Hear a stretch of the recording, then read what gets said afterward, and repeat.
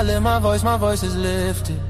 Gifted, I foresaw the end, I ripped it. The whole enchilada with a side of avocado. I came down from my fences, desperados. My flow should be sold at low. Next to the 2x4s, an electric range stove. The bolts and screws, home and approved. Gentiles and Jews, penning on views. Broken for you, my moment approaching. The coaching, the ocean is waving. The money I'm saving, the arrest I'm evading. The models I'm dating, this cup of mine keep cascading. God has engraved me into the palm of his hand. I'm in the best hands. I be washing Jeezy's dishes, pots and pans. I peep the law of the land. I speak because I can.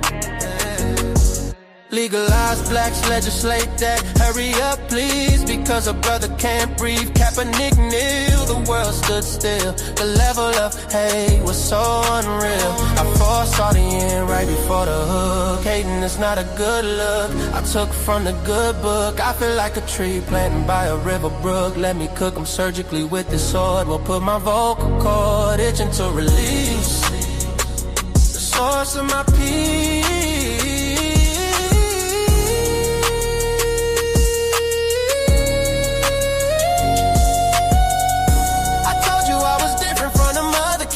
I'm flipping verses on these tracks like an acrobat. Yeah, glory to the Father, he implemented a plan. Jesus carried it out, it is finished. The Spirit empowered, blessing after blessing. We win this, we win this. My spirit's mine. We win this, we win this, we win this. My spirit's mine.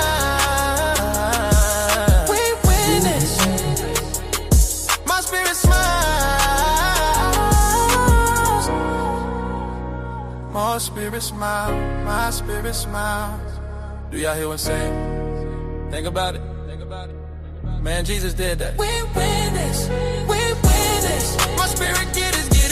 We win this. Do you hear what I'm saying? We win this. My knees buckle, my spirit chuckle. We win this, we win this. Oh.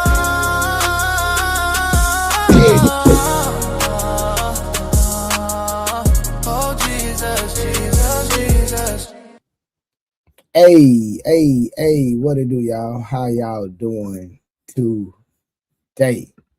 Shout out to K Clarity in the building. Shout out to willing to win in the building. Shout out to brother Nums. Even I know I'm messing his name up, but I'm gonna keep messing it up. But shout out to you.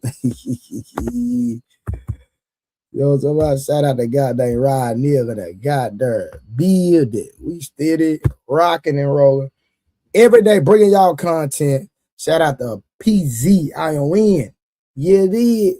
We here. Shout out to you. Golden Child. You know what I'm talking about? Yeah, Golden Child. Shout out to you, man. Shout out to you. You did. Shout out to you, the Golden. You know what? I'm gonna start calling you the Golden Child. I ain't gonna call you brother. I'm gonna call you the Golden Child. You know what I'm talking about? That's what I'm gonna call you, bro. Golden Child. You know what I'm talking about? Yeah, that's what I'm gonna call you. God dang, P. Schmurk. Where the hell P. Schmurk been? P. Schmurk been on that truck, on that road. That boy P. Schmurk. That's how they when they be in that truck, y'all. Shout out to goddamn P. Schmurk, man. What's good, man? What's good? What's good? What's good? What's good? No, for sure. Oh, yeah, I know about the Eddie Murphy movie Golden Child. That I know about that, man. But we's here, man.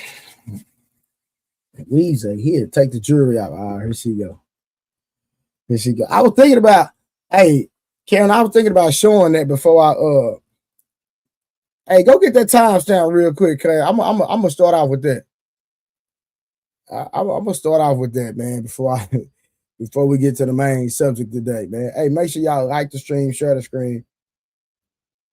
You know, this show got real last night, way into the morning. Oh, that's what's up, Daryl. On chill mode. What tonight, dude? Man, we here, man. Man, I had a crazy interaction on the internet today.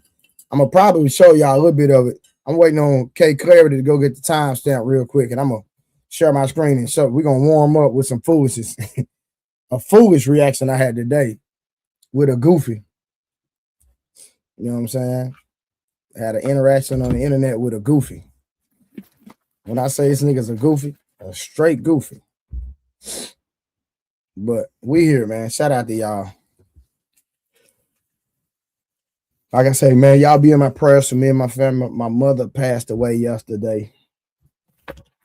So for y'all that don't know, my mother passed away yesterday, man. And like I said, a lot of y'all started giving last night to me just because out of support. And so I appreciate y'all dearly, man, you know. So it is what it is, man. Just be in prayer. That's all I ask y'all to do, be in prayer, man. We get through this, you know. Appreciate that, Willie. We appreciate that, man. But, you know, the show must go on, man. The show must go on. So I'm still here. I lost it yesterday, did a show last night. I'm back again. We're doing a show tonight again. You know what I'm saying? So appreciate y'all for the steady support.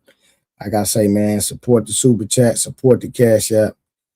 Become a member if you're not a member, man. And like I say, you know, we're going to keep rocking, man. Like I said, I'm working on some fitness programs for y'all that really want to get in shape. You know, I believe a big issue about my mother passing at the age of 63 was her health. You know, and she just wasn't sickly, but, you know, she had some health issues.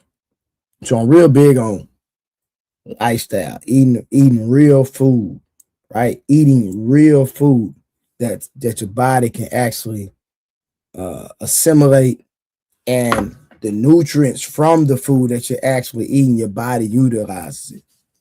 So I was already getting ready to turn up on my health and fitness journey, but the passing of my mother has really lit a fire up under me. Like I said, we already had a 6-week challenge scheduled in the city of Dallas. One of my celebrity trainer friends is coming down here for 6 weeks, and so we're going to be doing some traveling. We're going to be doing some grinding, and we are campaigning a war on waistlines. Yeah, a war on waistlines. So make sure y'all sign up for the program when I drop it. I will be dropping the program. I know Rod Neal said he was ready to get in shape. So I'm going to have different aspects of fitness. I'm going to have the cardiovascular aerobic type workouts. And then I'm going to have the strength training. And then I'm going to have that straight drop. So I'm going to have different levels of fitness when it comes to getting in shape. So yeah, so just stay tuned. Your boy coming, man. Like I say, this podcast and streaming stuff is cool, but I really, really, really want to bring value to people and really help them. So we're going to be coming hard. You know what I'm talking about? We're going to be coming to the Patreon. You feel me? Yeah, I got to fix this waistline. Yeah, we're going to be coming to the Patreon. Right? So we're going to have the Patreon. We're going to have the website. We're going to have the link to the, is that 2 hours? 228? Okay. And so like I said, man, I'm coming, man, with health and fitness. Y'all, let me see something real quick. Clarity Sam Mo, Aaron and JT Harwin and Red Pill and Samson held it down for you as always. Yeah, man, I be going to sleep sometimes. Y'all gotta forgive me. Y'all, I'm gonna share my screen. Y'all, I'm gonna show y'all something, man. Y'all be paid. Give me a second, real quick. Y'all, I'm finna do something. Real quick. Let me show y'all something. Let me see something. I think I'm gonna start here. Let me see something.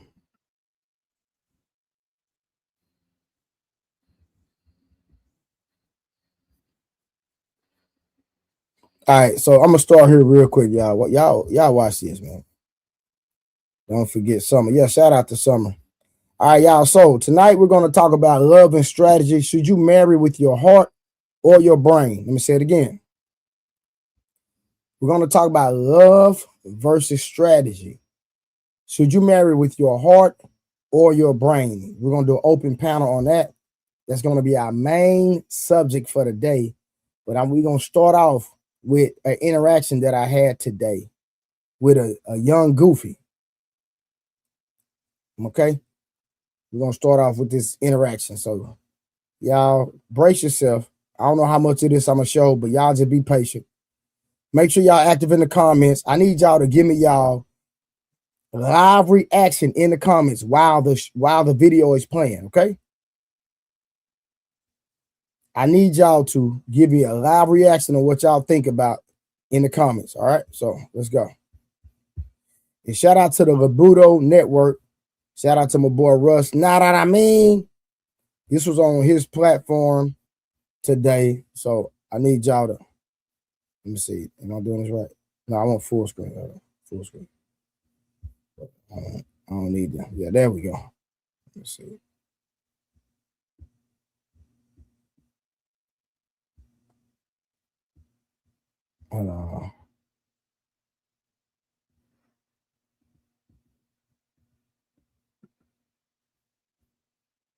Dream. An American dream, and all dreams feel real until you wake up. And when you wake up, you realize chasing money wasn't never substance of what the Black community need, because Black folks still got money. So let me ask you a question. Hold on, Will. I assume he mentioned me. That's my apologies. I thought he was done. A lot of y'all got money. He misspoke on me, so let me rebuttal that nonsense he's talking. Yeah, a lot of y'all got money, but yet, but what you don't have, and I can always call out, you don't have power. You don't have your own independence. You don't have something that you're not leading nothing, right? And this is why you can't get your woman to lead. Being a leader is not just leading your home. Y'all want to hide under that and run back to that. Well, I'll leave my house with my woman. You really don't lead that. In order for a woman to follow a man, you got to lead other men.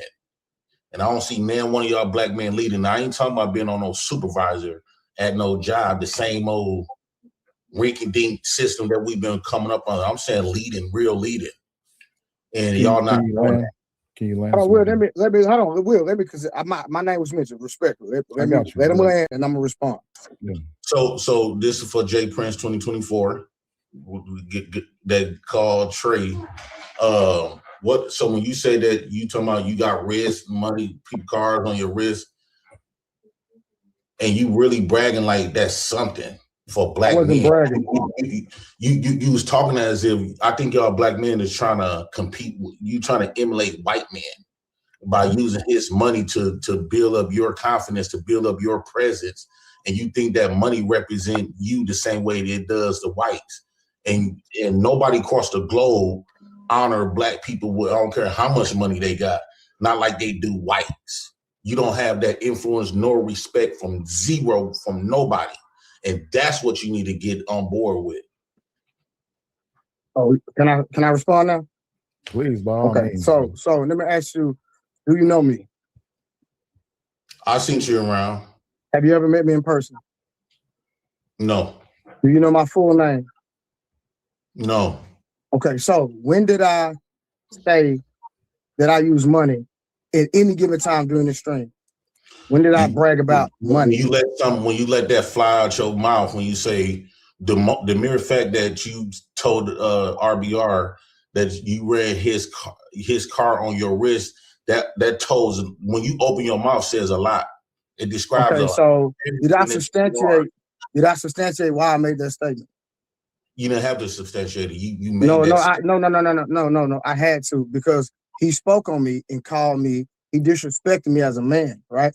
Just with a statement. So guess what? I just played with him. I played the game he was playing. It was one simple statement. I said I could flex on you and be disrespectful like you were disrespectful for me. What I did was I had watch it. I had an intellectual conversation. I was asking him questions, and because he could not answer my questions, then he wanted to get disrespectful. So I prefaced my statement by making that statement, say I could be disrespectful and flex like you did on me. And then I was really just joking with him. But I actually made a factual statement because we got proof. But that's neither here nor there. Now, when did I say I gave the Black community money? Because you spoke on me and said me giving money to the Black community means nothing. So when did I say I give money to the Black community? You say you had helped the Black community. You had, I believe that you, if we rewind, I believe that you said you had donated money you had donated some shit and given to the black community. And not what sir, Let me respectfully, I never made that said. statement. That's not what he said. Okay, so let's just say you didn't use the word money. Let me ask you, what have you given to the black community to help them? You tell me. Since you spoke on me. No. That's not how that works. Not how that works. Not how that works. I must have misspoke. What did you give? Because you're not flexing with no power. You're not flexing with no independence. You flexing with some dumb shit that you don't really win in. So, the money game and all this other that. Sir, you're going back to money with something that I never substantiated my value with, sir. You sitting up here with all that. Sir, that was a shot at the man that disrespected me. Sir, that was a shot at the man. So, did you hear the statement that the man made towards me?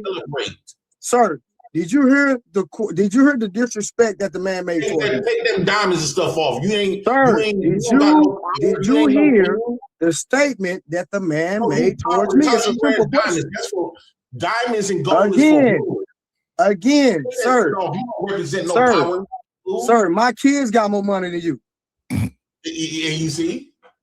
No, I'm just saying, since you want to go there, sir, I asked you to substantiate your point. And you do not, and you avoiding my statement, my question. I'm not avoiding your statement. You keep okay, so again, hold on. So again, let me help you out. Sir, what statement did that man made toward me that I deemed to be disrespectful, that made me respond to him in that way? Help me out. Well, so if you're gonna be this how I would look at that. If you somehow on a bigger tier than him, what I never said I was. You develop a humbleness, right? You develop this humbleness, and you understand the way if you so-called trying to leverage yourself as better, because like you say, your kids got more money than me. So no, that's because you keep playing with me. And people don't know. Because you can't be a grown man and answer a simple question. Hey, you got to pipe down. You're not gonna tell me what. Sir, I said what I said, sir. I have been asking you questions. You've been avoiding my question. I'm not avoiding. I'm actually answering your question. Will. So, Will, have I asked this? Hold on. First of all, did this man speak on me? Yeah, he did. He called you J Prince 2024. Okay, and then I asked. Hold on. So let's be fair, because this is all being recorded. Then I asked this man, has he ever spoke on me? I mean, does he know me? Doesn't know my name. Doesn't know nothing about me. Trying to be funny by making that first statement by misappropriating my name. First of all, right? They call him Trey. Okay, cool. I let that slide. I try to have a conversation. And in the midst of having a conversation, you made a statement about something that I never said. Then when I asked you to substantiate that, you say, well, you try to ask me a question so I can give you a leeway so I can just go ahead and tell you what I said. I'm not telling you what I said. It just shows the level of ignorance when people speak on you when they don't have the facts. Gotcha. But I think, and I'm not trying to make. Hold on, J Prince. Hold on, J Prince. I'm not trying to make J Prince argument. I'm just trying to move the conversation along because we got other people to get to. But I think J Prince was saying that money is not a. J Prince, you can tell me if I'm wrong. Promoting money or promoting success is not what it means to be black, or is what's helping the black. No, I agree with him 100%. But that's not what I did, Will. I'm not saying that that's what you did. I think and also wearing diamonds and stuff as a black man, you're not in a position to be celebrating as if you're some king. And we all know you don't have no. J Prince, we got that. J Prince, J Prince, my kids got more money than you. J Prince, I got that. But the thing is, you're throwing shots at him, and you think he's not going to respond. But this is my problem. J Prince, let me ask you this question: do you have a problem with success? What type of success? Just success, period. Well. I have a problem with people running to the easier goal to get it, and that's money, and then calling that success. I think success for black people, like this whole conversation is about, if you the whole framework, if you really want to know. Wait, let me put it together. That's not what the conversation was about. That I'm talking about is sharing the same power or have some sort of power. Hold on, wait. You're bringing a conversation to a conversation that hasn't been concluded. You want to talk about that. We're talking about something else. I'm not saying that you're wrong for doing it. You're talking about stuff that don't matter for the black community, though. Yeah, but you talk about success, but you bringing in the fact that he wearing diamonds and he got money. that's throwing pot shots at him, but that's not what we was talking about. Well, he flexing with that. He's saying that he ran that was only because old dude threw a shot at him. No, but I understand that, Will. But what I'm saying is, so how would you politics? Yeah, how would you respond to disrespect? Let me ask you that question. Well, I would respond to disrespect with results. Okay, cool. So by way of the conversation, the man threw a shot at him. Would you say that tangible things can be a representation of results? No. Okay, cool. So with that, I'm gonna end it right there with you. Nidish, what's going on? What's happening? I'm trying to understand the whole conversation period. Y'all was talking about is he on mute? Concern. No, I'm not. Trey, I think you need to either download the StreamYard app or you need to come in from your computer, brother. Because I don't know why you can't hear other people. Nidish is just talking to everybody. Hey, what Rush at? I tell him to email me the link. I come in from my laptop. I'll send it to you because I don't think Rush is at the computer right now. Oh, you got access? Hey, so hold on. Trick the white man and woo out the bed. We know this system is not for us. We know they never did nothing. We know they don't have our best interest, and we know as black men we are powerless. Would you say that you would be more than anything? Would you say that you're a great rep? There it is. Now Trey is back. All right, I can stop filibustering now. But my last question is this: would you say that you're a great representation of what the black community is, or what the black community should look like? That's a great question. I think that the black community is not what the representation of who I am right now. I think that I'm trying to take us back into the 60s in a way, or earlier, of trying to, instead of chasing a bag and stuff, but instead of chasing a bag and all this other shit, chase what's more important and that have more substance for us. We done try to help everybody else but us. And I was always taught that you're supposed to help home first before you try to help everybody else. All right, cool. Appreciate it. Now, Omni, go ahead. I just got one question. So you want us to go back to segregation? I think segregation is the thing that black people always have been since we've been on the planet. I don't think we need to integrate with our ops. And I look at everybody outside of black as ops. They all come up here, everybody, not just whites. Mexicans don't fuck with us like that. No other race, they all punk us in some forms of fashion. So, but by that own measure, right? So if you have opposition with Trey, just because Trey is a person who does have status, who does have money, wouldn't that be saying that you think that segregation, that you would segregate from someone like Trey the Truth? I would definitely segregate from people like Trey because his status, he think his status playing into the white man's system that he's still failing at. And just because he get a look, we all got chains on our neck. Mine is rusty. Okay, so are you triggered? Are you triggered? Are you triggered? Are you triggered by his? Casimir, it wasn't about you. Casimir, this wasn't about you. No, so I'm not. I was talking Casimir. Casimir, that question wasn't for you. That question was Jay. But my question is, all right, so he then took his diamonds off, he took his chains off, he took his rings off, right? I appreciate that. Okay, cool. So now he doesn't have that on. Now he's not showing any representation of his status, right? Do you still have something against him? No, I have something. So it was the physical representation of the diamond. No, let me ask you. Do I need to take my chain off too? Yes. Take it out, bro. Okay. I don't think black man is in a position to be wearing that shit. I think that I'm challenging his position of how black people and what black people need. Money and all this other type of stuff. That's not our game. And we never gonna win in that money game. Never. You see what Kanye, he tried to get smart with them billions of dollars. Neither one of us got billions, so Kanye tried to get smart, and guess what they did? The moment he tried to get smart and try to start his own campaign, what he do? They found a reason to take that money out. So diamonds are triggered. So wait, diamonds, tangible success. Got you. So tangible success is a trigger to you. For black men. Okay, so every other race. So black men should look basic. It's not about looking basic. I think that our image should go by our actions on what we do for ourselves. When you think of Fred Hampton, you don't think of no gold and no diamonds. When you think of Malcolm X, even Martin Luther King, you don't think of that shit. You think of their image represent, and it's more potent, more powerful than any black man that wore gold and diamonds. Yeah, but would you let me? They got a better look than all of them. Gotcha. This my last question to you. Then I'm gonna go to Trey. Would you say that it would look better as a black man for you to be showing tangible success rather than the EBT card?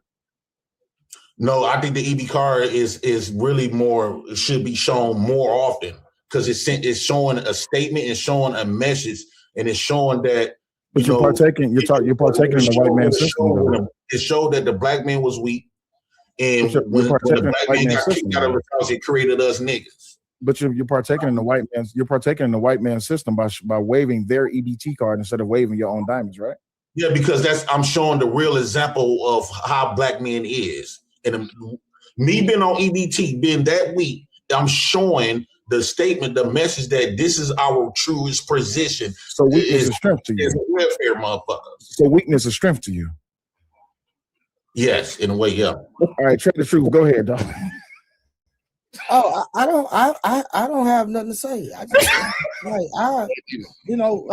my issue is. Come on, JP Jr.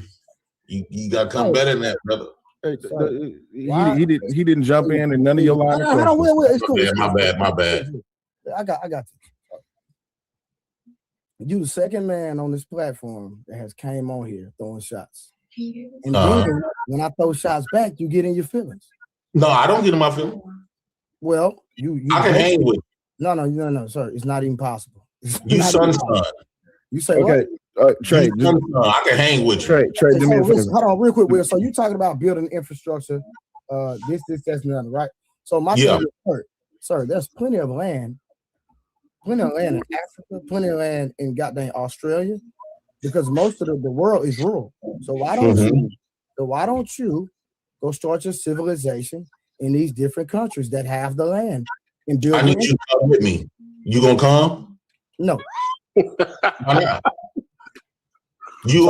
How come you haven't went yet? How come you haven't went yet? Because I'm afraid. This is something, being a leader, being a ruler never was taught to me. I was taught under matriarchy programming. I was taught how to be a bitch. That's how I was taught as a black man in America. So going out there and being brave and creating my own rulership, I'm afraid. Okay, go ahead, Casimir. You came up. Yeah, so basically, I consider myself to be a tether. You already know what that means. No, I don't know what that means. I don't know what that means. You don't know what that means? No, I don't know what that means. Yeah, well, when it comes to purchasing something, correct? But again, the thing is that what success looks like to me is that if I left today, my kids ain't got to get no stepdaddy to take care of them. From a financial standpoint, they good. My 4-year-old Roth IRA is retarded. He's 4.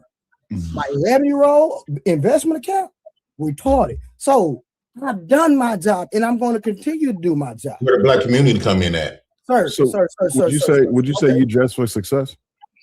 Who, me? Yeah. I dress. I'm in my crib, so I'm chilling. I dress wherever the occasion is. Or where did the black community come in at? What you doing for them? Leaving the black community? You say what? What did you do? Because you was bragging, flexing earlier. You said that you gave. I said I did something for the black community. That's the black community. Because I didn't already stated. If you didn't hear it, that's on you. So wait. He don't have the diamonds on no more. The fact that he said he's in his own house, is that triggering to you, JP? No, that's not triggering to me. What's triggering to me is that he think that this money stuff is really. I didn't say nothing about money. What are you talking about? He's gonna be financially straight. If I buy at one time, I can buy it 3 times. He ain't talking about nothing. Hold on. Let me say something. I don't even know Omni first time laying eyes on his brother. Omni, from just what you heard, right? Would you take me to be a guy or who is materialistic, or did I answer a question from Brother Will that said, what does success look like for me? In the thing that I articulated about success, would you think across the board that that's what any grown man would aspire to do? I think that's what every grown man should aspire to do. I think that you were just answering Will's question, and I think JP is triggered because he's jealous that your kids got a Roth IRA account and it's fully funded. You ask a gay man to support a masculine we argue masculinity, right? Wait, and who's gay? Wait, who's gay? Wait. We gotta deal with what you're saying. Who's gay? Omni. Oh. Hold on, real quick. I got you. So first of all, I got you. Hold on, real quick. I got you.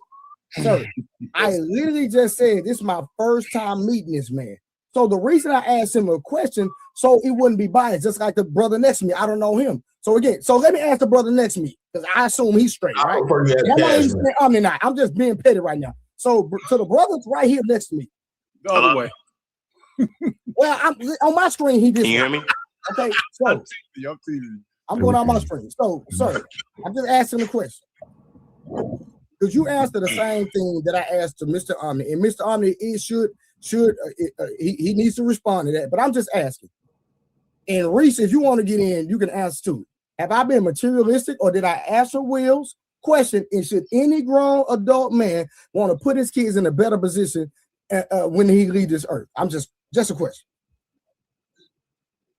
No, I didn't hear nothing materialistic in what you said, because it ain't like you sitting up here all flashy. You dressed pretty plain to me.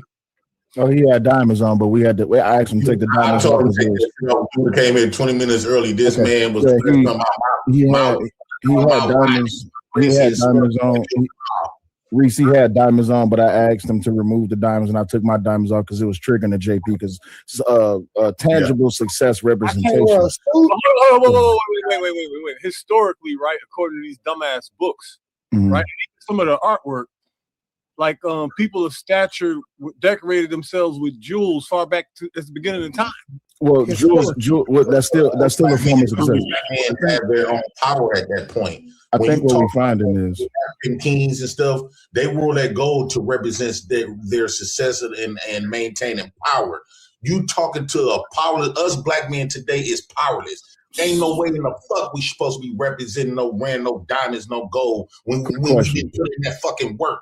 Still getting and nourishing a white man's system. When you talk about random diamonds, like you ruling something. Wait. Wait, time out. Quick question. JP, that hoodie that you have on, what brand is that? What brand is this? Yes. This what I got on. The brand is come from our slaves from picking the cotton. Is 100% cotton. What white man used to What's the name on it? What's the name on it? What our niggas done did. What's the name on it though? What's the name on it? The name is slave revolt. Okay, cool. All right, cool. So only you picking the cotton who made it. All I see is immaturity. It is immaturity, but that's why we just get past. So 100% cotton not made. Who picked the cotton? Yes. No, the fact that you said that Omni was gay, but you don't even know anything about this. What I'm saying is, black people always. Omni need to respond to that too. Yeah, I am. That's what I'm about to get to. Real quick, black people always work and pick and slave for stuff and never get credit. What I'm doing is the white man always put his name on our. So punching the clock from 9 to 5 is being a slave. That's definitely being a slave. Just because it's called a job, they change the name. Wasn't you just working at McDonald's? You do realize Farrakhan so you was a slave. Wait, hold on, Casimir. You do realize Farrakhan. Hold on, Casimir. Hold on. So you volunteered to be a slave for a white man? Yes, at some point. Listen, I'm not taking myself out the category. I could classify the problem is these people that don't realize what they are. I recognize I don't have no value because I don't have no power. I understand why. So you just look. Wait. You just look down on you. You look down on yourself all the time. So you live in a neighborhood. So. All right, really quick. We stand on JP too much. That's not the whole point of the show. Rush, can you pull up the super chat so we can read them, then we can move on, please? Jealousy, yeah. Jealousy. Rush, can you hear me? Salute, JP. Watch up there, washing corn. What's up, LRLN? What's going on, Ted? I don't have my bad, y'all. I don't have control of the stream right, and I don't think Rush can hear me. Let me read y'all super chats right quick. BTSI show with BTSI show with $10 says not trade that shirt make you look gay. Bro, we reading super chats. Bro. We reading super chats. Hold on for a second. What I did was I put on something that I own. Why would you own, bro? Wait, Jay Prince, we're trying to. It's money on the floor. Can we read the money? Money on the Thank floor. you. All right, so I can't click on the stream, the super chats, y'all, because I don't have control of the StreamYard. Rush, I guess, is going to come back, but I'll just read them as I see them. Really quick, BTSI show with $10. He says, "You're calling people gay. However, we saw you get your hair braided by a grown ass man, and we saw you walking down to the street with a BBL. Who gay again? Super kid." Shout out to Eric Jordan with $2. I'm reading the super chats. I'm reading the super chats. Give me a second. Eric Jordan, 5108 with $2 says, "Hey yo, what the fuck, Jay Prince? Your logic is full of holes and bullshit." Watch Supreme Clips with $2. He says it's all the white man's fault. Appreciate that. Appreciate y'all for supporting the platforms. Please make sure that y'all are hitting the Cash App or the super chat, whatever platform you are watching on. I'm gonna move on to Reese. Hey, real quick. I had to change because I own this. I own the trademark to this. Okay. I own the brand. I own the shirt. So everything I got on, a black man owns. So, well, that chair you sitting in, that's not yours. Yeah, I know that. Well, let me stand up. How many sales you got? How many sales you do? He said, "Let me stand up." All right, so Omni, how many sales you got? Omni, I'm gonna let you address the statement that Jay Prince made, and then we're gonna move on. So Omni, he said that you a gay black man. Listen. All right, man. That's enough of that, man. I had to show y'all that interaction today, man. It was it was crazy. Hey, what up, Rush? My boy Rush in the building. So I just wanted to show y'all, man. Listen, Tiffany, listen. The man had it. Listen, I don't even know the guy. I was minding my own business. I came up on Rush stream and we were talking politics. Do y'all want to see the part when we talk politics so y'all can see? Okay, you know what? Let me show y'all what we were initially talking about, right?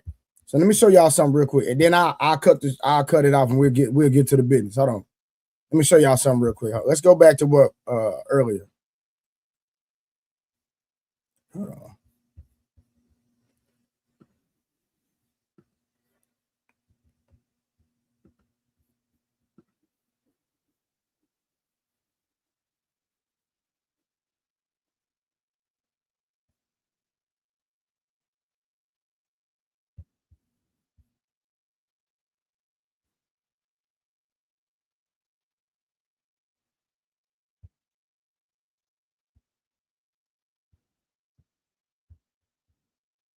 All right, so what I showed y'all was later, right? So let me show y'all earlier what the conversation was about, right? So let me show y'all. Hey, I'm gonna drop the link in a minute, y'all. So y'all just be patient. I'm gonna drop the link in a minute, but I'm gonna show y'all what the conversation was before this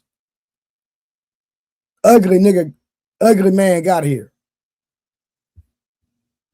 And if he wants some more smoke, he can pull up over here and I'll cook him again. Let me show y'all what we were talking about earlier. Hold on. So this was before the ugly man came on the stream. And y'all can tell the nigga I said that and tell the nigga pull up over here. I'll bring the nigga up.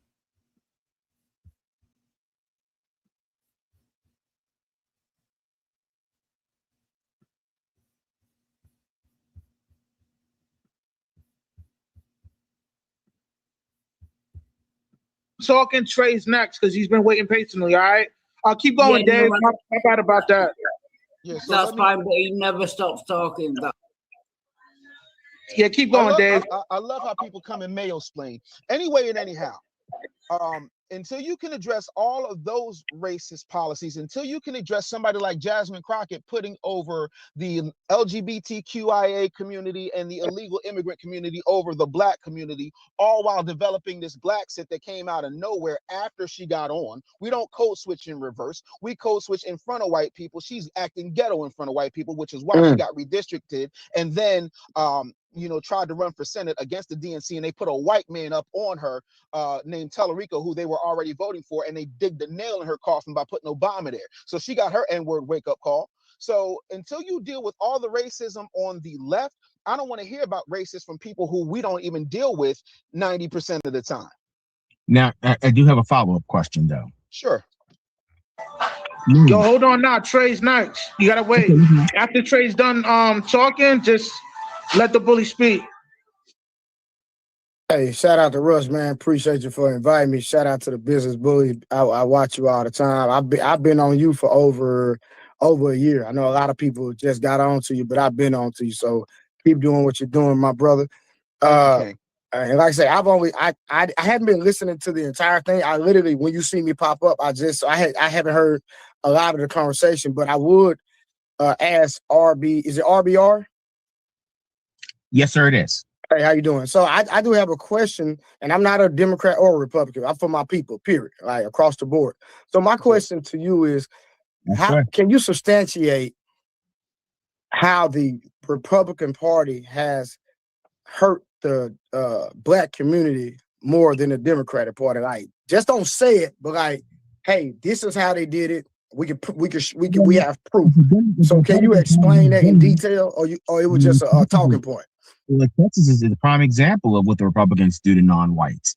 They'll if you have, for example, now most of Texas is so-called Latino. Latino is not a race. I believe many of these people are white people that can speak Spanish. But let's say they are non-white. They're not white people. How can you have 38 districts? Your state is somewhat about 45% Latinos that are not white, and there's not a single district that represents them. You have how did that? I live in Texas. I live in Texas. Well, think about it. You have a white population that's, from some estimates, 40-some% or less than 40%, but they're overly represented.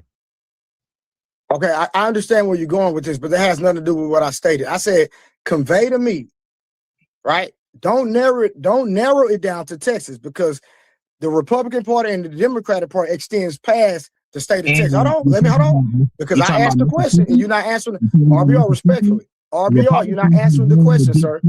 So no. You made a statement. Black people. Wait a minute, excuse me, sir. I'm gonna elaborate. Okay, so I need you, but listen, you're relegating it to the state of Texas, and you stated, I'm going off what you said. You said that the Republican Party has been detrimental to the Black community more than the Democratic Party. So don't talk about Texas. Substantiate your point. I didn't say more. I said the Democratic Party it doesn't have clean hands in this. It never No, has. you did say more. Yes, you did. I got 10 grand that said you said more. I got 10 grand that said you said more. With the whole voter ID laws, with the whole redistricting lines, where they've been sued in a number of times. That's not hurting the Black community. That's politics. Wait a minute, excuse me. They've hurt Black representation in Congress more. Let's be honest.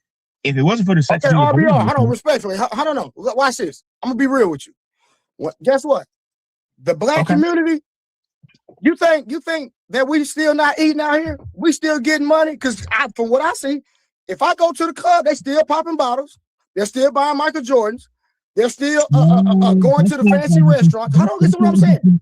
This is not what this gentleman's talking about, like with the business bully, like building businesses that are actually sustainable. You can transfer that wealth. The issues in housing with the lack of with like Black people who own a property, the house is worth less than a white person owning it, and it's the same house. Those sort of things, though, that have hurt Black people historically and still are lingering. We talk about the drug war. Ronald Reagan started that. Republican, trying to fund the Nicaraguans and the Contras with drug money. So we have a history with the Republican Party. But sir, watch this, sir. Watch this. Everything you just named, we can name the same thing for. Hold on. Everything you just named, we can name the same thing for the Democratic Party. That's a fact. Let me break that down with you as well. The 94 crime bill, which is not really named the 94 crime bill. It's actually its name is what it does. That's harmed Black people under the fact that the DNC wanted to get back the white vote. So they decided to become Okay, RBR, stay right there. Hold on, stay RBR, stay right there. Hold on, watch it. No. Hold on, don't move that point. Let's stay right there. RBR, hold on, stay right there. Now, the 94 crime bill, we understand that there were racial disparities. Okay, we understand. Black person get caught with some, white person get caught with some. Boom, the black person gets a harsher sentence. Correct? Yes. All right, now watch this. Now, me as a man, if I see something that's going to affect me, why would I indulge in it? So, the key to that, don't commit crime. Simple. That's a conservative talking point. No. Excuse me. Go ahead. Pardon me. I'm going to talk to the chairman of the business bully. Okay. Because and Mr. Bully, this is what I'm talking about right here. This obtuseness of black males that are now, they have no political history like you do. You have it. You said everything that was correct. This gentleman just comes on and just says what Myron Gaines is saying. And no, sir. Wait a minute. The business bully. I think that's how I was framing my question earlier, where I talked about the angry mans and all these different people coming out, and sir, all of them. I'm a grown man. I'm my own man, sir. What are you talking about? All of them saying the same thing. So again, hold on. So let me ask you, business bully. Give me 1 second. RBR. So hold on. Is it a conservative talking point, or is this what my grandmother taught me, not to commit crimes? My mother said the same thing. Okay, so what are you talking about then? I think you're just somebody that's coming in new, and you really are just excuse my language, sir. You are what RBR would call the bottom 1% of blacks. And convey that to me. Explain it. And you are the worst of the black community. Wow, okay. You are, and it's easy for white conservatives to pick you up. No wonder why they picked up Tiffany Henyard. Sir, I'm not a conservative or a Republican. Artist, if you are a con artist, if you... Sir, let me ask you a question. Sir, hold on, no. Hold on, sir, let me ask you a question. RBR, no. No, sir. How many mentoring programs have you funded out of your pocket? I got proof of me. I can send Russ the proof right now out of my pocket with no help from the government, not a help from a single mother or a single father. My money. No. Sir, answer the question. How many mentoring programs have you started out of your own pocket? Where did that money come from? Me. Government. Well, you didn't print your own money. Yes, sir. If you listen, I literally said that I have not you are received any money from the government. Now, from my pocket, sir. So again, if you want to say I'm the less than 1%, I'll take that. But again, how many programs have you started? And when we get off this live, I will substantiate my facts. So wait a minute, stop right there. You say you make your own money, which means you print your own money. That's not what it means. You're being intellectually disingenuous. Like, where are your people from? Where are you from? Oh, my people are from South Carolina and Virginia. I can trace my roots all the way back to 1600. I was just asking, and I don't know why. I don't know. Whoa. Because you would not talk to me like this if I was in your face. So please calm down. I would talk to you like this. No, you wouldn't. I'm not afraid of you. No, I didn't ask you to be afraid of me as a man, because I'm talking. Please, RBR, respect the guest. Please, let him speak. I'm speaking to you. I'm YouTube channels threatening to beat up, even talk about beating up the host of this show, not this person, but Chaotic Truth. No. Let me explain to you. Let me explain to you about Chaotic Truth. Chaotic Truth, number one, okay, since you want to talk about that. And like I said, you're talking real good tether babble right now, so I'm convinced. You are threatening African. So, I'm not threatening an African. I'm talking, again, you're talking over me. I can't. Listen, I have things to do. If we're talking about being serious about putting black people in a constructive place. I'm waiting for him to let me talk. He's talking really greasy. I will. I'm just saying. RBR, you have to let the guest speak, man. Respect the guest, man. He's doing me a favor by being here. He's over here trying to steamroll me. Let him speak right now. And he's not. Okay. Number one, here's where you get it messed up. And this is what happens when tethers start talking. Let me explain to you something about Chaotic Truth. Chaotic Truth decided to say certain things that were absolutely disrespectful and personal in nature. When you do that to any man with two balls, there's going to be a response, regardless of that. Period, point blank. I command respect because I didn't come at you disrespectfully. I didn't talk about you. I didn't say anything about your person. I said the back and forth was a waste of time, and you had the unmitigated disrespectful gall to tell me I'm a waste of time when I don't know what you do for a living. I don't know who you are. But Chaotic Truth in and of himself was making all types of different disparaging remarks. And what I said was, you ain't gonna talk this greasy to me if I'm in front of you. And the truth of the matter is, he hasn't. And the truth of the matter is, you talking about Chaotic Truth from something that happened several months ago versus what you're doing right now says a lot more about you than it does about me. On top of that, my thing to you is, when you start talking about things, you can't even remember what you said, because like I said, I got $10,000 that says you did say that the Republicans did more damage to the Black community than the Democrats did. Yes, so if you'd like to put a no, excuse me, I'm still talking. I'm still talking because you just told this young gentleman that you didn't say that when in fact you did. So when the tape, when this goes up and it's on the tape, you can run me 10,000. I'll give you my Zelle. But the truth of the matter is, you say one thing and you do another. I don't care about what Myron does or who the stat and the third. The bottom line is, you said people were grifting. You can't point to their grift. You sat up here and said that the Democrats didn't do as much and the Republicans did more damage. When this young man called you on the carpet for that talking point, you talked about Texas and Mexicans and Latinos and this, that, and everything. But what I'm still talking. You brought that up. Okay. You brought that up. All right. What? I don't deal with gas. Listen. I was saying, for example, Rush, how can you be a Republican? Rush, I'm not a Republican. You don't even know how to listen. Rush, I can't, honestly, my time is very valuable. And when someone's not willing to listen and I'm answering questions, I can't deal. When you're not listening to people and you're being disrespectful, I can't waste my time on that. I have things to do. And I have an issue when people try to come up here and troll.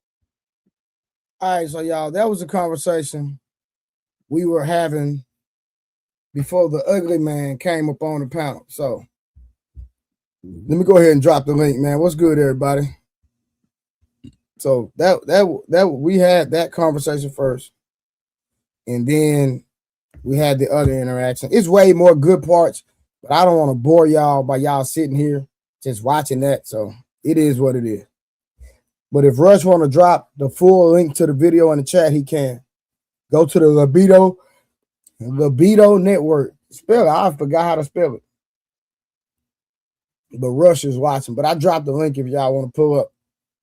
So y'all can, if y'all want to pull up, tell me what y'all think. I said somebody said they had a question for me. Pull up on the panel and ask me the question.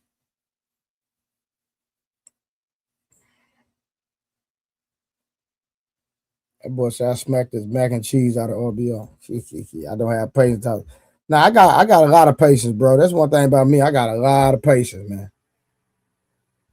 But I have my line that once you cross that line, it's Simon, what's going on? What you got going on, brother? What's up? Nah, yeah, I'm cool. So you're talking about love versus strategy, and to be fair, we hadn't even got there yet. Oh, all right. So bring me back. All right.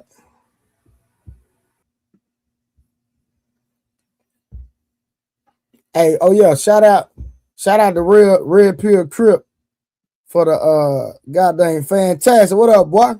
Shout out to Red Pill Crip for the Cash App, and then I forgot the super chat. Y'all, my bad. And shout out to goddamn Summer. Summer breeze make me feel fine. Hey, fantastic. What you got going on, man? Shit, what's going on, bro?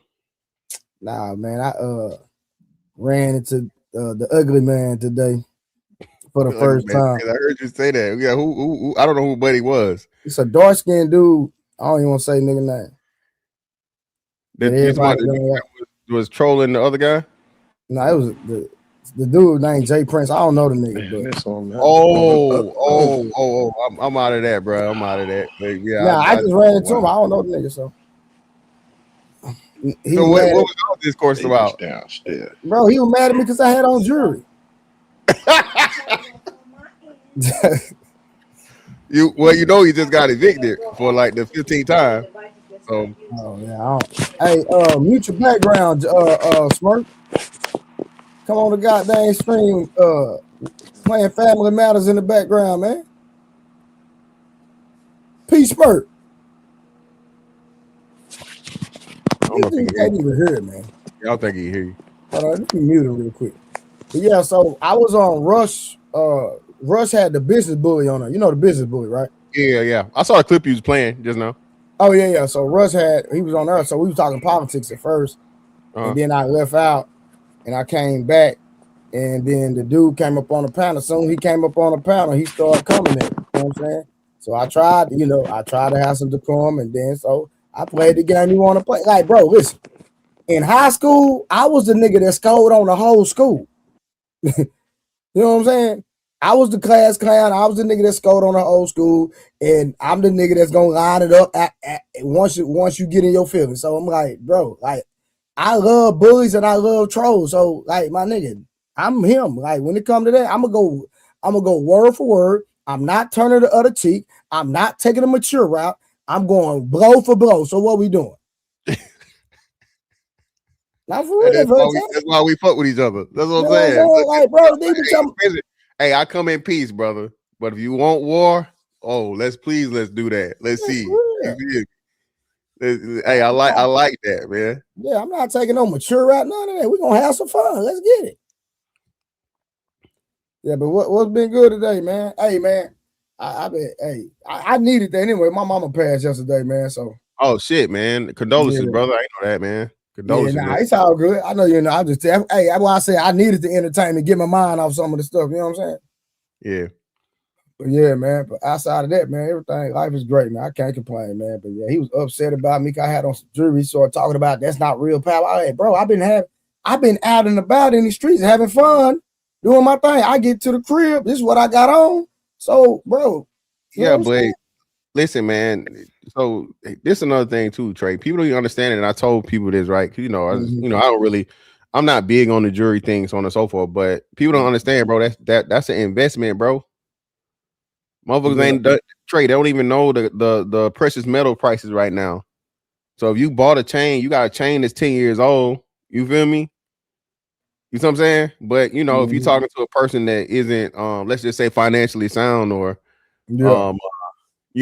economically educated, they just, they get offended, man. And that should be weird to me, bro. It's like, hey, whatever that man got going on, I'm not just gonna get triggered off getting triggered off looking at that nigga is crazy, bro. That's crazy. But you know what? His real issue, and I hadn't said this, I didn't even say it over there. His real issue was that, me and Ali cool, whatever, Oh yeah. And he came on my panel and I said, do you have an issue with Ali? And then, he said whatever he said.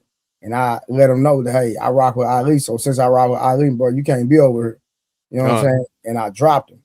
And that's what he really mad about. So that's why he seen me on carrying shit. I got you. Yeah, that's why he really got in his feelings. So when he came up on the panel, he changed the conversation and he did it smooth. I'm gonna give him his pride. He did it smooth. He just did this right here, did the whole conversation. It came straight for me the whole time.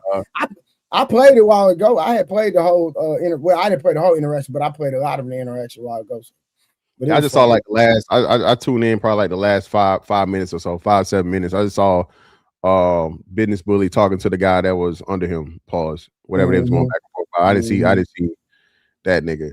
But yeah, man. Again, certain people, bro. Again, man, just unfortunate, dog.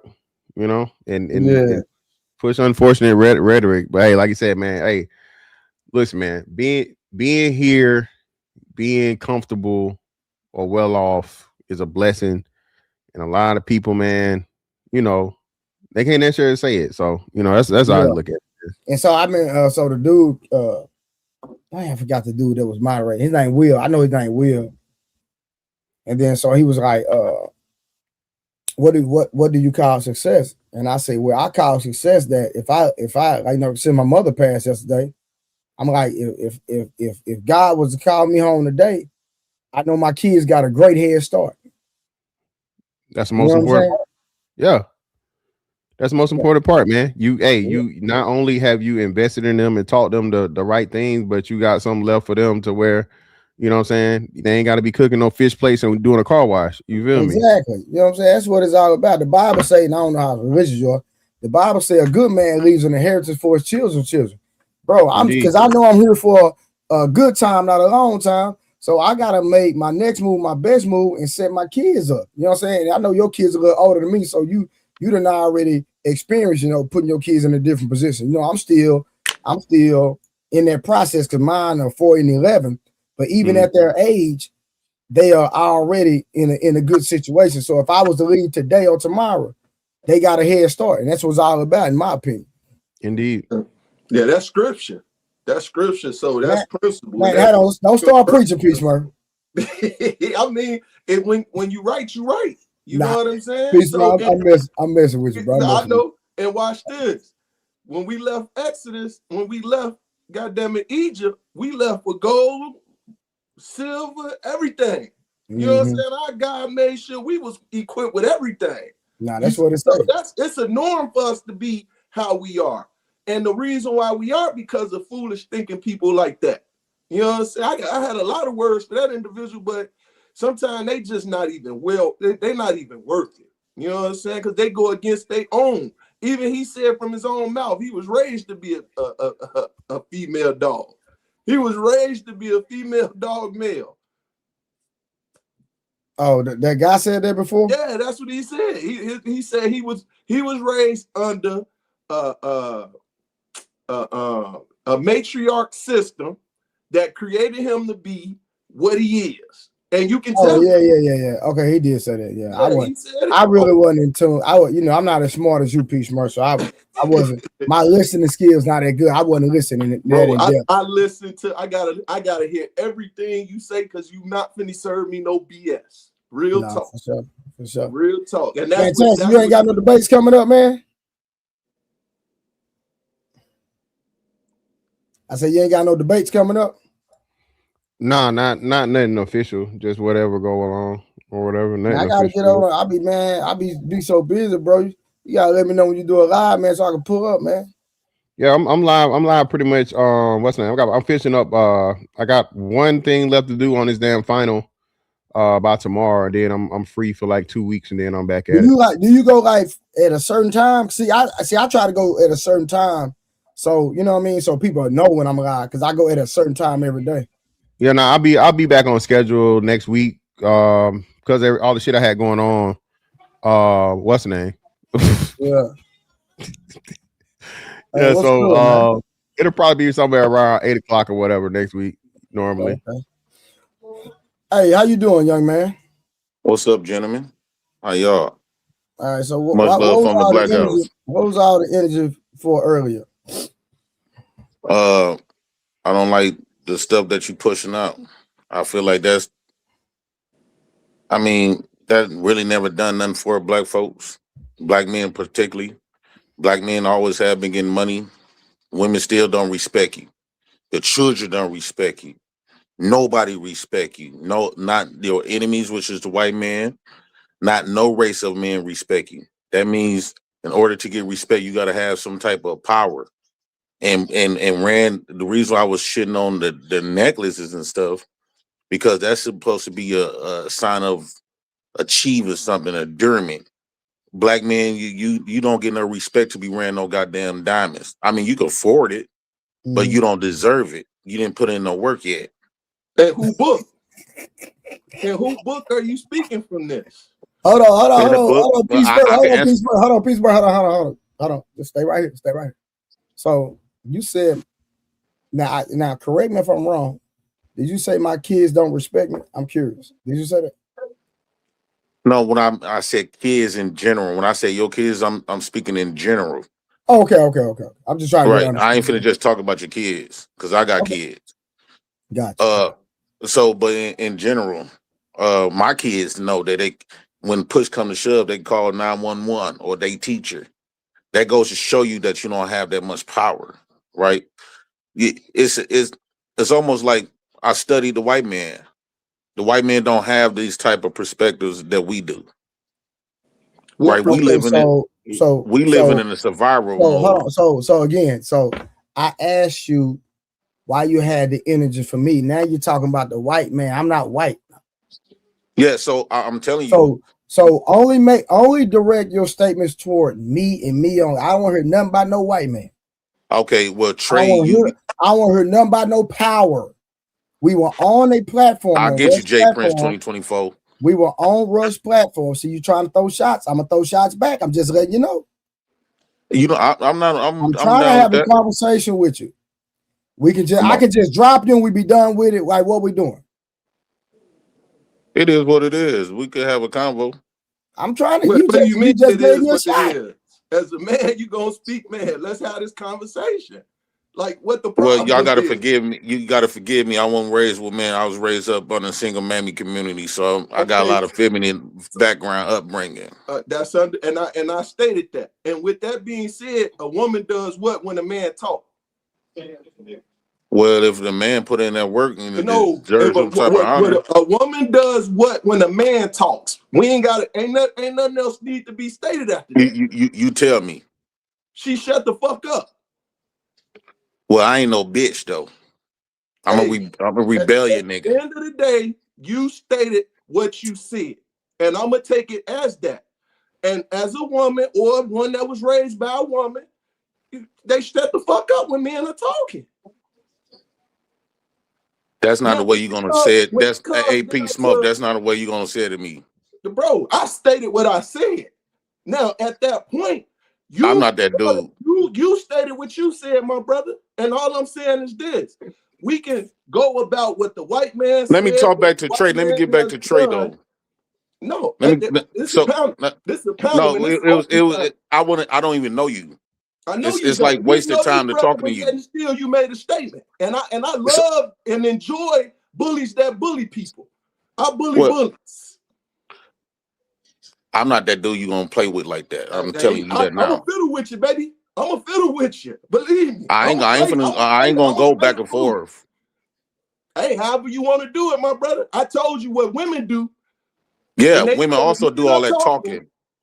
Well, can I say something? Well, can I say state something? What you gonna do and stand on it then? Can I say something? Well, I'm gonna say this. Well, he is technically and just do it. Hold on, he's technically down the street from you, Jay Prince. Just FYI. I don't care about none of that. I'm just letting you know. So y'all can't touch each other. I'm just letting you know that. But that's neither here nor there. So and I'm proud Milwaukee raised, and I'm gonna die Milwaukee, and I'm screaming Milwaukee. Come and visit me. Let's play some cards. So I just wanted to know why you had the energy toward me, sir. So listen, when I woke up this morning, I have way more jewelry than this. Trust me. I decided to put one necklace on, walk out my house, and put my outfit on and go take care of some business. I had to go to one of my gyms.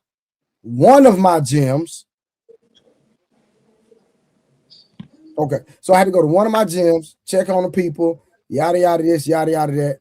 Come back home. Rush sent me an invite to come on the panel. That's all I did. So I wasn't wearing a chain to impress nobody. I'm just walking around. My everyday is what I do. So I'm confused on why you tried to be funny toward me, or and I'm just living my life every day. So one, you was telling RBR, I got your car on my wrist. Okay, so let me tell you why I said that. So, and I literally just played the clip where RBR said I am less than. He said I am the worst in the black community. Yeah, the chat. Am I lying? The 1%. He said you the least. Hold on, say it again, P. Smart. What he say to me? Say you the least. 1%. You the least of the least. So I'm glad. No, hold on. No, I got you. So he made that statement. That's why I raised my hand up. I said, sir, I got my risk costs more than your car. That's why I made that statement. Since he want to be petty, I'm being petty. So I'm just matching his energy. So now, hold on, let me make one more statement. I can care less about no jewelry, brother. Let's just put the facts out there. I can care less about it. But go ahead. So when a man tell you something like that, instead of defeating him with something that's more substantial, have more substance, why do you feel to hide behind jewelry? I didn't hide behind Substantive, brother. The word you're looking for is substantive. Substantive, brother. Well, y'all good with that English. Congratulations, you made it. Can you reply No, to but Mr. Fantastic if you don't mind? why did you have to hide behind why you couldn't refute as and the reason I'm coming at you because from what I have observed for a little bit I have seen you represent the niggas, right? I don't And represent so nobody. I represent my last name. Jay Prince for president 2024. No, that was just an inside joke. No, but what I'm saying is you represent being authentically you, right? And being and trying to be true to yourself.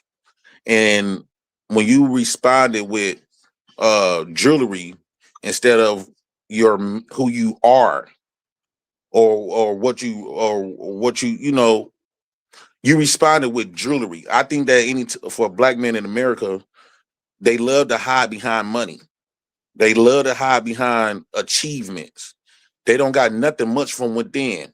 They don't got nothing much that they have done in the community like what I'm trying to end up doing. I'm trying to be another Fred Hampton. I'm trying to put in work. That's why I went to the Derek Bush trial. I'm the only nigga in there, and everybody in the country want to know who I am and why did I do that. I'm trying to make a statement and get my point across. Okay. I'm not trying to use a dollar bill. So let me say this. First of all, I was not hiding behind anything. He was being petty.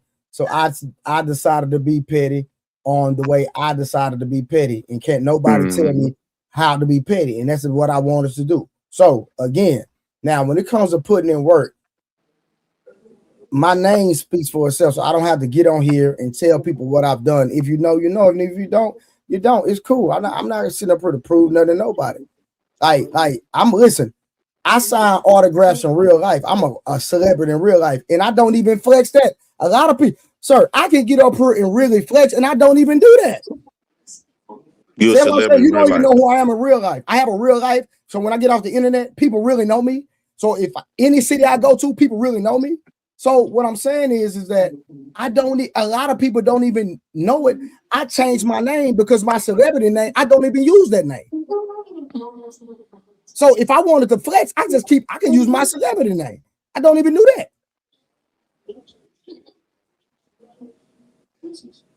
Do you think that? Am I lying? Okay. No. Am I lying, Peace Smurf?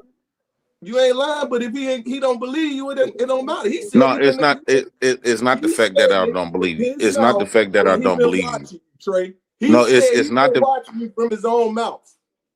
Okay, I said I watch a few little things of them, but it's not the fact I don't believe you. Let's say you're a celebrity. Fuck it, you a celebrity. What have celebrities done to impact us? Sir, let me say this. This is what I do. Let me tell you something.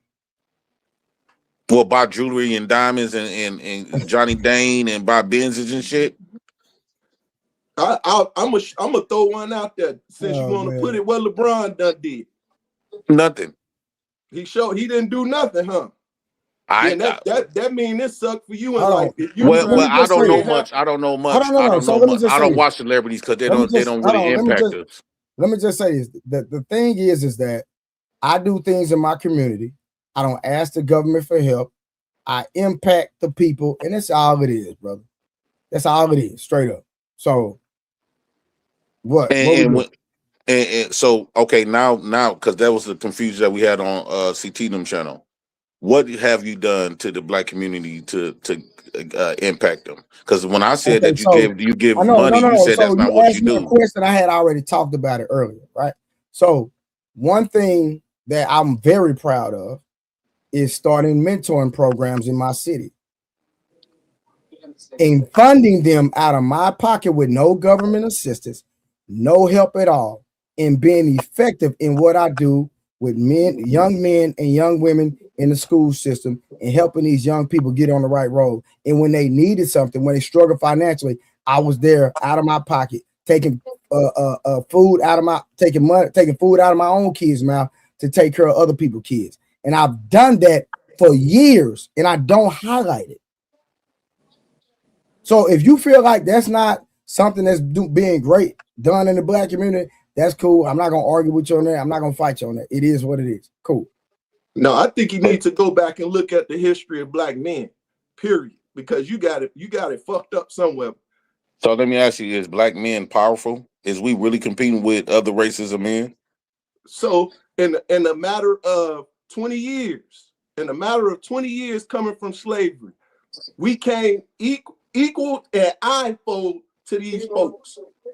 And I'm just talking about American black history in 20 years, to the point where they had to destroy over 20 of our cities. So go and do your history, bro, before you talk, because what's happening you is do know they the one created. You speaking out of turn, brother. So let me ask you a question. If you created a game and I'm one of your players, and you create the rules, you create everything about that game, I just sign up to play it. The game going to continue to play without me. And I come in your game and I get ahead than most of the other players.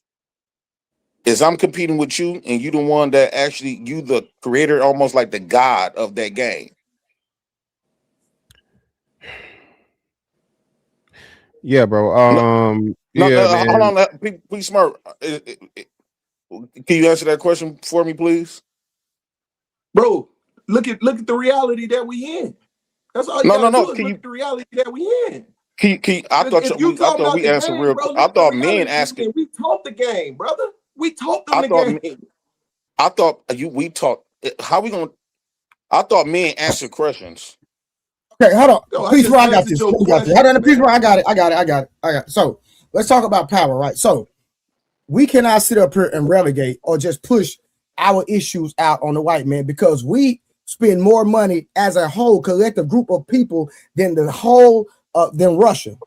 If you don't know that, hold on. If you don't know that, then at the end of the day, you don't know your facts. So this is my thing. What we have to do is quit crying about what the white man is doing and collectively come together and start doing for our own. Now, how do we start doing for our own? First of all, y'all not ready to do for our own. You're not even ready to do for our own. So the reason they end up eliminating people like Martin Luther King, people like Malcolm X, or the people that try to push our community forward is because guess what? One is shed blood and then everybody else is run, right? So at the end of the day, everybody got to be able to sacrifice, inconvenience themselves for the greater good, so that once somebody gets eliminated or if there's an issue, guess what? They got 500,000 more steady coming strong. That's the issue. Now, where do we start, right? Where we start is we got to start buying black. But at the same time, we got to come together, not overcharge our own people, so we can patronize our own people. We got to start there, right? We can start with something simple in our communities. Stop going through self-checkouts. You know what? We're not going through no self-checkouts. If y'all gonna have a freaking a grocery store in our neighborhood, guess what? This is what we need. We need employees. We need people in there. Now they started to do AI. If you got a warehouse, we us as a community, we're not driving these forklifts, because most of us driving forklifts. We're not driving these forklifts unless y'all get rid of this AI, because every time y'all implement AI, you take it away from the black community. Then outside all that, every black person has to walk in love. We cannot, if I see a black man that's my brother, I'm not going to rob a black man. I'm not going to break in his house. I'm not going to sleep with his wife. I'm not going to do anything to harm another black man. We have to walk in love and come together as a people. Once we start doing that, we can come to the table. Because if I don't trust you, we're not going to sit down at the table. Now, to call you out again, I'm a black man. You're a black man. I came up on a panel, never met you, none of that, right? You came up on my stream one time, but you know it is what it is. But my thing is that you attacked me.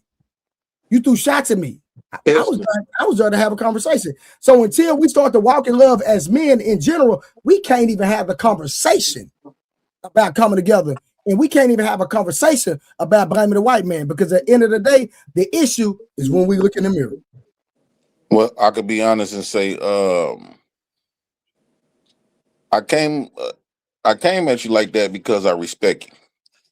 And you didn't come off like a soft guy to me at first.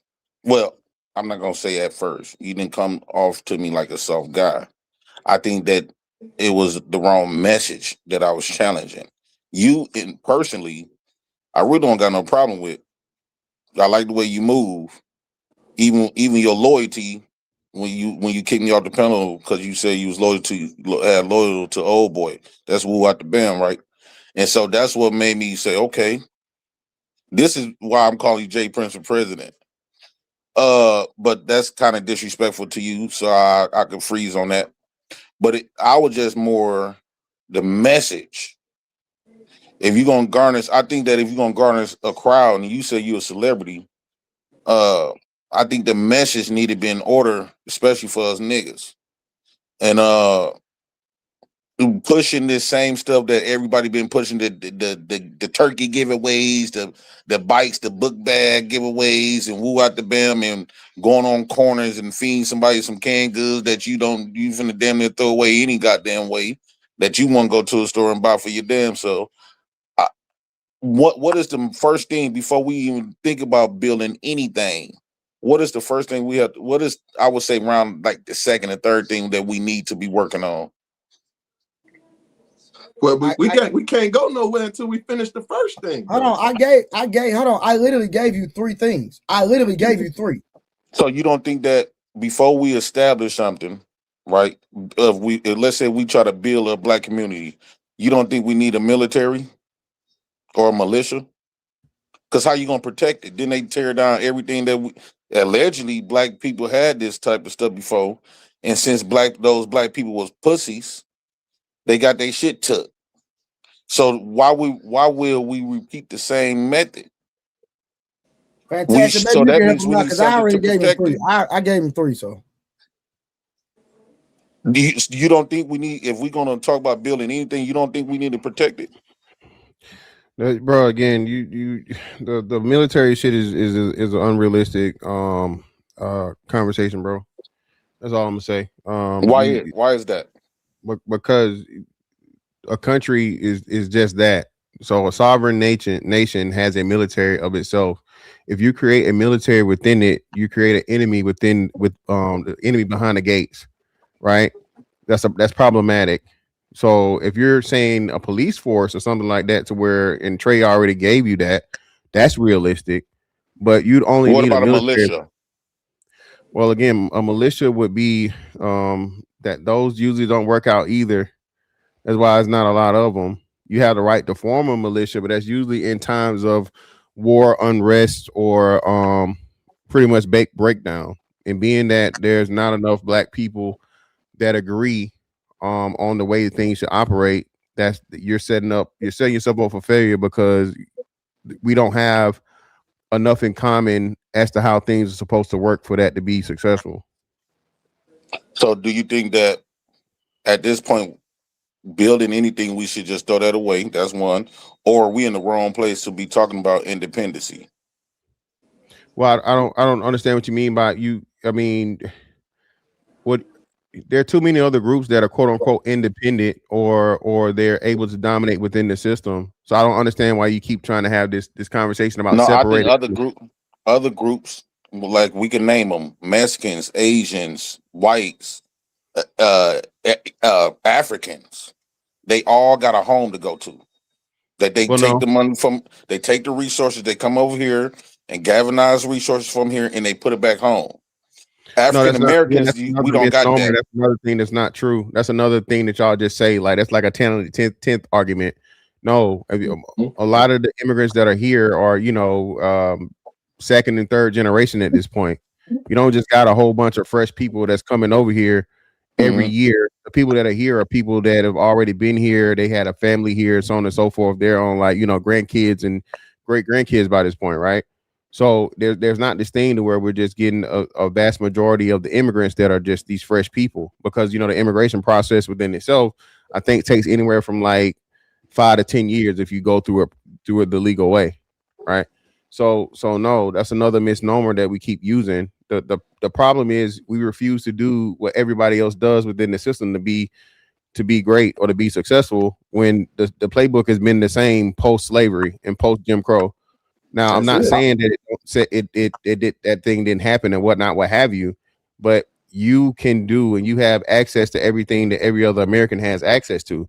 And the thing is, when niggas take advantage of it, they take advantage of it in a negative way i.e. PPP loans, right? So, you know, when you got a whole bunch of niggas that are getting the government money and then you using it to buy fucking Bentleys and go to Dubai. See, you even when the system creates a way for you to do something successful for you and or your people, you choose the wrong route. So yeah, we're this has nothing to do with is the racial thing you keep trying to make it. But most importantly, like Trey said, I agree. We got to come together first. The white man's not our enemy. I got to worry about a black man way before I worry about a white man. Well, they created the issue, and they created the division. Black people, black men collectively is the only people. If we gather up and collect numbers, police gonna come in and break us apart. You don't see that with nobody else, or there's police gonna be around waiting to pull people over and woo out the bin, right? So, all I just gotta say, man, I'm just tired of being a bitch here in America. I don't feel like I'm a masculine man, and be realistic. Women don't have to, by their nature, they don't have to submit to us, woo out the bin, because if women collectively, naturally is attracted to men with power and all this other type of shit, we don't got that as black men. So we shouldn't be complaining what women dish out to us because we don't got power. We see how black women act when they get with white men or get with other races of men that got power. So what is your plan to move out of America? Because you said you don't like being here. So I'm confused on why you haven't left. There's a lot of people that, matter of fact, there's a lot of people that can help you move. There's a lot of people that have already moved to like Ghana and Rwanda in these different countries. So Let me be right back. I gotta go answer I'll be right back. Gotcha.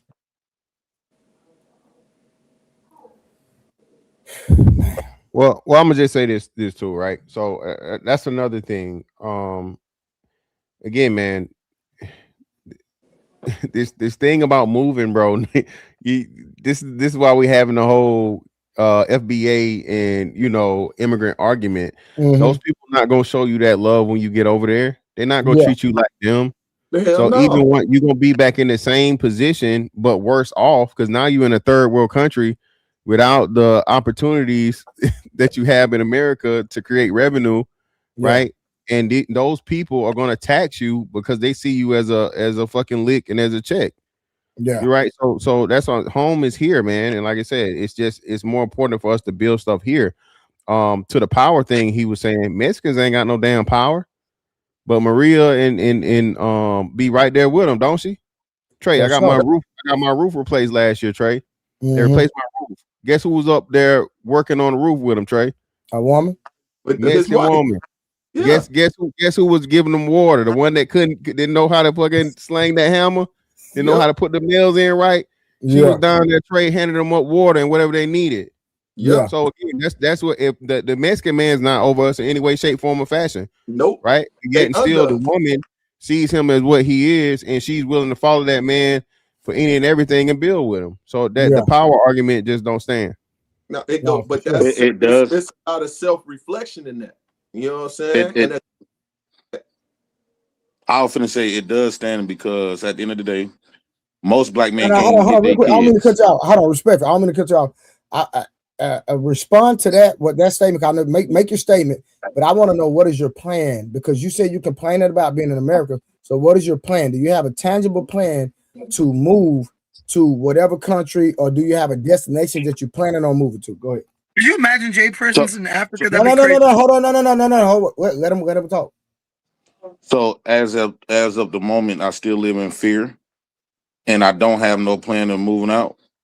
I just know I just want my heart is not into this what it in no more. So I'm extremely open to a lot of stuff, especially because I know I can't do it by myself.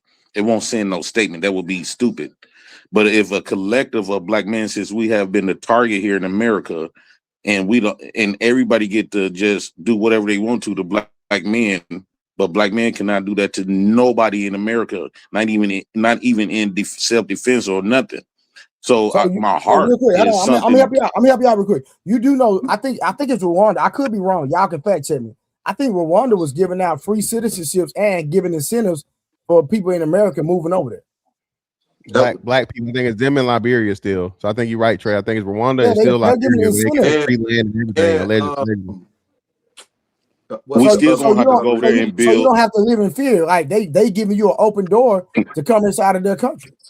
Yeah, but we still gonna have to build something for us as wherever we go, we still African American. Ghana the moment. Ghana has an area specifically for African Americans. Is y'all coming with me? No. We good. Where we at? That's sad. That's sad. Why we gotta leave? Well, we don't. You good where you at? We don't philosophically happy being where they are, bro. You're not. Yeah. Until you have some kids that you can't, until you have some more kids, until you get no Me Too, until you like Puff Daddy them didn't think they was gonna go through none of this stuff. And they rich. No, hold on. You can't. How are you going to use Puff Daddy as a point of reference? Like, please help me understand that. Please help me understand that. Or just I'm just using No, people don't move the at the top of their head goalpost. that got money. No, we're not gonna do that. Don't move the goalpost. How are you going to use Puff Daddy as a point of reference? Because we talking about the people that got money, right? And I don't understand, like, the reason why I use Puff Daddy, you know, he didn't never expect that he was gonna be in this situation. Just like y'all don't expect that y'all gonna but why end would up in you? this situation. He's clearly a horrible example of a human being, not to mention a black man to use. None of us are out here trafficking or having Diddy parties, brother. So why would you think that you him? don't have access to that? I think that if you had an opportunity like Diddy, you would definitely do it. Brother, I would never. I don't know if I don't know if you. I would if I had a lot of money and get to able to party with many bitches if I want to. You damn right. Oh, you saying you gay then? I ain't talking about no gay shit. I'm just saying. Well, hold on, nigga. That's what you just said, nigga. You said you do. You just said you gonna do what Diddy did. That's literally what you said. As far as like having access to many women as possible. No, nigga. I think you need to be quick to listen, slow to speak, my brother. Well, I thought I was talking to men. I ain't think I was talking to some boys just trying to get a got you moment. I mean, it ain't no got you. It's what you state. Brother, you said it. Still talking amongst men, and we like to have proper conversations because we gonna hold you accountable over here. You trying to pass on your self hatred to other confident men? Though? Is we don't have black to hate men really ourselves because men? you hate yourself, bro. Like we don't have to hate ourselves because you hate yourself. That's what's going on here. You really project your opinion of yourself to other black brothers. That's not cool at all. He don't even sound black. Is we really men though? Nah, I'm definitely not. You mean you? You ask that about yourself. I'm a man. No. So what is really the definition of a man? Because it seems like if we break down everything, I guarantee you once you break the science down, I bet you I'm more manly than everybody on this platform. I'm not just saying that. No, Hold on. I got you. I got watch it. So we want you to define why you are better than Peace Murph, Fantastic, Why So Serious, me, and God Is Real. So most men that No. Don't generalize it. Break it down for each man why you are better than each and every one of us. Okay. So from the sounds of it, seems like a lot of men work. You got Mr. Fantastic. He went and slaved for a government, and he got a problem with me receiving government, but yet he don't have the power to even take me off of it. That's one. Secondly, I think all men need hold on. No. You gotta build. So because Mr. Fantastic does not have the power to take a able-bodied man off government assistance. He fought for with his life. Hold on. Let me land. That makes you better than him. That's one aspect of it. Yes. Men that going to work, I'm guarantee you, God is real, and the other three men, I guarantee they work a job, so they can't come up here and speak freely because even though they are. Hold on. Mr. J. Prince, I've been following you for years. I practice law. I'm an attorney, so I can guarantee you, if you ever get in trouble, I'll help you out. If you're in the state of California, God bless you, brother. So I guarantee you, even though you could be off the clock, and you come on this line and you speak certain type of stuff, although you not at work, but you're the representation of whatever job you work at. So that means you got to be cautious. God Is Real? God is Real, Why So Serious podcast, and Peace Merc. Peace Merc doesn't have it. Peace Merc is self-employed. He's an entrepreneur. I'm an entrepreneur. Is you really successful? And my wife worked for me. Is you really successful in that business though, Peace? Nah, he is for real. I know him personally. Yes, he is. You know, black businesses don't last well. What? He do. Hold on, What listen. you talking about? Listen, he do. Listen, I'll tell this business. He do over $250,000 a year for sure. You know, that's shocking. I'm extremely shocked. What, you shocked at what black men do every day on a regular basis? That's not no every day. What? You know how many black millionaires there are in America? Modestly. I thought at least about 50. Peace Merc, you gotta keep him in the corner though. Peace Merc, no, we ain't letting him out the corner. So tell me why. So we having a grown man conversation. Y'all keep cutting me off. That's why. No, because we got a bill. I can't let you money out. So based off your statement, you're not better than Mr. Fantastic, right? Now, you said no. I don't. That point is not. That's not a good point to make. Now, let's talk about Peace Merc. Tell us how you better than Peace Merc.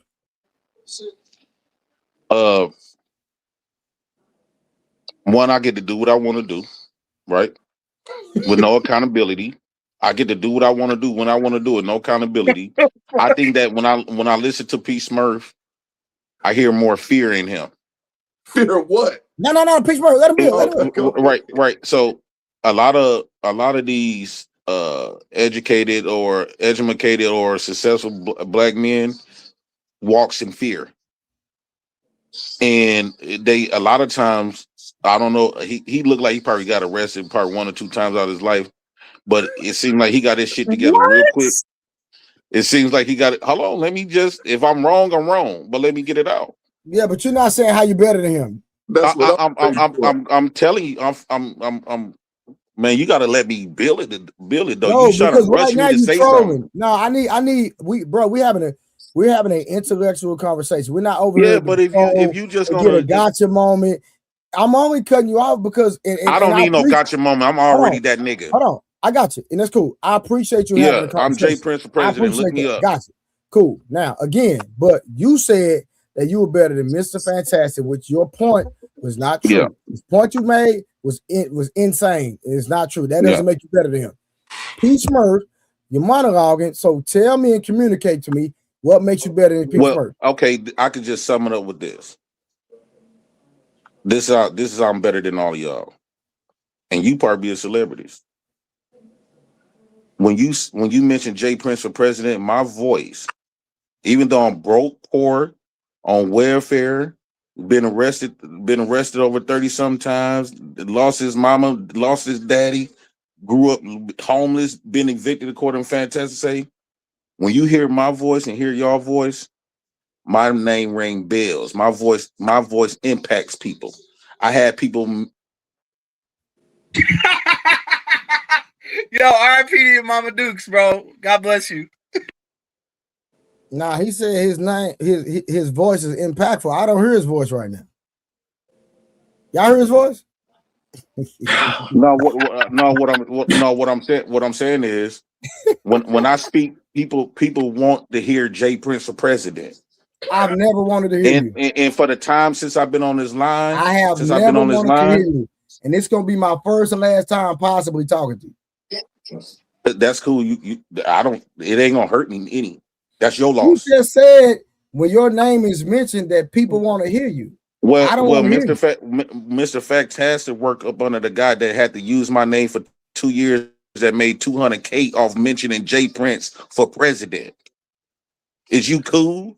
Man, you know how many Jay Princes is I don't know about that. So I'm saying me. I'm not talking about nobody. I'm saying what I made for myself. No. I'm saying when I spoke and what I spoke and what I brought to the table, my unique perspectives, even though I'm a 9th grade dropout and I got people that got heavily educated chasing me for years. Jay Prince, somebody in the chat. Fantastic came in chasing me. Let Fantastic answer. First and foremost, nigga, I don't work under nobody. Let's get that shit right now.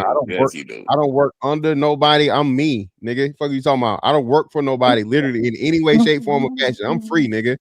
I'm something you could never be. Again, Trey, Octorati in the chat. God is real. Hold on, God real. Wait, let Fantastic man. The same motherfucker that you bragging about motherfucking providing for you, nigga. Okay, I helped you be able to get that, lame ass nigga, poor nigga. And I didn't say that you was motherfucking evicted. You did. Don't make it seem like I just heard it. No, I didn't get evicted. What? You literally you was just on the thing. No, I said got evicted. No. Yes, you did. No, I got asked to leave. I didn't get no eviction. Nigga. I said you got to be quick to listen. No, evicted. You got evicted. Whenever you have a contract and before your contract is over, you need to leave the premises. That is an eviction. Nigga. No. So let me clarify.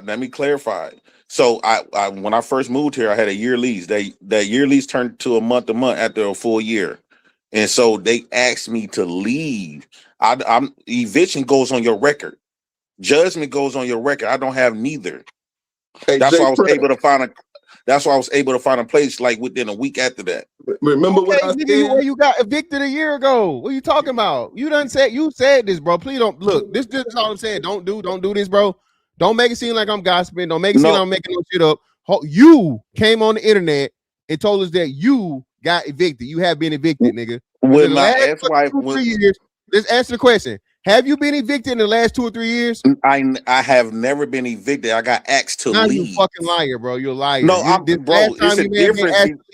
Your ass got evicted and your ex-wife exposed the shit bro, too. It's a difference. It's a difference. If P Smurf is close by me, he knows it's a difference between when they give you a 5-day or 28-day, you move within that day, they don't take you to court. All right, let me read my super chats real quick. Hold on, I got you. Let me read my super chats again. So shout out to Summer for the $20. Summer, thank you for being a member. If you're not a member of the platform, I would like for you to sign up. My boy Square Beard says so serious. Get in there and moderate. Okay, why so serious? I don't know where he off camera. Square Beard came back. Too many Navy vets on the panel. Shout out to everybody that served. Let me see. We got Square Beard again. Trey is the only brother I know who was pres of the PTA. that boy petty. I was president of the PTA for sure. You know, that's what type of PTA? For my son's school. PTA president. Square Biz with the 199 says JP, our content. Shout out to Sell You Right Podcast for becoming a member. Appreciate that. Thank you so much. Thank you for the support. And Square Biz again, that boy don't never stop giving. Thank you, Square Biz. Wakanda has free citizenships too. Hold on. And then the last one, he said the JP effect, we moving backwards. All right, go ahead. We're going back home to the original way black man used to be. No, I can't see. You are addressing fantastic. So I can't honestly, I can't imagine y'all honestly is proud of the position and how everybody treat black men in America today, and y'all defending this shit. Y'all proud of this shit? I don't know how they treat you. I know how. Hold on. We're not gonna be moving the goalpost. You made a statement toward Fantastic. What does that statement you just made have to do with Fantastic?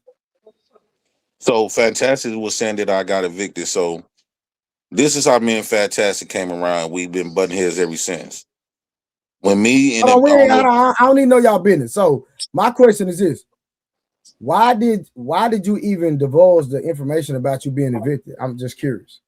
No, he came on your platform a little earlier gossiping about that. I didn't check in with him telling him I got evicted. I did a video of me moving, and he thought he thought in his feminine nature to come up here and say, you know, Trey, he got evicted, girl. Bitch. That nigga got his ass evicted. He's a bomb ass nigga. That's what he did on your platform. Well, that's not what he did. What he did when I mentioned your name, what he did was he just made that statement. But I don't think he said, well, he did not say it like that. But yeah, and clearly, nigga, like you just admitted, like your dumb ass always do, right? You made a video and put your business out here on fucking YouTube that you yet again, where you want to be technical or not, nigga. You make a lot of videos that I don't give a damn about. You were put in the streets, okay? You were put out in the streets involuntarily. So let me correct myself. You may not have been evicted, but your home was no longer your home by force. So what was the point? What was the point? What was the point to bring that up on this platform? Did I? The point is did you I? are Did okay. I? So I can tell you. Watch my video. I didn't watch your videos, and if I did watch your videos, I don't talk about you until I'm on the platform with you. So first off, now we got to get here. Now we got to go all the way. So shout out to Rush, right? Shout out to Rush. I'm subscribed to Rush because you right now don't have a YouTube channel. So now we got to go all the way there, right? So being that I'm subscribed to fucking Rush, to my fucking demise and my fucking horrible surprise, I see an ugly ass nigga that's on fucking Rush's channel, and I'm like, why the fuck is this nigga on Rush's channel? Hold on, stop. I'm like, why is this nigga on Rush's channel? But for whatever reason, you're on Rush's channel, and you're fucking yet again telling us about the motherfucking horrible parts of your life, and then begging people to help you out, nigga. Because yet again, you can't, because you can't, huh? I was on Rush's channel today. That's CT, nigga, no, whatever. The same channel that Rush do the fucking shit on, the Labuto Network, that's the channel you were on when you was getting kicked the fuck out of your house, nigga. Yeah, that's how I saw it. I'm not subbed to you. You don't have a fucking I was on CT channel. Yeah, I was on CT channel. Whatever, whoever fucking channel it is, you were on that channel. I wasn't looking for you. Why would you give a damn? I thought you didn't give a damn about me, brother. Nigga, I don't give a damn. You just a clown. You prove my point. You a lame ass nigga that will dare to say that you better than me, bro, and you been evicted in fucking 3 years. Bro, you've been going around telling these people. You've been going around telling these people I got evicted of some shit that I done showed them. Exactly. If I don't care about evicted or you didn't? Trey, I want to know. Did you get evicted or you didn't? If you gonna keep it always solid, if you don't give a damn about a person, and that person come online on whoever channel, and he's showing his specific life, he don't even mention you, Trey. He don't even think about you. Aren't you gonna go around and telling people what this man bringing up some shit that he done put? Obviously, he don't give a fuck. Obviously, if you don't give a fuck, you put out to the public. What's the point in me fucking saying you gonna go around and talk about that man business, knowing that my question is that nigga? Hold on, my question is, hold on. I understand what you're saying, but my question is did he really do that though? Yes, I just rewind. You rewind the show. You was up there having a conversation, reviewing about. No. Hold on, I got you. No, this is what I'm saying. Has he done it prior to this instance? Yes.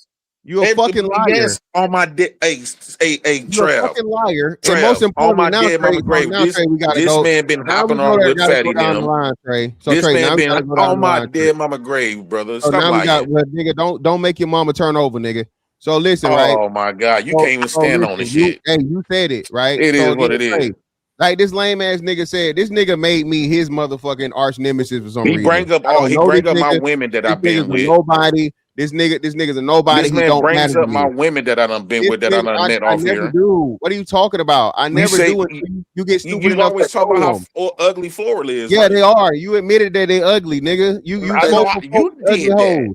Folks with ugly hoes. I'm proud of it. Check this out, man. Folks with ugly hoes, bro. All your baby mamas is niggas. At least I didn't drive 800 miles to get rejected. Hey, I got 10 bands. I got 10 bands for you. Ain't nobody got it. I ain't never had to drive to no pussy. The pussies come to me and come for me, nigga. You can never be like me.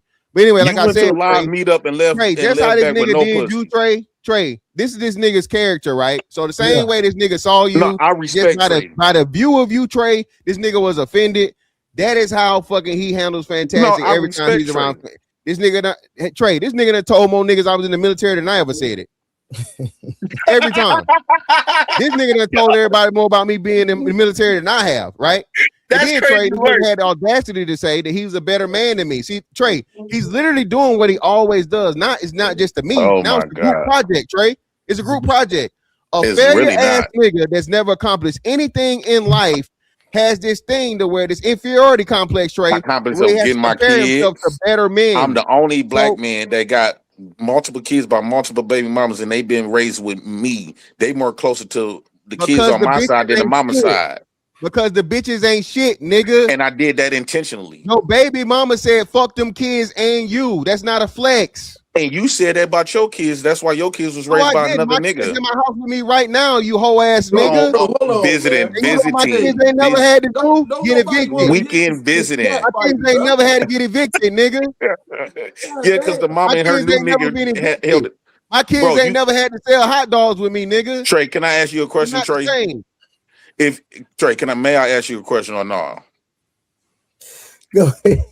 If the mother of your children that you are married to I'm jokes about not speaking on y'all situation between y'all. I'm no, not getting in there. I ain't getting in no, there. let's I'm speak not in general. getting in the middle, y'all. In Y'all can general. box it out and we can move the conversation. That's what we Well, can do. fantastic. All right, we're gonna move the Joked conversation. about Will, your wife joked about your pension. You left hold her. on. I gotta give everybody a chance to speak.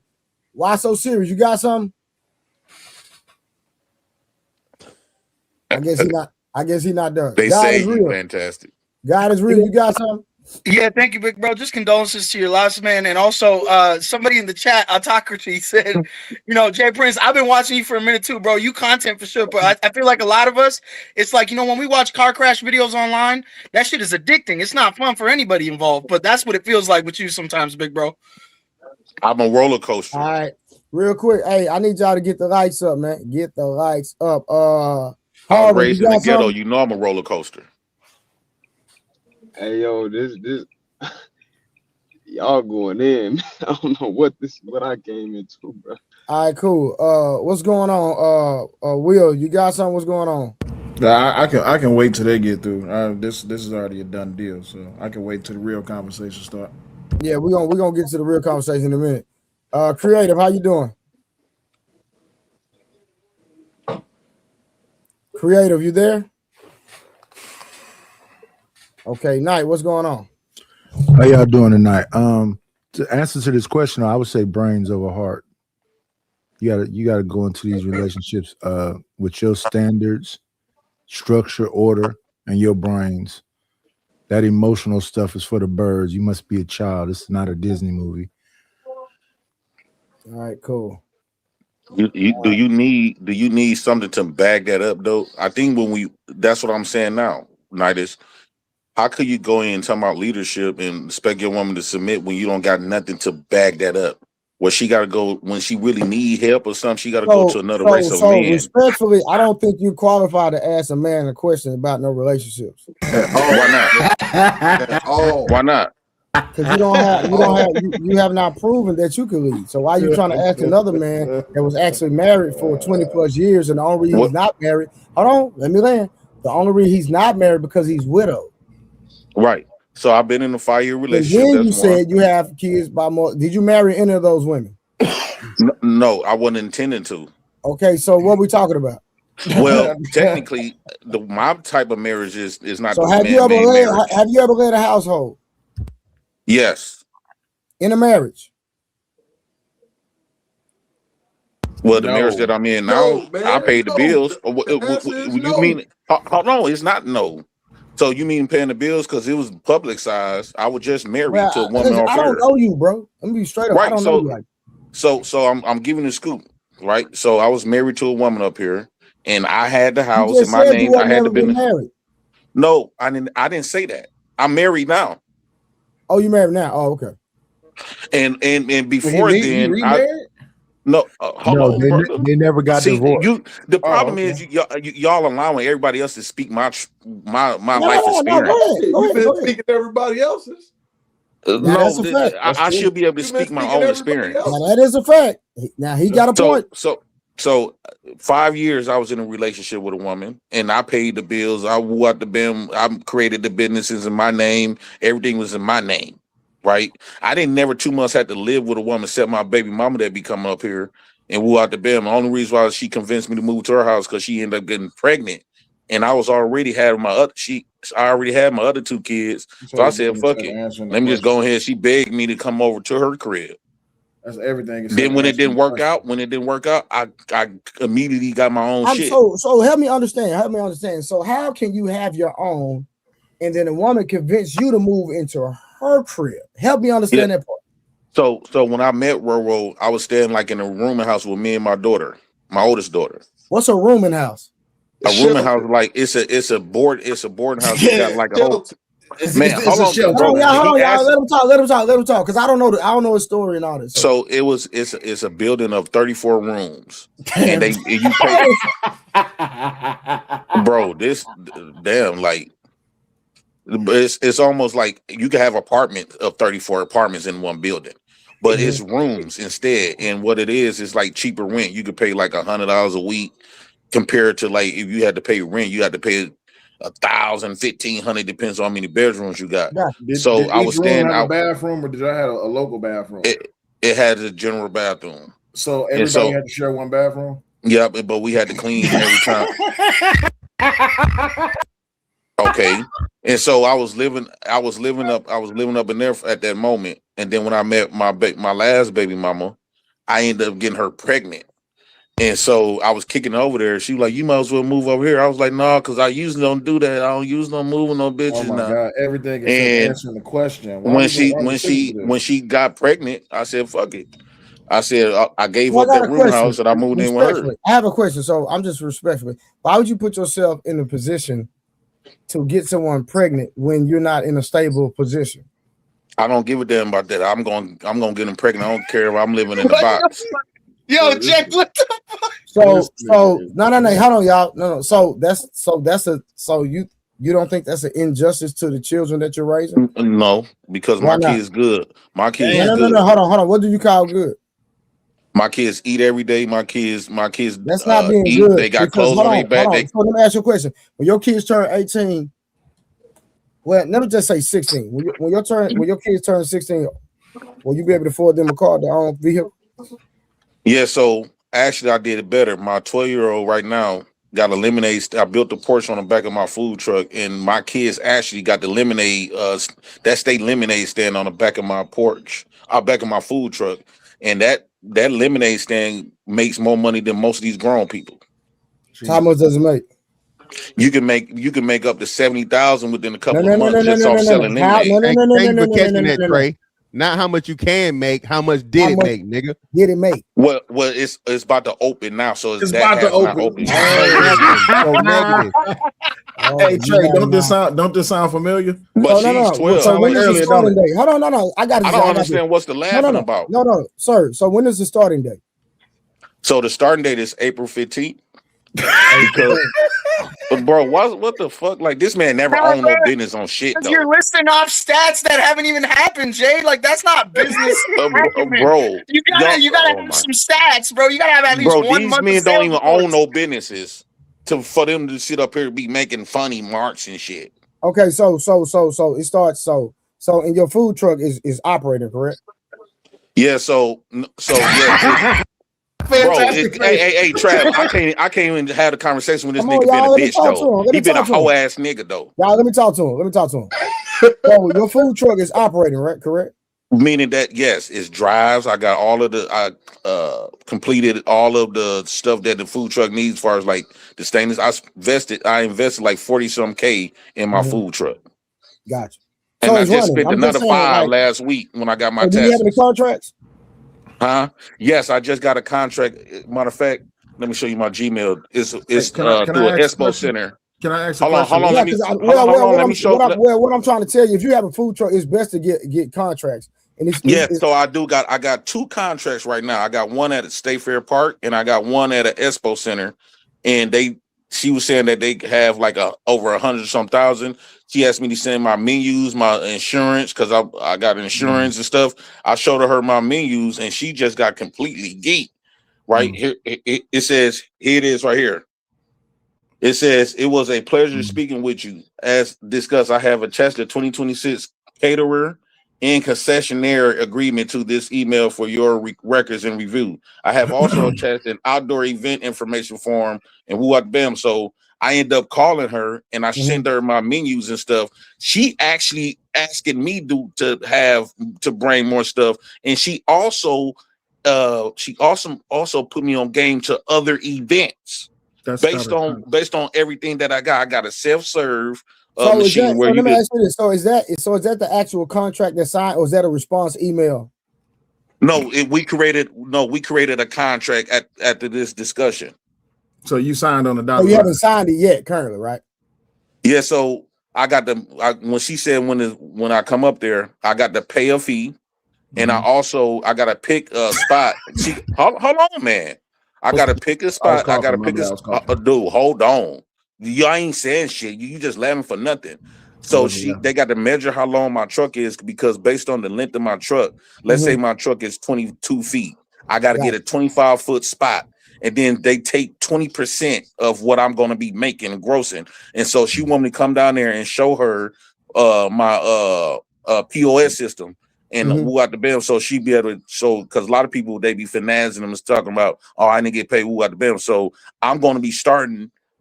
She said my first event should be starting in July. All your permits are squared away? You just said April, nigga. No, April was. No, I said my truck will be open. That's what I eliminated. So I got a question. I said my truck will be open in April. That don't have nothing to do with the event. What's your projected performance for opening day? So my projected is April 15th. So actually this Wednesday I got somebody coming up here to finish welding the porch. I got somebody here finna come and finish welding the porch. No, Jay, he's asking what do you think they're gonna gross in No, one day? Stop. No, don't tell him. What's your projected performance for opening day? I'm not understanding what you're saying. Okay. So when you was operating your business last time, my hot dog cart, yeah. Okay. So what was your key performance indicators? What was your metrics like? I don't know what you mean. What was How your much money did you make? No, don't tell him. He's a businessman. He should know these things. Okay, so on my hot dog cart, my first year within that whole, because I had to file my taxes, I made. No, I'm not asking. I'm not asking how much you made. I said, what was your metrics? As far as like the POS, how did I get the money? Like, far as like, okay, hold did on. I use POS system? Did I use cash? Trey, I got a question for you. You operate a business where you sell stuff, right? No, I don't. I'm a fitness trainer. Okay, P Smurf, you operate a business where you sell stuff? You muted, P Smurf. Go ahead. You operate a business where you sell products? Have you operated a business? Okay. So my question to you is, what was your projected metrics your first year? My first year was 20,000. I do it part-time just with my lady. Oh, okay, cool. Quick question on that as well. Per year or per quarterly, what was your business bringing in your first quarter? The first quarter, babe. My first quarter, I could pull that up though. My first quarter, I did like 30K. 30K. I did like 36K. So 30K. Trey, I'm trying not to laugh. Please. And I provide a service. I don't do sales. I provide a service. Okay, so you provide a service, so that's a different type of business. But when I did like 36K. You get 36K within your first quarter. Okay, so what about the second 36K quarter? that I can actually prove? That's not including the cash. What about my your cash quarter, bill? though? Hold on. How much is the quarter? I don't know. Somebody can So what year was this? So this was like 20. This is like 2024. Yeah, but so how many? What's a quarter though? You made that in every 4 months, every 3 months. That's the quarter that you're talking about. So 36 times 4 is what?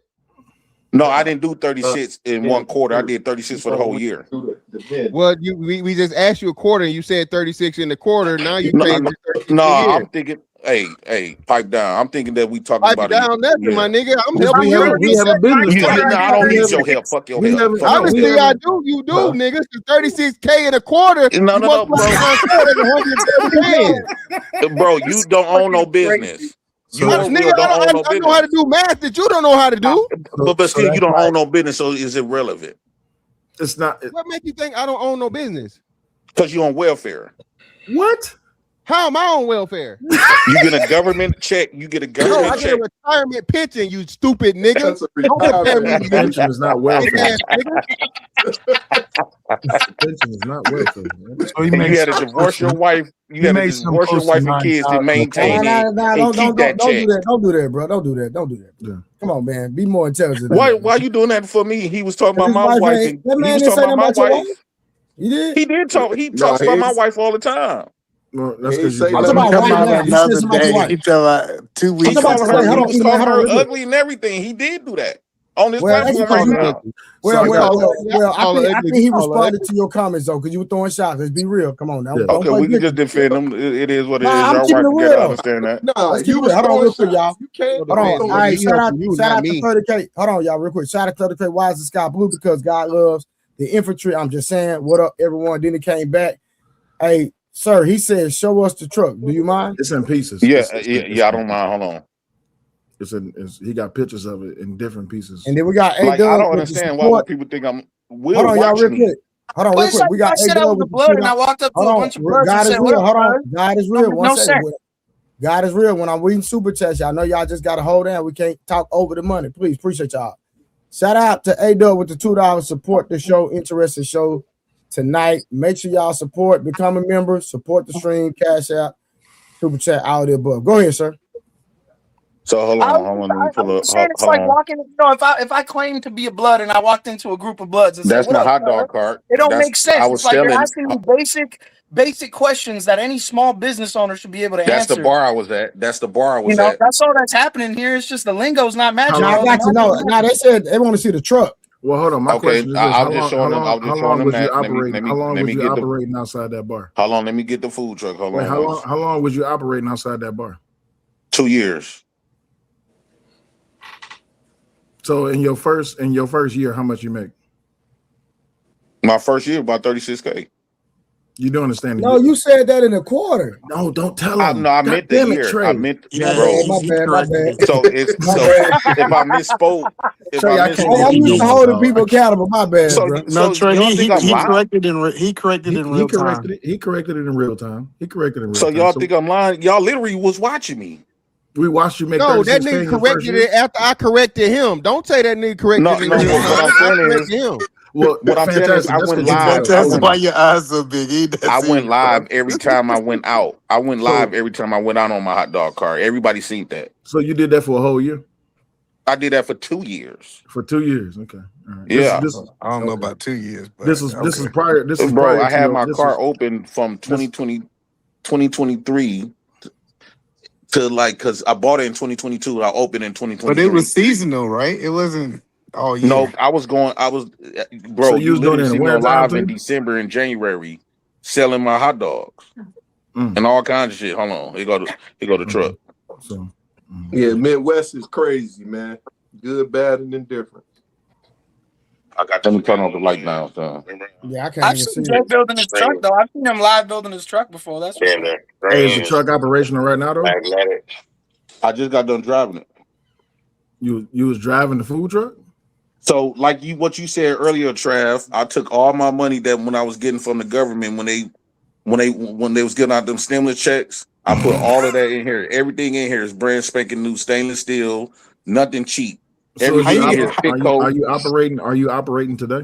That floor, I just spent $1,000 on that floor, and I just bought a $2,000. I just bought a $2,000 warmer. You know he ain't operating right now. Wait, hold on, wait, because it's a reason. So if you said you drove your truck today, are you going to be operating within the next week? No. Let him answer the question. Am I going to be operating when? Within the next week. Are you going to be open for business? No, I'm not going to be open within the next week. The license is not going to open until in the beginning of April. The license I could have had it open early, but the license said if I would have got it open in March, I would have to redo it again, repay for the license in July. So she told me wait till the beginning of April. So that's why I'm on the grind now and completing it and getting everything that I need. Can I ask a question? Oh yeah, let me show you this. Well, hold on, wait. So hold on, wait. You're not operating right now. So P. Smurf, I'm gonna come to you. Is your business that you and your wife is running? Y'all operating right now, right? That's correct. No, I didn't. No, I didn't. I didn't go back to doing my hot dog. Hey, Willie, he was giving his projection. I understand. I do the lingo for him. He's giving projections. Hold on. Of his next quarter. Open up before your business. Hold on. He said that he better. He said that he better than these people who have open businesses right now. So P. Smurf, you operating right now, right? Oh, most definitely. Oh, okay, mine's open fantastic. up, you operating right it's now, gonna be right? epic. Yeah. Okay, Trey, you operating right now, right? What's going on, y'all? So how can someone who's not operating be better than someone who's not? Because he said he's projected to do better So than his you guys. projected. But here's the thing, though. If his The nigga said Trey. Hold on, Trey Okay, asked Trev, him if you up and operating right now. You making money right now. The nigga said he making money right now. he said but he ain't making selling money no right now, hot but he ain't dogs. selling no hot dogs. He said based on the foot traffic and This surveys what I that he just bought. did, This what I just bought his for the truck the other projection day. number. Hold on, Willie. man, Let me shut up, answer man. that. Man, shut Let up. me answer This him. what I just bought. He said There go the after they warmer. did the survey Hold on of once, the Edie man. amount Hold of on once, foot Edie man. traffic, I'm trying to help you. Listen, No, wait. after they did the That go the warmer. I survey just of spent the foot 2,000 on traffic that. that is going through this area, he's projected to do I just spent 50,000 the 2,000 on next that. quarter, He's which will projected to give you project him to 50,000 over next quarter. 200,000 a year, and that's not And including now I'm gonna show the expenses. burner in the commercial refrigerator. Okay, cool. I just So bought too. my question is this. I just spent another 5,000 in my truck. A business that's not I got open. 2 of those already. Jesus Christ, a business that's not open compared to a business that is open and that is generating revenue. Bro, you don't got no business. You the wrong messenger. Right message, wrong messenger. Again, for a business There go the that's not commercial. open. That's my commercial refrigerator I just bought. That's $2,000. This man is selling everything except himself. So I this just spent business $2,000 that's on not that. open. This business that's not open is not doing any revenue as of right now. I just got back 10 bands on my taxes. Hey, And Willie, this is what I bought. you asking the wrong questions. So I'm not asking the question. I'm making a statement. And I just bought that. That's another 700. I got just you. spent I just want to 700 on ask the that. question, Edie, Willie. man, I don't need you let to talk for me. I got my own mouthpiece. I want to answer my question. I your ain't own talking for you. I'm mouthpiece, talking for man, I got my me. own mouthpiece. G. I don't need no help. I got you. Y'all got to stop fighting each other and fight I against me. appreciate you. What y'all doing? What we need to fight against you? You broke. No one needs to fight against you. We don't want to catch the broke disease. Do you own a business? Hey, Trav, are you proud to market your business, or would you hide and be embarrassed of your business? His business is word of mouth. All my businesses are on public platforms. Yeah, Well, I got you. if somebody asks you, Trey, what kind of business you got? Would you be like, nah, I ain't gonna tell you my business? Yeah, I do that. I do it all the No, time. But it listen, just depends because I have one company that I talk about, and I have a few more that I never talk about. So it's nobody's business what your business is, right? I got a question. Well, my fitness is probably. Hold on, real quick. I want to know how he let his business license lapse. Will don't got no business. No, I'm Jay Prince. How did So you wait. let you? If you was operating the business and you was already licensed, how did you let your business license lapse? Well, I let it lapse because you could it only lasts a year. So every year you have to renew it. And so when you don't renew it, so it's not like I can't never. How come he wasn't able to renew it if he was making 36K? Wait, if you was making 36K, you should have been able to afford it, right? Hey Trey, I'm trying to answer dude. Dude keep running his mouth, man. This shit Who you trying to? Hold on. Who you trying to answer? Who you trying to answer? I'm trying to answer. I'm having a real conversation with Edie, man. Will just trying to. I don't want to talk to him. He don't know nothing about nothing. I'm trying to answer. Like it's hard for me to answer. This nigga don't know one time, brother. He don't know what KPIs is, but I don't know nothing. So Edie, man, I'm trying to have a conversation with Edie, man. He asked me a question. I'm trying to answer Edie, man. Answer Edie, man. So Edie, man. So the reason. So when you get this license, when you get your food, I already got my safe serve permit.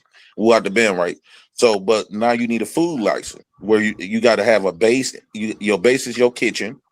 And then they got to come out and see at the. You see, Trey. You see what I'm saying? Let him Edie, man, build, and then you go back and you can. So when it comes to my base, and then they come in investigate your truck, inspect your truck, and so they did that. So what I got to do now is all I got to do is call them and say, okay. They actually gave me a deal on my hot dog cart. They said we could open that up for $500. So I'll say, okay, but my main focus, I said, okay, I'm gonna work this job and slave at this job because the job paying me good. You see, I've been online with y'all. I only work. I've been here. I work 11 hours. I get paid for 11 hours. I only do 2 hours of work right now. Yeah, I only do 2 hours of work, and I get paid daily, right? And so I'm using the money that I'm making off here because I'm making damn near a little over 4 bands a month, and I'm putting all that in my food truck. On and YouTube? So. No, at his job. No, at my job. Oh, okay. All right, I'm just making sure I'm following. What are you saying? So I'm putting all of that in to complete my food truck. So after I get done, I just spend $5,000 on the rest of the material, and now I'm finna get a welded Wednesday. So now my last little $4,000, I'm finna go get it wrapped. with Yeah, my I got you. logos what the band. So you saying that you need to raise capital? That's why you picked up a job because you needed capital to reinvest back into your food truck. That's a Okay, Yeah. smart. cool. That's a As smart it move. stands, his business is in the negative until he begins to grow. So these are all investments he has to return on. Well, my question is this: what's your customer acquisition cost? I think that you're the Say wrong person to be zero. asking these questions. Say zero. Okay. Well, what about your lifetime value? What about that?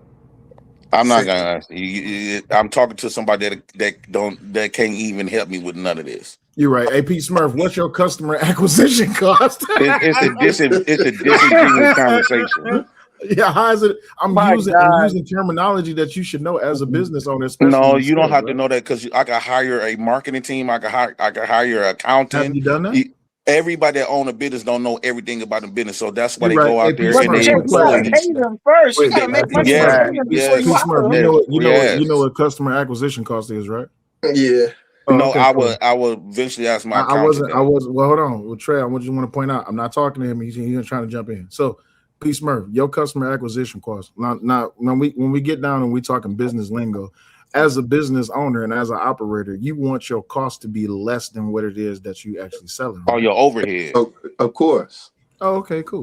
So if I'm spending $100 on each customer come in, I got at least triple that.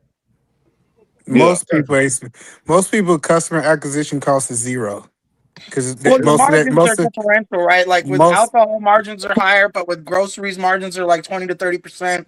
So, like your margins are, there's a lot of businesses where you have higher margins on the profit, and Well, you're it's talking about the customer gross. acquisition doesn't necessarily affect your gross. But in a lot of small There you businesses, like go. a corner store, where you got to spend money to get a product on the shelf, and then you got to wait for somebody to come buy it, you're only That's right. making about $1 off that product you paid entirely for. There you go. Exactly. No, I'm gonna be There you making go. way more on We that. all know that food and restauranting is one of the most unsuccessful businesses of all. Yeah. And has the highest cost and lowest return. Brick and mortar, yes. So, Yeah, I had That's Mr. food truck. Fantastic. Miss Fantastic. Mr. Fantastic, Let's me right? pull it up. It's Hold on, actually worse. wait, hold on. How It's actually worse, successful but is it's a not a food brick and truck? mortar because you have just the same. You have the same expenses plus more Food things trucks like can be highly gas. Jesus successful Christ, off of why is he generating talking when other between people two. talking? Hold on. no. I think Mr. No. Fantastic, you're So incorrect. No, I just Mr. pulled it up. I Fantastic was just pulled it talking up. and Jay Prince I'm is incorrect talking. about what, Eater Man? You're incorrect because he don't have any rent. The reason most restaurants, I'm just telling you, the reason most restaurants actually fail is because they have rent costs. It's not the food cost. Yeah, but So they Eater have Man, to here's the fix. problem. They got to pay the Hold on. rent. So since he have a the reason, And it's that's a on the part go. of it. It's not just the rent though. It's keeping and maintaining a customer base. And like you said, like God is real, especially now when you have the highest rate of food and inflation. On top of the fact of the matter that he got, even though he don't have rent, this nigga ain't bought that truck outright. He still got to pay for the fucking truck, so it's still rent. No, my truck is paid for. My baby mama bought that. yeah, his baby mama bought that. He told us that Huh? story. Yeah. So Hey, shout out to baby mamas, though. Can I get No, back hold to Shout my out to my question? pimp. the Shout point out to my the pimp point hand that I'm saying is the reason the feed trucks are so and my popular dick. and these food carts are so popular because you can pass the cost of the food on to the customer, but you can't cause the cost of rent onto the customer. I gotta put him in the back, bro. We ain't talking about no man. Come on, Thank pause, bro. We ain't doing that. So Real talk. the reason why this is so I'll bring you important. back up. Give me a second, bro. Cool off. We don't on here talk about no men genitals, bro. We don't do that over here, bro. Respect. So the reason that this is so important, right? Because if you're going to be owning and operating a food cart or a food truck, you have to understand these things as a business owner, even outside of just doing food service. And if someone is online and they're telling someone else about their business and they don't even understand these simple business terminologies, I wouldn't trust that they would actually have a good business etiquette, good business No, ethics. I think you're wrong, Willie. It's not. Half of if I was to take if I was to take most business owner, they won't know half of this shit you're talking about unless This they is true, but wait, but hold on, but wait. This Eater Man, this is true, but he said he's been operating for 2 years prior, He right? said he said that he was working outside the club for I 2 understand years. that, but even after But 2 no, years, I'm just saying like I don't think that was with the food truck. I think it was with the hot dog stuff. With the hot dog cart, yeah. I understand, but here's the thing though, Eater Man, I need you to stop trying to save him because you as a business I'm not person, trying to save him. I got you. just So, work but with Eater Man, got you. I Eater work work with Hold on, business owners all the time, and they don't know all this stuff. So I speak on their level. I understand that, but here's the thing, though. For someone who's been operating in business for approximately 4 years, because he said 2023, right? It's 2026, so we're going into 2027. For approximately 4 years, he said at least have at minimal the base logic of terminology that's used in business. No, that's why people hire people to run companies, because they went to school for that. Yeah, but even man, like you can't go into the health department and be like whoop the bam, like you can't be talking like that. Yes, you can. The health Hey, can department I don't say care this right about quick this before I stuff. had to This is dip, business Trey? stuff. Yeah, go Can I ahead. say this right quick Hold before I on, had to no, dip? because no, he Hold just on, he Let him make missed a man. his I'm statement. gonna He dip right finna quick. go. Let him make a statement. I He gotta gotta go. go. He ain't going nowhere. That nigga, he at work. I He's do. got about to get an hour I gotta left. dip. So it If he says at work, then he need to to get off. He Mr. need to get off of Fantastic point. Hold This on, what it let him go says. on land real quick. Let him land. This what it says to Mr. Fantastic point. Food trucks could be highly successful, often generating between Could 250 to 500,000 in annual revenue, with top performance exceeding $1 million despite a 40 to 80% industry failure rate within the first 3 to 5 years. Success hinges on prime locations, strong branded and high profit niche menu items, typically offering better survival rates than brick and mortar, meaning a restaurant that's Would you using the food stamps restaurant. to buy the food on your food card? But hold on, dog, man, do that gay dog.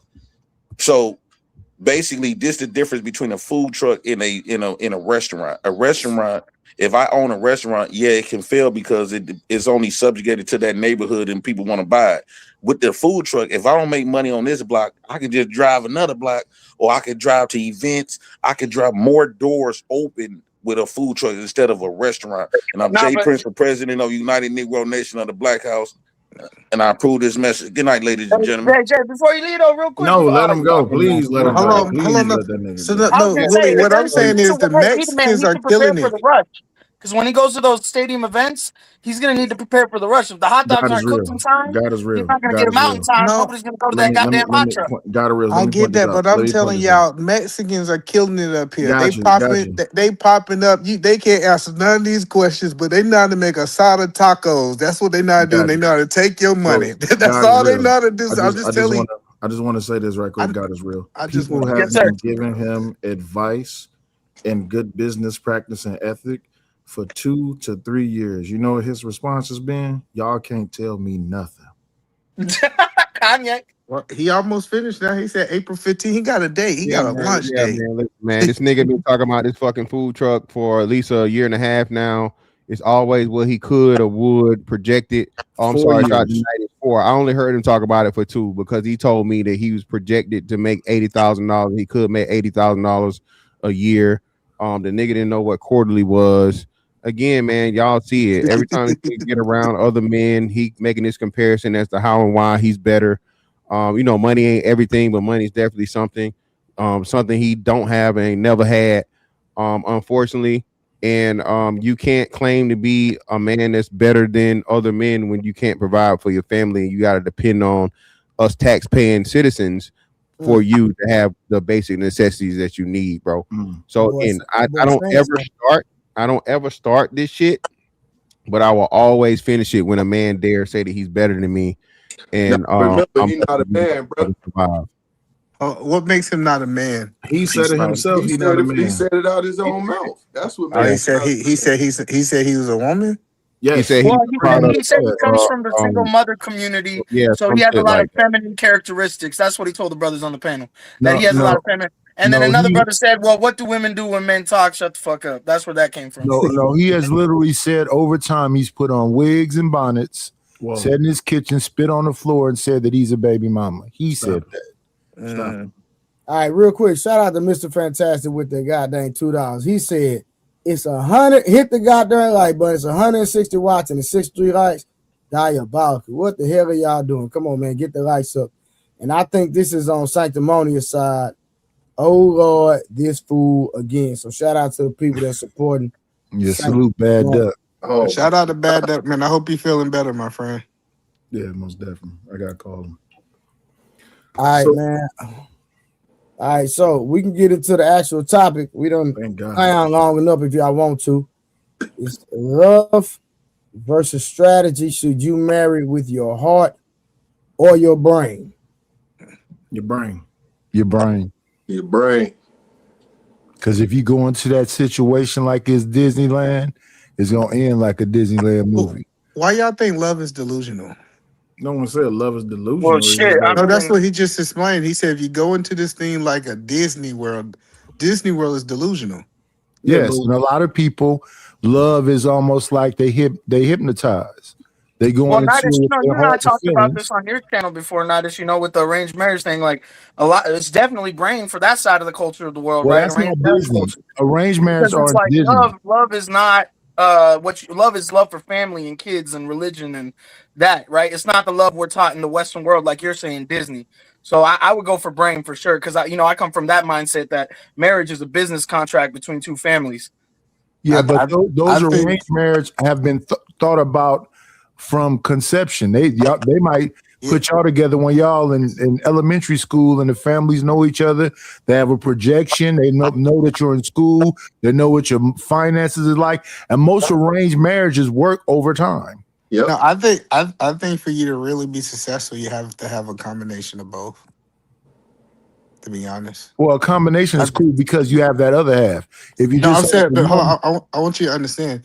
I think if you have I one understand or you, the man. other, I'm you not will slow. fail. I don't care what side you choose. One or the other, you will fail in some capacity. All right, so most real quick, arranged y'all, let's get a marriage- direction real quick. All right, so let me read this real quick. So it says, for centuries, people have been told to marry for love, right?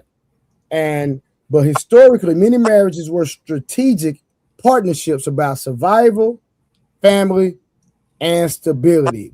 Can we cook on that right there? Let's Yeah, start that there. sounds like an arrangement. Yeah. I just real quick, I'll speak on my experience. I have 2 kids. My wife is not somebody I dated or fell in love with. My family essentially forced me to marry her. She's just like the other brother said, from the same village my family's from in Punjab. I was born in Queens, right? I didn't know this girl, bro, but it's been great ever since I've been with her, right? I always try to date girls in house, and my parents never accepted them. It was a fucking shit show, bro. So like I've been locked into that. Use your brain to get married. Love is a byproduct of a successful marriage, not the other way around. So you didn't love her before you got married? I didn't even know her, bro. We like FaceTime for a year, and then I went there and met her, and then she came out here, and it was whoop de whoop, and then now we have 2 kids. We've been together for about 5 to 6 years. But shit, it sounds like you know her better than most people that know they significant other. How do you get that? Because he courted.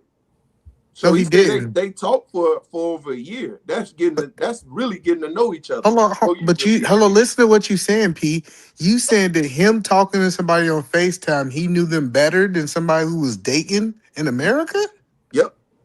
That is crazy talk. Well, how is that when they was courting? They had a conversation. They was talking. What do you think? Hold on, what do you think dating an American is? You think we not having conversations? Yeah, but a person is presenting they representative in this. And you think she didn't put her representative on that FaceTime? It's a possibility. Yeah, that's what I'm saying. Like, listen. I mean, there was family structure, so I know for a fact. All right, so real quick, y'all. So hold on, real quick, Peace. I apologize for cutting y'all. Go So ahead. God is real. You said that the relationship has been great, right?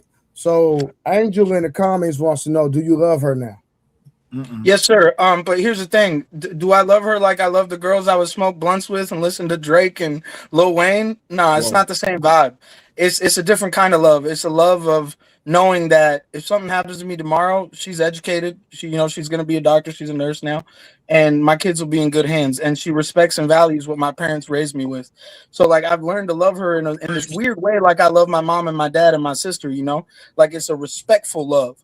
And we've grown sexually attracted. Obviously, we have 2 kids. They're really young right now, but the reality is, the love is built on more of a, I guess you could say, like a legacy type of foundation, as opposed to you make me feel like this. Let's have a good time and kick it. So is that normal? So is that normal in your community?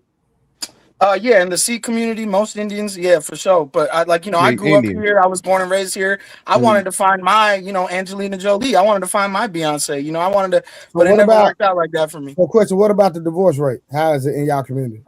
It's very low, but It's it's often extremely argued. It's often argued that it's very low because motherfuckers get killed over shit like that, like cheating, asking for a divorce. Yeah. So Could it be morally justified, that stat, Trey? You know what I'm saying? Nah. Like, if your family is on some, we gonna kill you if you cheat on our daughter type shit, or if you leave her type shit. Like, well, really, we don't give a fuck about no law. Sound like they scared. Yeah, real shotgun. Yeah, Sanjeets and Patels don't play that divorce shit, bro. Nah, Yeah. Grass is always greener, man. Grass is always greener. Like, it sounds all good on paper. Boy, y'all tell I ain't know that. Y'all tell me. So I'm trying to understand. So you said that you love her like a. So you said that you love her like a family member, but not like romantically love, like you did back in the past. The thing is, bro, like, I guess here in the West, when we're raised, like, romance comes through a connection, right? Like, if you're funny, you're attractive to the other person, then you kick it, you become friends, and then it goes from there. This romance kind of came from this idea that we share this DNA that has a culture, and what we're doing is making so many people in her family and my family happy.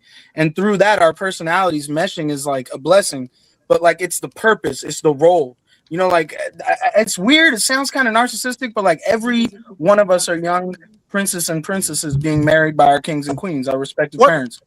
Well, no, I get it. Like, you say that you was poor at vetting before, and you needed help from your parents, and your parents was better at vetting. I didn't need that. He makes it sound bad to eat a man. He wanted a coming to America type situation. No, that's what he said. He said I was vetting women that I was smoking weed with. And I was. He said he loved them better. All right, so question, y'all. So is marriage supposed to be about love or long-term strategy? Long-term strategy. It's supposed to be both. It's like yin and yang. You're supposed to have both. That's what I'm saying. No, yeah, for sure. I agree with you. Like, if you have both, it's a blessing, but you're not going to have both. Because to that point where you were talking about, all those girls, I still keep in touch with some of them through social networking. Like, we don't talk, but we see what they're doing. If they're married, if they see I'm married, we're liking each other's posts. Like, we all know how the social media shit goes. Most of those girls I dated, they're either in situations now where they're single mothers, or they're with somebody and they got divorced, or they're with somebody and they're happy, right? So I don't know how it would have played out with them. Maybe our personalities wouldn't have matched. Maybe we would have gotten into a fight. So God is real. What's the point? What's the point of even keeping up with them? Exactly. To tell you the truth, that's just social media addiction, bro. Like, when I'm on there browsing, I want to know what all these people in high school I was going to school with are doing now. I don't know. That's weird. Nah, you moving the goalposts. I'm specifically talking about the women that you used to date. Yes. Oh, just to see if like their husband's better than or better at a better place than I am at life. What? You know what I'm saying? Is that weird? I'm gonna be honest with y'all, man. Y'all are older than me, so I'm gonna bro. That's tell the truth. No, sir, that is very weird. Very weird. Yeah. Well, disrespectful.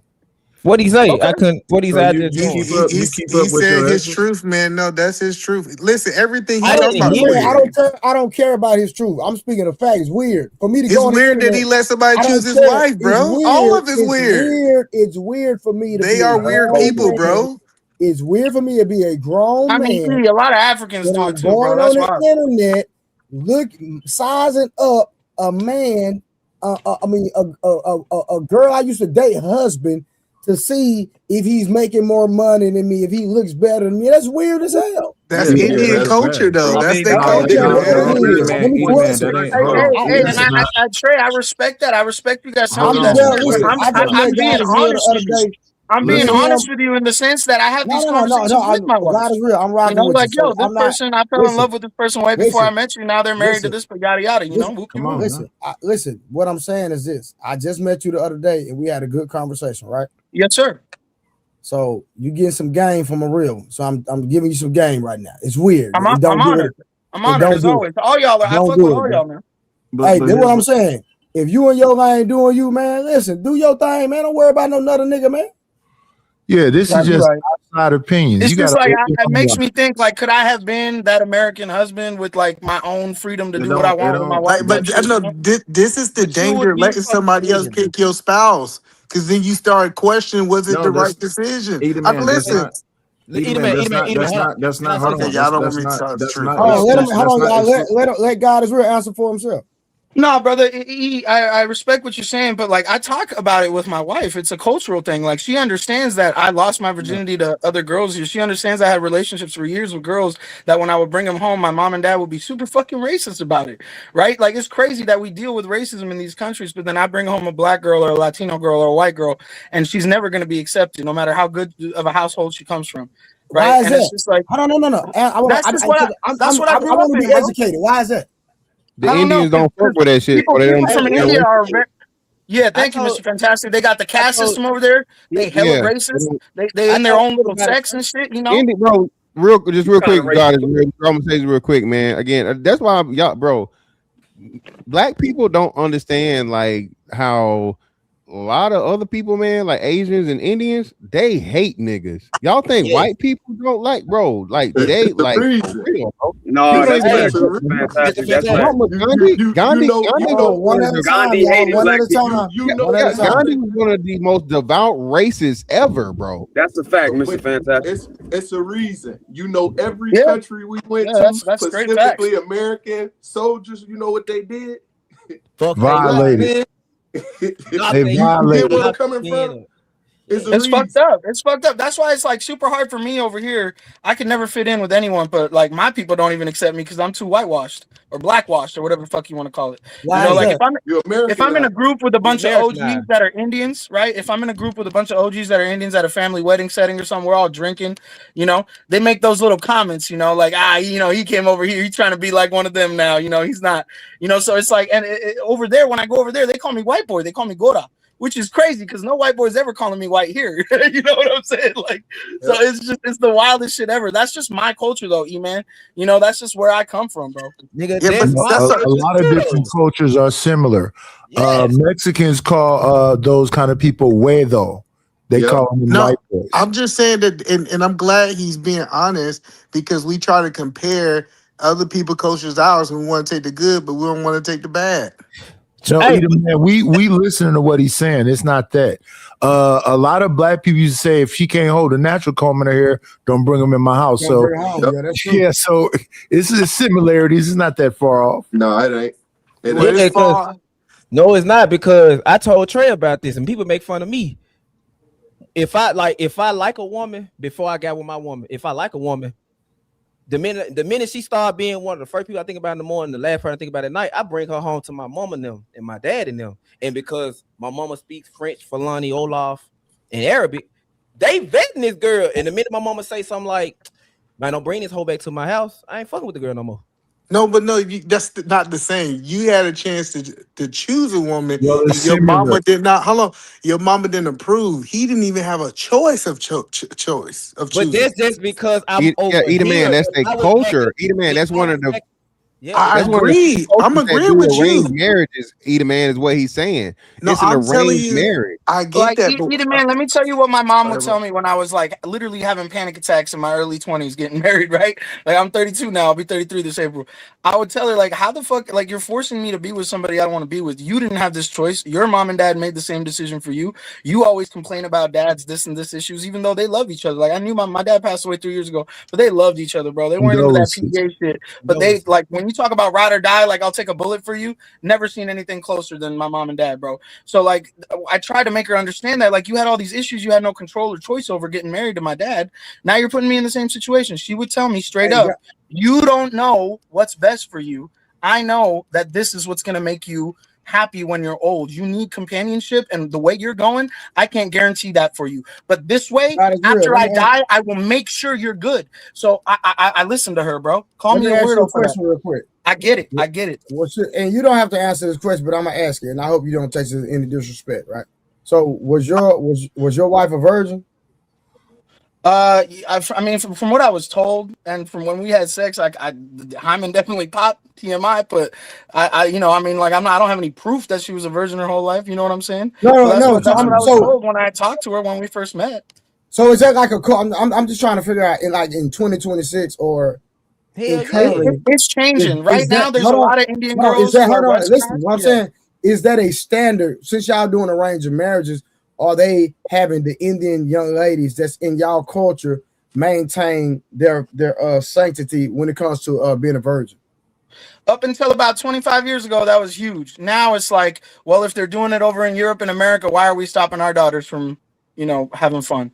So But it's that's just changing in India, because and that's why once you get over here, my everything mom get had me marry another Sikh woman, right? Because it's like she knew that her community was going to keep that shit locked down. Because again, it's not morally justified, but the men in these families will be on some "I'm gonna murder you" type shit, either or, either side. Like they don't play. They don't play. Yeah. But Hell Abel, All you right, know, hold on. Let me get this super chat real quick. Bad Duck said, I can't hear any one of you cause y'all talking the same time. So that's why I'm telling y'all one at a time. And that's on Sanctimonious side. Shout out to the people supporting Sanctimonious. And Jay Speed said the untouchable is way worse. What's the untouchable? God is real. Please don't. Yeah. Isn't that like a channel or some shit? Yeah, get out of the The way. Untouchables. Yeah. Oh, the Yeah. Untouchables. Yeah. Okay, Get so to the what that chopper. is, Get Brother to the Trey, chopper. Brother Trey, the Untouchables are the lowest caste in India. No. I thought that he was talking about Jay Speed. What are you talking about? That went over my head, big bros. Yeah, I'm not sure what Jay Speed meant. Yeah, by that. but Abel, you could choose a woman can still have those issues though. Yeah, I'm gonna say this, man. I gotta go to sleep, bro. Listen, a lot, and these white boys told me this. What's the people that be out there in the white? They like the little house on the prairie, motherfuckers. Utah and shit. Amish people. The Amish and not them though. The other joints. Mormons. Mormons. There we go. The Mormons. Yeah. Appreciate you, bro. So what they'll tell you, and the Arab dudes tell you the same thing. I don't know that much about the Indians, right? There'll be virgins in the front, but that top and that back. They just protect that hymen. Yeah, that's Mr. Fantastic. That's why I said I don't know. Them other two holes. Like I'm not gonna sit here and pretend. And I've had this conversation, bro. I've had this conversation, Mr. Man. I'm not gonna sit here and pretend like she ain't kissed no dude. She went to college there, she was a teenager out there. Like she ain't kiss him on the mouth, brother. But anyway, man. And this is what Mr. Fantastic, keep it 100. That was fire, but keep it 100. This is what my parents told me every time I would pull some sexist ass shit like that on them. They'd be like, "Was your dick in your pants your whole fucking life? Last time we checked, you've been fucking every hole you've been around." So it's like, how am I gonna hold? Excuse me, sorry, Trey. But how am I gonna hold myself to that standard when I'm not doing that shit behind closed doors? Like, come on, bro. You know what I'm saying? Abel, that's liberal. I'm just saying, hold on. I just think black people. Man, I didn't held on every time you didn't say it. Held on. I'm go just ahead, saying. bro. Go ahead, bro. Go. I go. Yeah. I'm gonna be very short with it. I'm not gonna be long with it. But Abel, that's a liberal-minded person. I'm doing whatever, so she can do whatever. That's when we get into this confusion that's on the west side of the world, the Western world. So yeah, and that's what I'm saying is, can you imagine, Trey, that you got to take somebody your mama chose? Like, I'm just saying, it doesn't work in the black community. Like, I know we want to compare ourselves to other people. Can I respond to that? Yeah. I get you. I'm just saying, in most black people who, quote unquote, we say our parents couldn't choose right for themselves. These are people who've been married.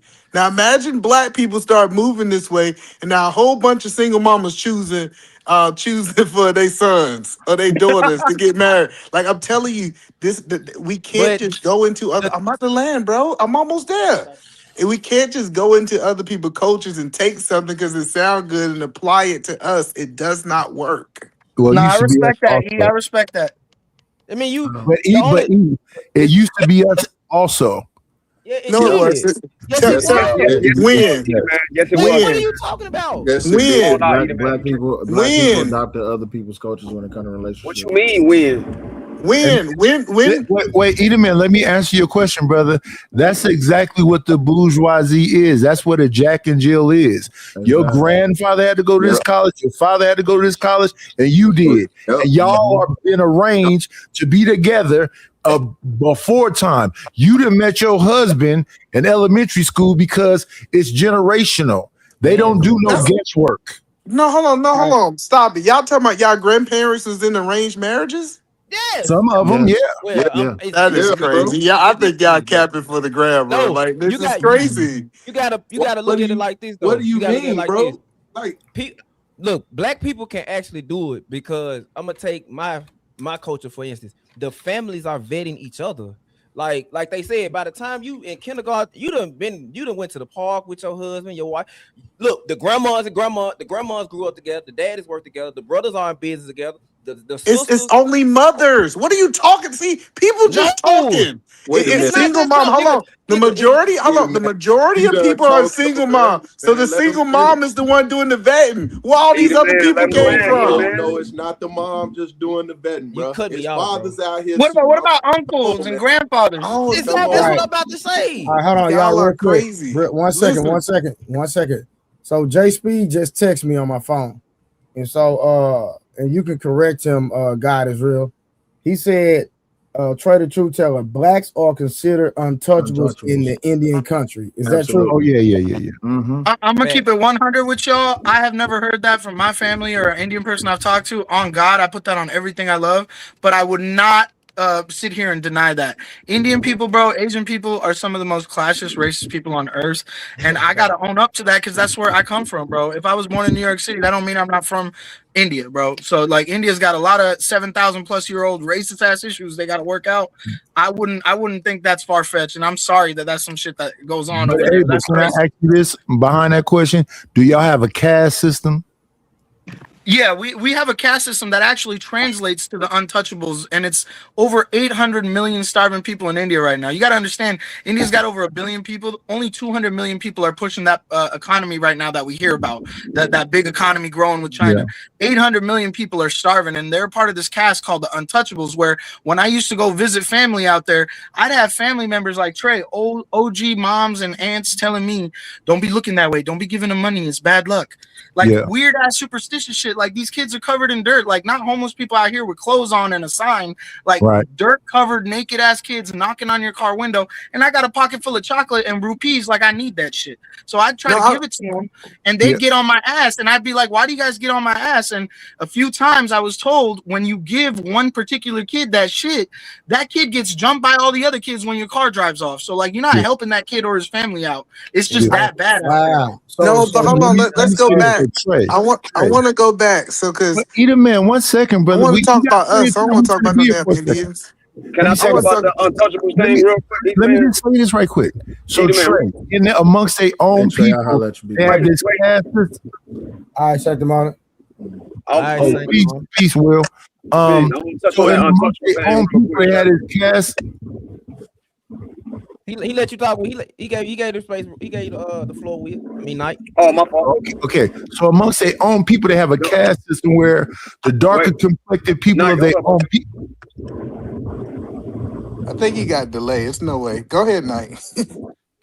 Oh yeah. So amongst their own people, they have a caste system that the darker you are, even if you're an Indian or Sikh, they don't really mess with. They have a caste system in Mexico too. So if you look at Telemundo and whatever else, you'll see Mexican people that look like Canelo Alvarez.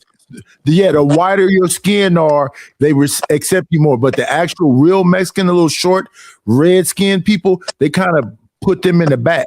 So there's a caste system there. So when that's just amongst their own people. So outside of their own people, they look down at them people even worse. I want to talk about black people. I'm trying to figure out how we're going to apply this because everybody said this. I'm almost finished. Let me land the plane. I thought you was finished. That was a long pause if you didn't finish, Knight. No. So, but all of them will accept white. Okay, that's what you had to say. Listen, so let's talk about black people. Those untouchables is the black people are the same way, either man. Hold on. No, let's talk. No, black people don't. They don't do that. Yes, they do. No, black people. We wouldn't have a light skin versus a dark skin epidemic. No. But we don't say that that dark skinned people are untouchable. Stop. That's not the same. Two people beefing. You're a liar. Man, you a liar because in high school. So, hold on, y'all tell. Hold on. Really why the red bone girl got. Hold on. So you telling me that y'all discriminating versus you gonna sleep with a dark skinned woman or a light skinned woman? What? So you saying in high school? Yes, that happened. Red bone syndrome. Hold on, no. I want to make sure I hear it right. No, I ain't talking about what women are doing. We're talking about in dating. Are you telling me in dating? Men would prefer red bone. Even in the rap music, they don't talk about dark skinned women like that. Hold on, so y'all telling me dark skins are not getting knocked down in the black community? Getting knocked down is not marrying. No, because their idea of untouchable, they don't touch them at all. Well, it's shame behind it. Yeah, that's the term. Exactly. None of y'all feel shame for hitting dark skinned girls. What are we talking about? We did when we were growing up in high school. Yeah, either man. Hold on, y'all felt shame for sleeping with dark skinned girls? No, either man. That's crazy. I don't know where y'all grew up at. Listen, you just lying. See, either man, I be trying to rock with you, but you just be making up stuff at some point. No, I'm not. How I'm lying saying that we didn't see dudes get shamed for sleeping with dark skinned girls. Either man, a dude bang something behind a dumpster. We're not talking about what a dude to bang. That's not the conversation. You said a separate thing, but you have people literally saying, "I want my baby to have good hair. I want my baby to have these kind of eyes. I want my baby." What are you saying right now, brother? I'm saying that the beautiful dark skinned women was getting hollered at too. Now, if she was ugly, it didn't matter if she was light skinned or dark skinned. I'm just telling you, an ugly light skinned girl got treated better than a dark skinned than a dark skinned ugly girl. I want to go back because I get y'all want to keep. Hold on, I get you, but I want to talk about how y'all gonna do this in the black community. So y'all gonna go because y'all said 80% of the boys are being raised. Hey, Harlan, you driving, bro? Stay on mute until you start talking because you can hear the wind in the background. I just want to make sure I understand. 80%. This is the stacks I heard most of the dudes say.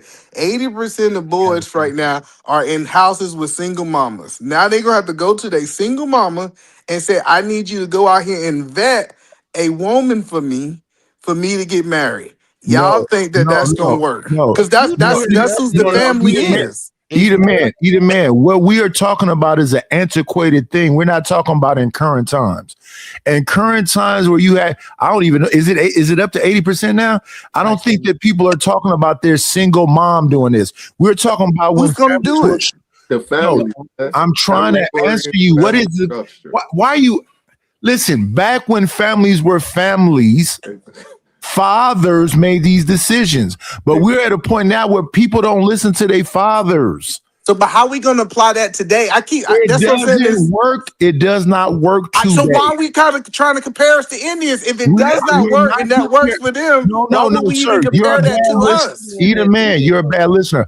I said we used to do it. So when people say Mexicans live in a house 100 deep and they do, we used to do that too. Yep. We don't do any of the things that used to work for us anymore.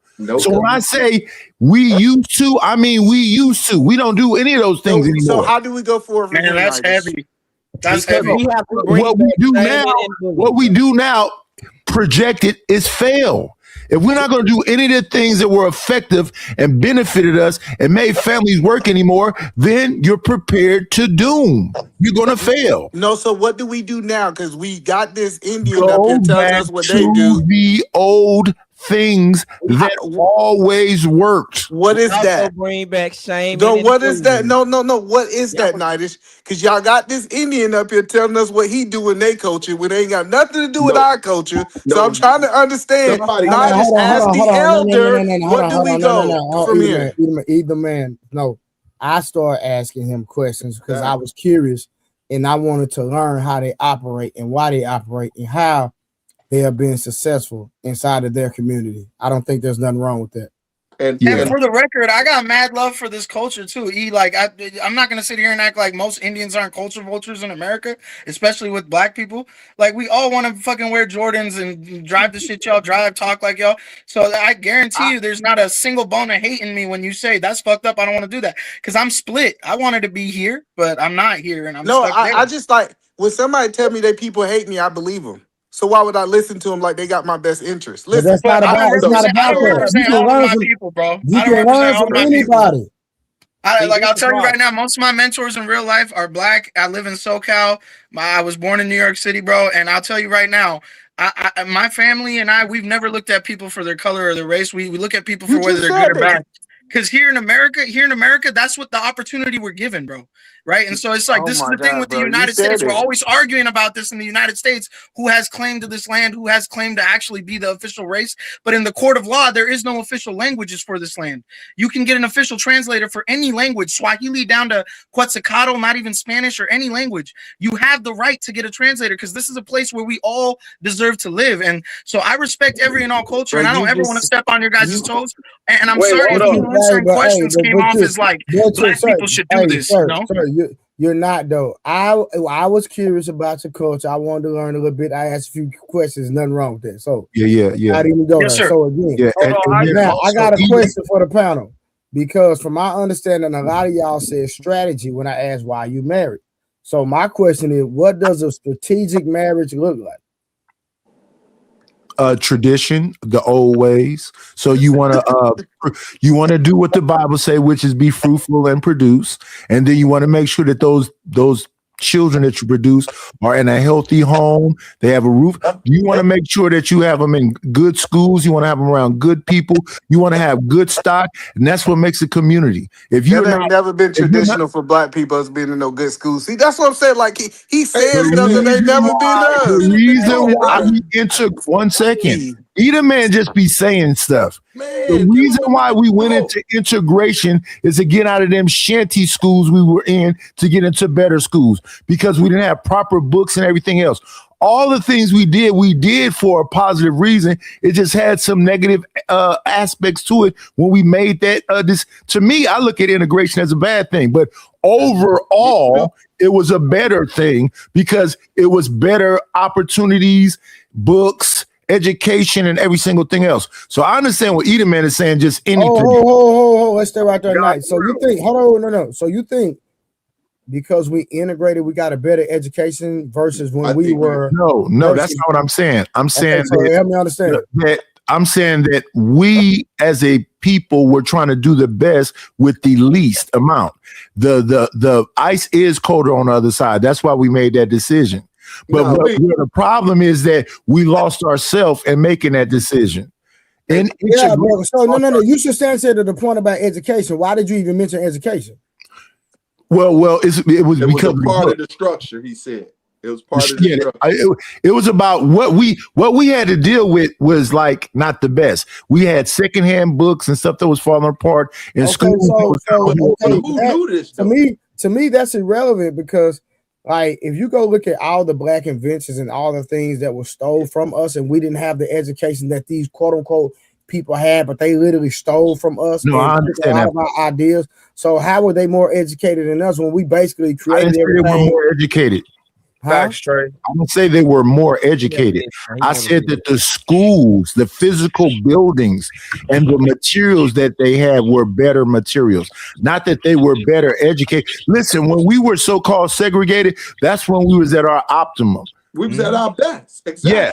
Yeah, that's what I'm saying. That's why I was curious to the statement you made because from my understanding, I'm talking about the physical structure. The physical structure. We was the best at what? Hey, God is real. Can I name it?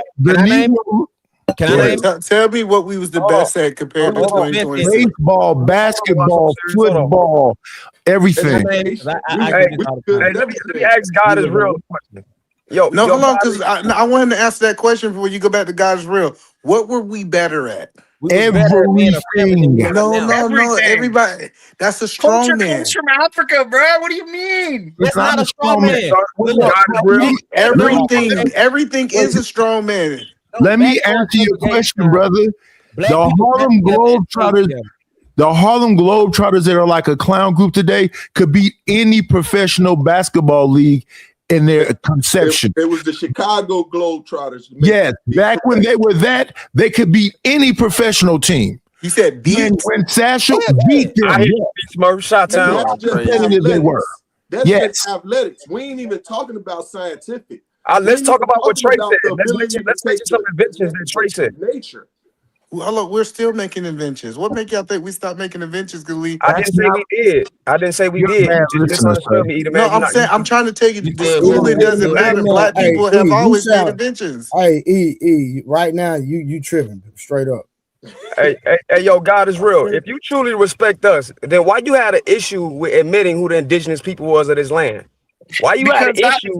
Hold on, I'm not done. I gotta go ahead.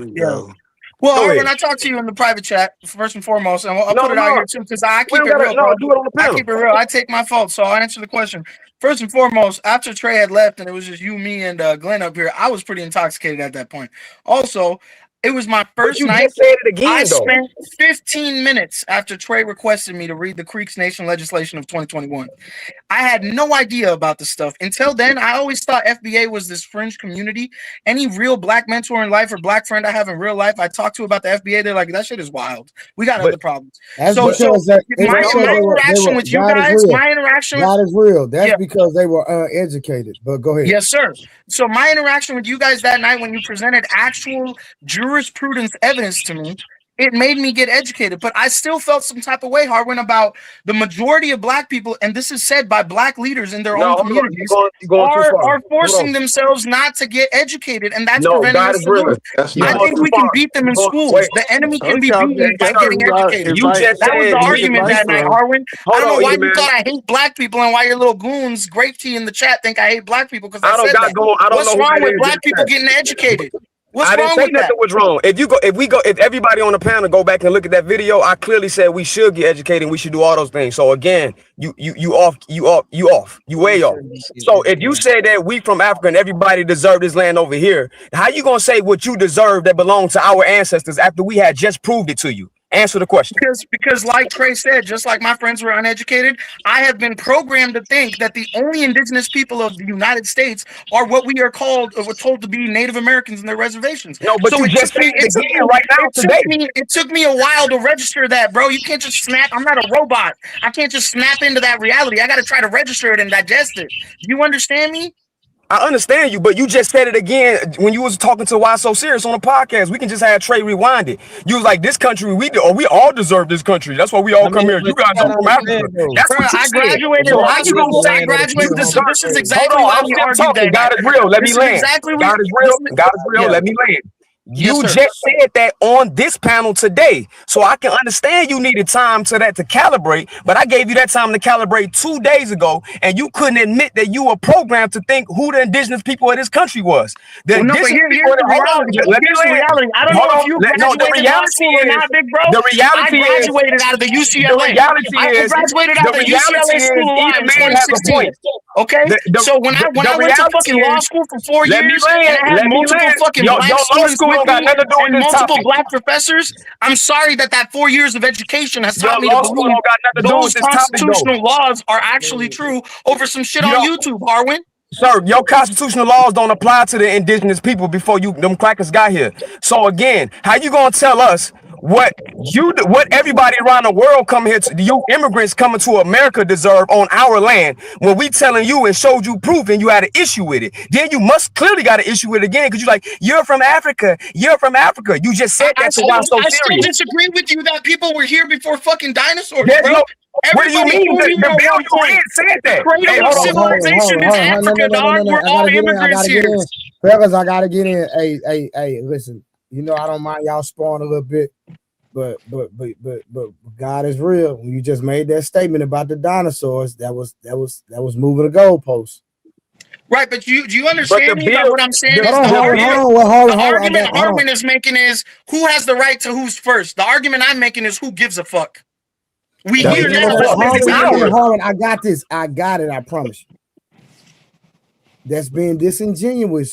God is real, and the reason that is because if you know that someone technically has the right, we know because of the system, the ways everything has developed, it is what it is, right? So we can agree to that. It is what it is, right? But at the end of the day, once you have been told the truth about something, and to deny and acknowledge the truth, and to come to the just to say that who gives a F, to me, that's not being real, and that's not being cool. You understand what I'm saying? Because now, hold on, let me let my plan. Because now, because you read in black and white that our religion was taken from us, our heritage was taken from us, everything that we had, we were stripped of, and it's in black and white. It's government. It's on a government documentation, which includes the land. So to say that and say F it, that's saying F black people, because you hold on, because now it's been proven to what happened to us. And that Okay, ain't cool.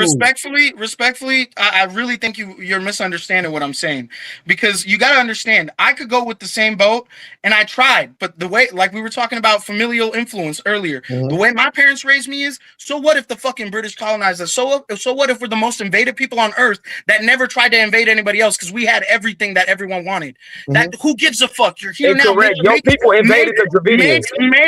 Hold on, Already. hold on. I'm talking about fucking India, bro. I'm not talking about your people now. Just let me just talk. Let me land now too. So our mentality is turn the other fucking cheek. Our mentality is make the best of what you can in the game you're in, even if it's rigged. And so far, it's been working great, man. Single dual household income, Harvard getting sued for testing us higher than white and black people and Mexican people.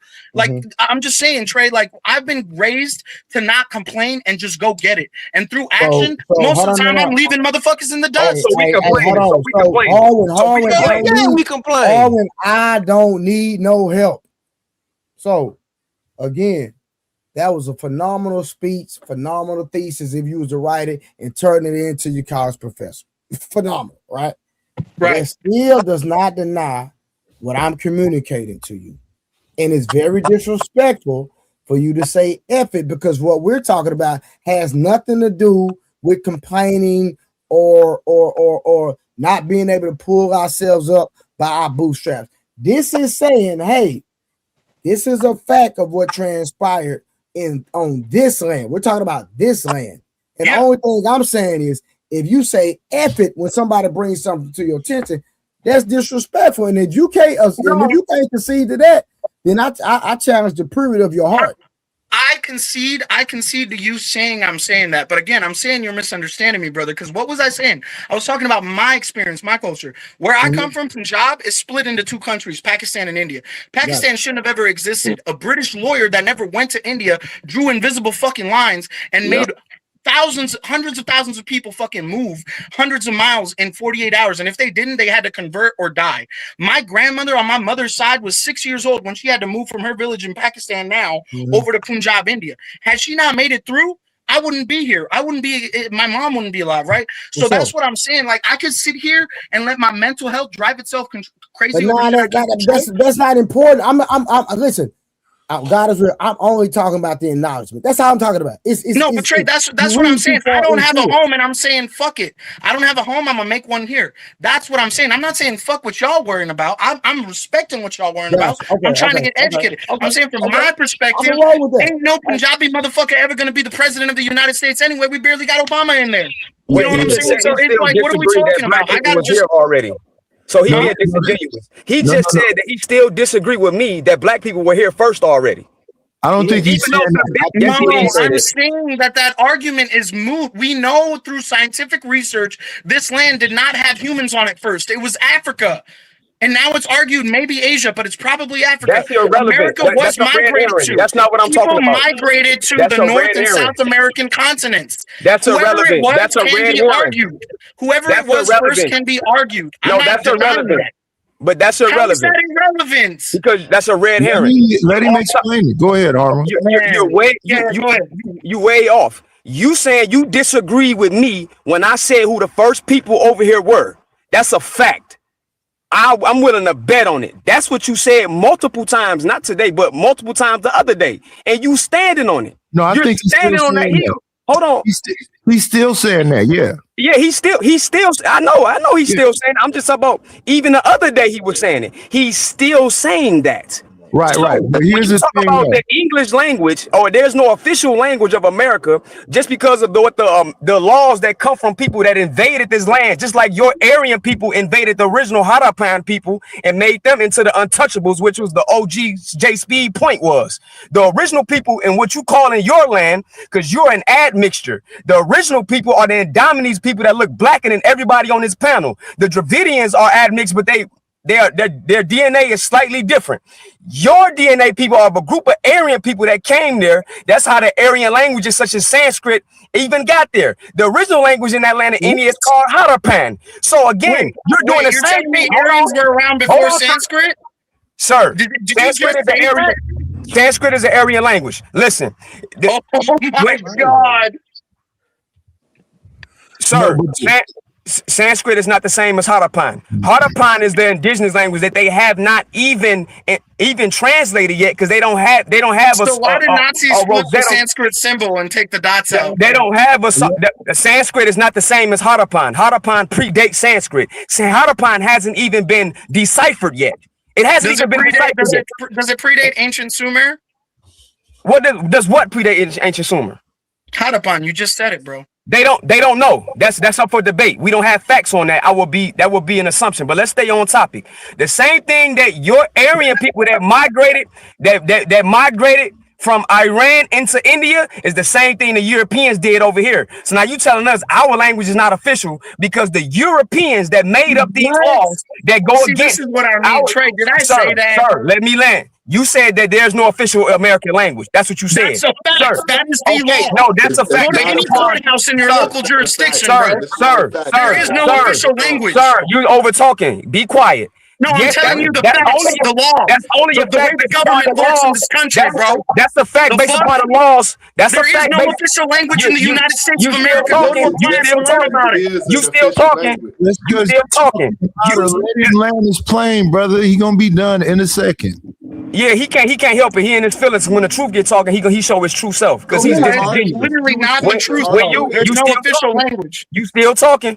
What is the representative of the law in this country? A courthouse. When you go to a courthouse, is there an official language? Let me finish. You still talking. Here on YouTube, I gotta take this as the God honest truth. You still talking. This shit is crazy. You still this talking, is the internet for y'all, man. You still this talking. is the internet right now. You still talking, though. Fuck But it's not lawyer. you talking out of turn. Listen to Harwin on YouTube This about is what Edom Man was talking about. You talking out of turn. I ain't agree with everything that Edom Man said, but I agree with the basis of what he's saying. When people You spout up here lies talking on the about internet, black bro. people. You spouting lies right now. So I'm look not it up on lies. your fucking smartphone, Harwin. You look at him in his language of the United States of Look at him in America. his emotions. Nidus, you do it too, Nidus. Look at him in his Look it up on emotions. your fucking smartphone. Look at him, y'all. I'm laughing, Listen here, bro. sir. I'm laughing because y'all actually trying to create a false reality right now. No, we're not creating a false reality. They go to disrespect again. They go to disrespect again. He said, I'm creating a false reality. He ain't even finished what what courthouse says that there's an official language for the USA? Sir, USA is something that came later. That don't apply. Reservation courthouse? Is there a reservation courthouse that says that? The USA and the Constitution does not predate the indigenous people that's indigenous to this land that had their own language. Authoritative law in the United States of America on language right now. You can't tell us, sir, that's according to the modern laws. But you can't tell us what's not official to us when we the indigenous people here. Again, you get at that point, we're just not living in the same world. Because you guys have the same fucking car when I get into when I drive on the road. Abel, why won't you let him finish so then you can say whatever it is you saying? Because ultimately, here's what it is, Abel. Might makes right. They don't give a damn. I just put both of them off the stage. They still here. I just put them behind. I put both of them because ain't now one of them listening. They both just screaming over each other. Yeah. And let me say this. I actually like for them to build and educate us and have that conversation, but we cannot have the conversation if y'all are screaming and hollering and not going point for point. I love being educated, so I have no. That's why I'm letting the conversation go because I'm really trying to learn at the same time. But I got questions. But to Harwin and God is real. Again, we love the education, but y'all cannot talk over each other. Yeah. Well, hold on. Before you bring them up, Trey, I want to ask Trey a question. One second, Edom Man. Harwin was cooking and everything he said was the truth. And the only thing that makes that stuff be buried is that them people buried it. Well, I got a question. Know that stuff. Well, I got a question. My question I'm gonna bring y'all back up. Is the floor is on Edom Man? Do not say a word respectfully. And anybody can answer this question. If a person sells the land or a person takes the land, do the original person still owns it? Let me answer that honestly. Go ahead, Nike. They didn't believe that you could own the land, so they didn't even understand the concept of selling it. So that whole idea came from a new. This is how these people looked at the land. That God gave it to them, and all they were supposed to do was protect it. They didn't believe in ownership or any of these things. That was a new concept. But go ahead. No, but y'all ain't answering the question. I am asking it. The idea question. of selling water, the idea of selling air was inconceptual to them. No, but you're missing. Hold on. Right I'm now, trying. they're selling you bottled water. That's a No. I think you're missing. Let me give you an I'm not understanding. missing it at all. Oh, I promise you are. I'm not I'm at all. saying if Trey right now purchased my land, do I own it? Or in through war, if somebody take that land? You're missing me then. No, I heard what you said. You talking about that they didn't have concept of it. So if they didn't have no concept of it, we can't say they own it based off your theory, right? Right. But I'm So then asking you're a you. person- Okay, so let me say what I'm saying. So you're a person that believes that might makes right. So you're okay with it doesn't matter who the indigenous people are because might makes right. That's what you're saying, right? No, that's not what I'm saying. I'm asking, do we respect as Americans selling land, and do we respect taking land through war? I just want that answer first, and then we can Man, continue I the can answer So it, bro. conversation. let me answer. So first and foremost, they didn't take all the land through war. Great point, P. Smurf. They took it through laws that they was writing up, and every time they wrote up a new law, they would break the treaties. That's why Yes. I was trying to tell God is real. Yes, according to the immigrants and the vagabonds that came here from Europe and stole the land from the indigenous people, wrote a constitution that altered it and said now there is no official language. But there was an official language long before that occurred. And if God is real wasn't in his feelings, he would have let me. I would have got that out before he was cutting me No, off. So but to no, P. I'm just Smurf point, to P. Smurf point, that is correct. The law they used legality, which is what God is real talking about right now.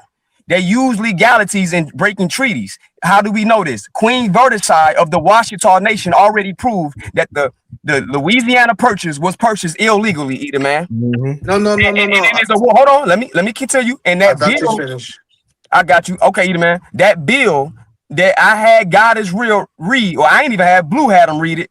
That Blue had him read proves exactly what I'm saying. Is it was a confederacy of tribes that had their own laws, their own form of constitution, their own form of way of life. They don't, if they didn't have to Knight's point, if they didn't have a concept of it, it's because of language. But their concept of that is in negation to what was imposed on them. Based upon So Harlan, world. can I ask you a question, sir? hello, no, wait a second, because y'all gonna go back to yellow. No, So, no, but it's my a question, genuine question. hold on, my question Genuine still, question. I I'll know, shut up after I ask it. hold on, wait 1 second. In 2026, do we believe if I want to go buy real estate that I own the land that I buy, and if we go to war, can I take the land, or does the original owner still own it? I just want that question answered. I want to know I was history trying lesson. to, I got cut off. You're talking about might makes right. I answered that a minute ago. So No, I'm you, not. Notice, Harlan, can I yes, ask you y'all a are, question sir. real quick? Either man, I'm gonna be honest with you. I don't see how this is relevant, but y'all go ahead. It's very I just relevant. wanted to ask a question. If you get pulled over and you happen to have expired registration, will the Creeks Nation help you get out of that law that you're Yes, breaking or Now not? that's off yes, topic. there's a person that's Oh, not on really? topic either, Oh, man. That's really? on So when I topic. tell you No, that that's there's no official language, that's on topic. Hold on. We ain't gotta Really? start hollering. We don't have to start yelling. Talk. Yeah, he Have some. didn't want to answer. He just no. wants to yell to I make can me feel answer it. like God is real. this is the thing, bro. Trey, I'm gonna tell you one thing No, I before was I hop He's off, answering bro. the trying to question. I'm answer. gonna hop He's off and then this trying will be to over. We'll answer. I stop was this yelling answering. shit. God is real. He's about to answer. Just hold on. Yeah, go ahead. I'm gonna hop off after though. Repeat the question again so I can go again. Well, I'm not gonna waste my time, Trey. I will say this though. Every time I jump Okay, so on you white panels, disingenuous and every don't want time the I question jump on, answered. well, I said it already, bro. So you I don't know. Hold on. respect I me God get is it. anyway. real. No. God A is lot real. of you Listen. guys got No. fucking agendas, bro, God and I is get real. it. I'll let you have your God is agenda. real. Trey, God is can I real. just say something real quick? I don't want you to leave. Yeah, but I got to, bro. I got to. And this isn't Okay. going anywhere. All right. This has All been right. a dead end about 40 minutes ago. It Respectfully, is I'll be going back though. I fuck somewhere. with your channel, Trey. You a real good soul. Like, you a very vibrant human being. And a lot of these people on the internet are just soul sucking and emotional vampires. So shout out to Not you at for that. all. And I Yeah, lost my that don't dad 2 apply Not to weeks at all. ago. nobody on this I'm panel. sorry you lost your mom, bro. That shit is fucking heavy. My parents mean everything to me, dog. I don't care what anyone else thinks Condolences. about the parents. Condolences. Anytime I'm on white panels, on these MAGA fucking panels, on these Andrew Wilson Crucible fucking panels, I deal with the same shit. Go cook your street food in India. You don't belong sir, here. that's not what we Saying doing here. N-word. We not being racist here. Anytime I'm on, hold on, Harwin, you're gonna have all the time to talk after I leave. You cut me off. I was answering the question. Don't get insecure now, big You bro. cut me off. I've shown y'all nothing but respect. You cut Anytime me I'm off. on these black panels, You didn't show me no respect when you cut me off. anytime I'm on these black panels, I deal with the same shit.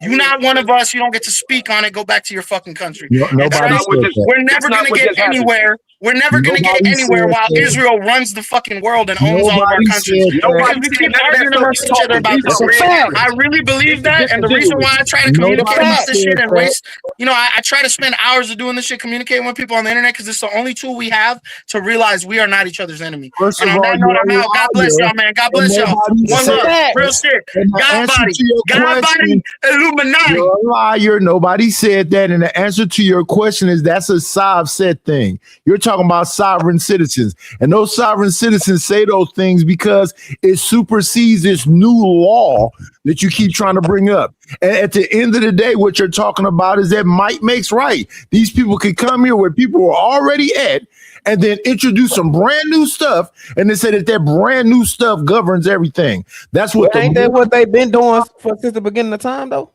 What? That's going on right now in my hometown. Elder Knight, I know actual Yamasi people. The Yamasi chief is a part of my tribe, bro. So I was literally finna answer that question. I can get people on this panel that has their card, has their native card, that claim their identity. I can really bring them on here and show y'all. That's Also, on do my you own the house, sir? So all that Do you own stuff the that dude said, hold on, Eda, man, I'll let you cook right after this sentence. All that stuff that dude said, that he deal with this stuff on other panels, everybody on this panel can agree that we did none of that stuff he just claimed. Yes. Yeah, he's full of crap. Yeah, but he ran when he got hot in the kitchen. But he did the same thing the other night.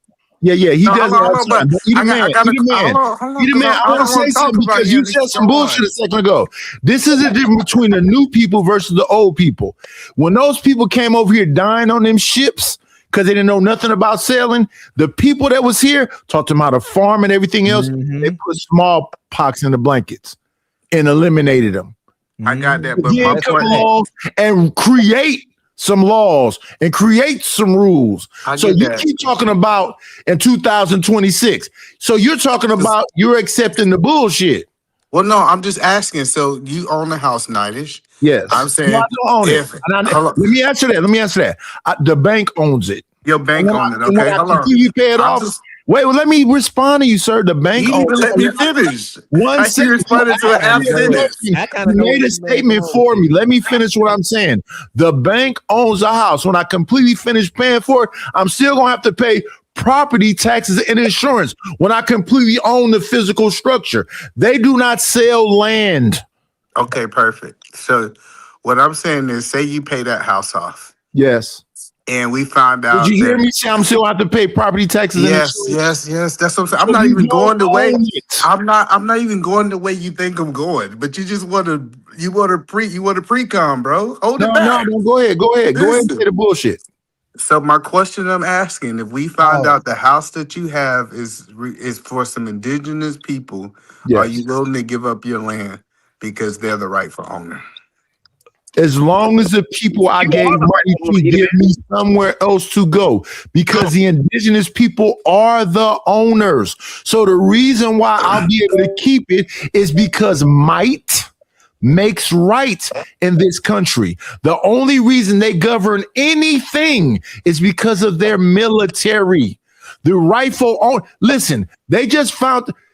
During slavery, there were free men who were thrown into slavery. Those free men owned acres of land that potentially had oil on the land. They had trees on the land, all these things that had value. Once those people prove that they were actual free men, and they can prove that, the government privately gives them back their stuff. Some people just had a beachfront property. They sold it to them, and then people sold it back because they wouldn't allow them to stay there. I got it. So I'm saying with you, say you don't get no money, are you willing to give up something that you paid for through the system? You're still talking. I already conceded to the fact that still might makes right. Man, like, what are you like? Man, like, well, let me tell you. Let me make my statement, right? when we have these conversations, I think we always try to look at other people's situation and we say No, other people should give up land that they have paid for. They no, have bought. no. I'm telling you, when it come down to black people, I ask them a question and we find out that there's some other tribes on the land that you are you willing to give it up? Most people say no. I bought that. They Are take they right? ownership of it. Are they right? But shit. No, either man, answer the question.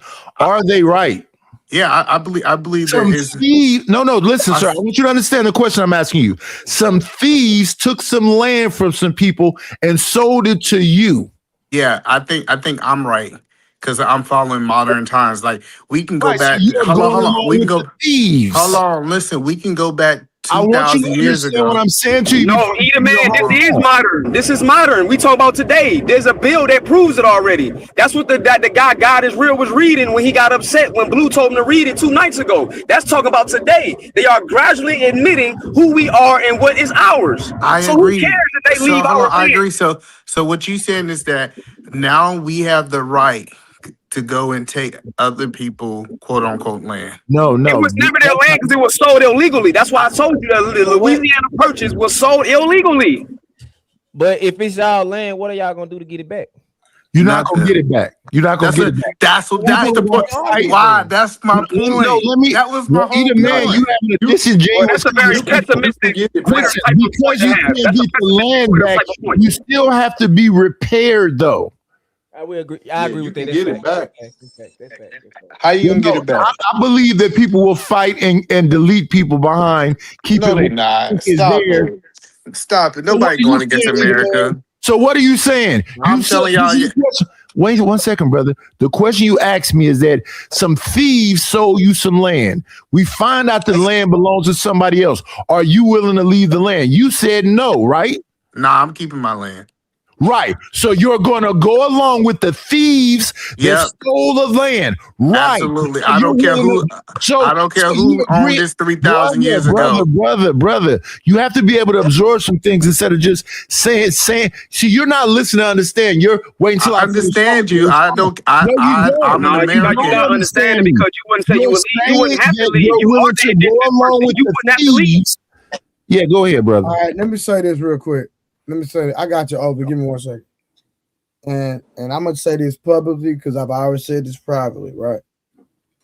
Harwin, you were cooking, but bro, you got to calm down when you convey your message, bro. Man. Oh yeah, he was cooking. You was teaching, boy. I agree with you, what Blue, I'm but he saying cut me off is though, Blue. teaching, it doesn't matter. Could have kept Your talking. teaching gets overshadowed when you scream. It's why I told you that the other day. Yeah. I agree, but he was screaming over me. Hold on, but listen, guess what? Just listen, just calm down. I'll reset the room and then I'll let you make your point. Yep, because you was speaking some That's good all stuff. you gotta do. All right. So Ovi, what's going on? How you doing? What's happening, brother? Talk to me. You muted. OV, you muted. Yeah, okay. Check 1 2. Y'all hear me? Because I don't know if I'm on my mic or we can hear you loud and clear. Well, it's nice to meet y'all. I don't normally do panels. I'm a truck driver. I run 48 states. Now, I actually the guy Why So Serious asked the question that I was going to ask is, what are they going to do to get their land back? Also, I used to think, and correct me if I'm wrong, aren't Native people very adamant about teaching that human beings really do not own the land? Yes. Isn't that like a part of Native culture that Yes. humans do not own land? Yes. But they want to argue that they own the land. That's not the same concept, either, man. Stop trying to microwave information and make your point that's invalid. No, I'm not. Yeah. If Yes, y'all it is, say 'cause you don't understand you don't understand the indigenous culture to even make that statement like it's I a do real understand thing. the additional culture. You See, do? that's what I'm saying. Absolutely. And I'm telling you, they do not believe that they are entitled to something that God Sir, gave I can bring everyone. I'm one of them. What you mean? I can bring the Yamasi chief on here. And so you What you saying saying? Either man just trying to win an argument that I am not. You are. I get you've been arguing with that other man. You Either think man, I'm your you just enemy wait now. till people I'm stop not your talking. enemy. I'm telling No, you. I'm not saying you my enemy, but what I'm saying is that you just wait for people to stop talking to just get off what you saying, but you're not absorb. Those people I still absorbed believe everything you said, Nightish. No. Those people still believe the same thing that you're saying. So how can, if they believe that, somebody owns something? No. What they believe and what I believe is two different things. If they Right. believe, So hold on, let me agree help you understand what I'm saying, Nigel. If No, they I believe, understood you hold from on. the first. I understand you completely. You agree with the damn oppressors. You believe that might makes right. They stole I the believe land. in the American way. No, Listen, let me, if I you said this believe that before. nobody can own something, and I believe somebody can't own something, that means I own it. Right. So the people stole the land and sold it to you. So you going along with the thieves is all I'm saying. Okay, I just said that. You just said that same Right. point three So you times. willing? So, but I said something else also. I think You American willing way to? is right. Listen. You willing to delete? You do too. And That's die? why you bought the house. You willing? No. Listen, brother. You willing to delete and die behind thievery? You live by it too. That's why you bought a house. If you believed in this way, you wouldn't have bought somebody else's land that was stolen. No. Listen, what I'm saying to you. If the indigenous people have a legal reason to get it back, the thieves that stole it from, they need to repair me, not the original people. The thieves owe me. The point that I'm saying is everybody act like they don't believe in the American way, then they go buy houses So and real estate. that went over your head when you said it. No, it's not. You keep repeating it. And I'm telling you. But I'm asking you. You have been following the rules. You've been following the rules of America, and then y'all want to have these indigenous conversations. That's because he wasn't aware of the truth before. He was aware. Don't let Titus lie to you. Listen, he done been on this earth for 252 years. He was aware under the of the jurisdiction rules. of his parents. His parents didn't know. They probably didn't even know they were indigenous. Either man, your point is mute. No, he been on this earth for 256 years. He knew. Mute is silencing the mic. Moot to me, this point is BS. I have another question. So can we go back to what exactly? So is that Harwin? Okay. Are you considered FDA or FBA? What is it? No, I don't agree with those terms because our ancestors didn't call us those terms. I don't agree with everything the Elder Tariq Nasheed say. I agree with some things he say, but no, I'm not a part of that organization at all. Okay, so is that so that's considered foundational Black American? Foundational Black American. Say that again, brother. Is foundational Black American. Now, I'm trying to understand. Is this like, you know how we had the whole BLM movement and then the BLM 50C? Actually, it's not. I Is it mean, two different things or is it together? Claude Anderson coined it, right? You say I'm Claude, talking Smith now. Claude Anderson coined the phrase, right? I can't say he did because no one really want to take credit for the whole foundational Black American movement.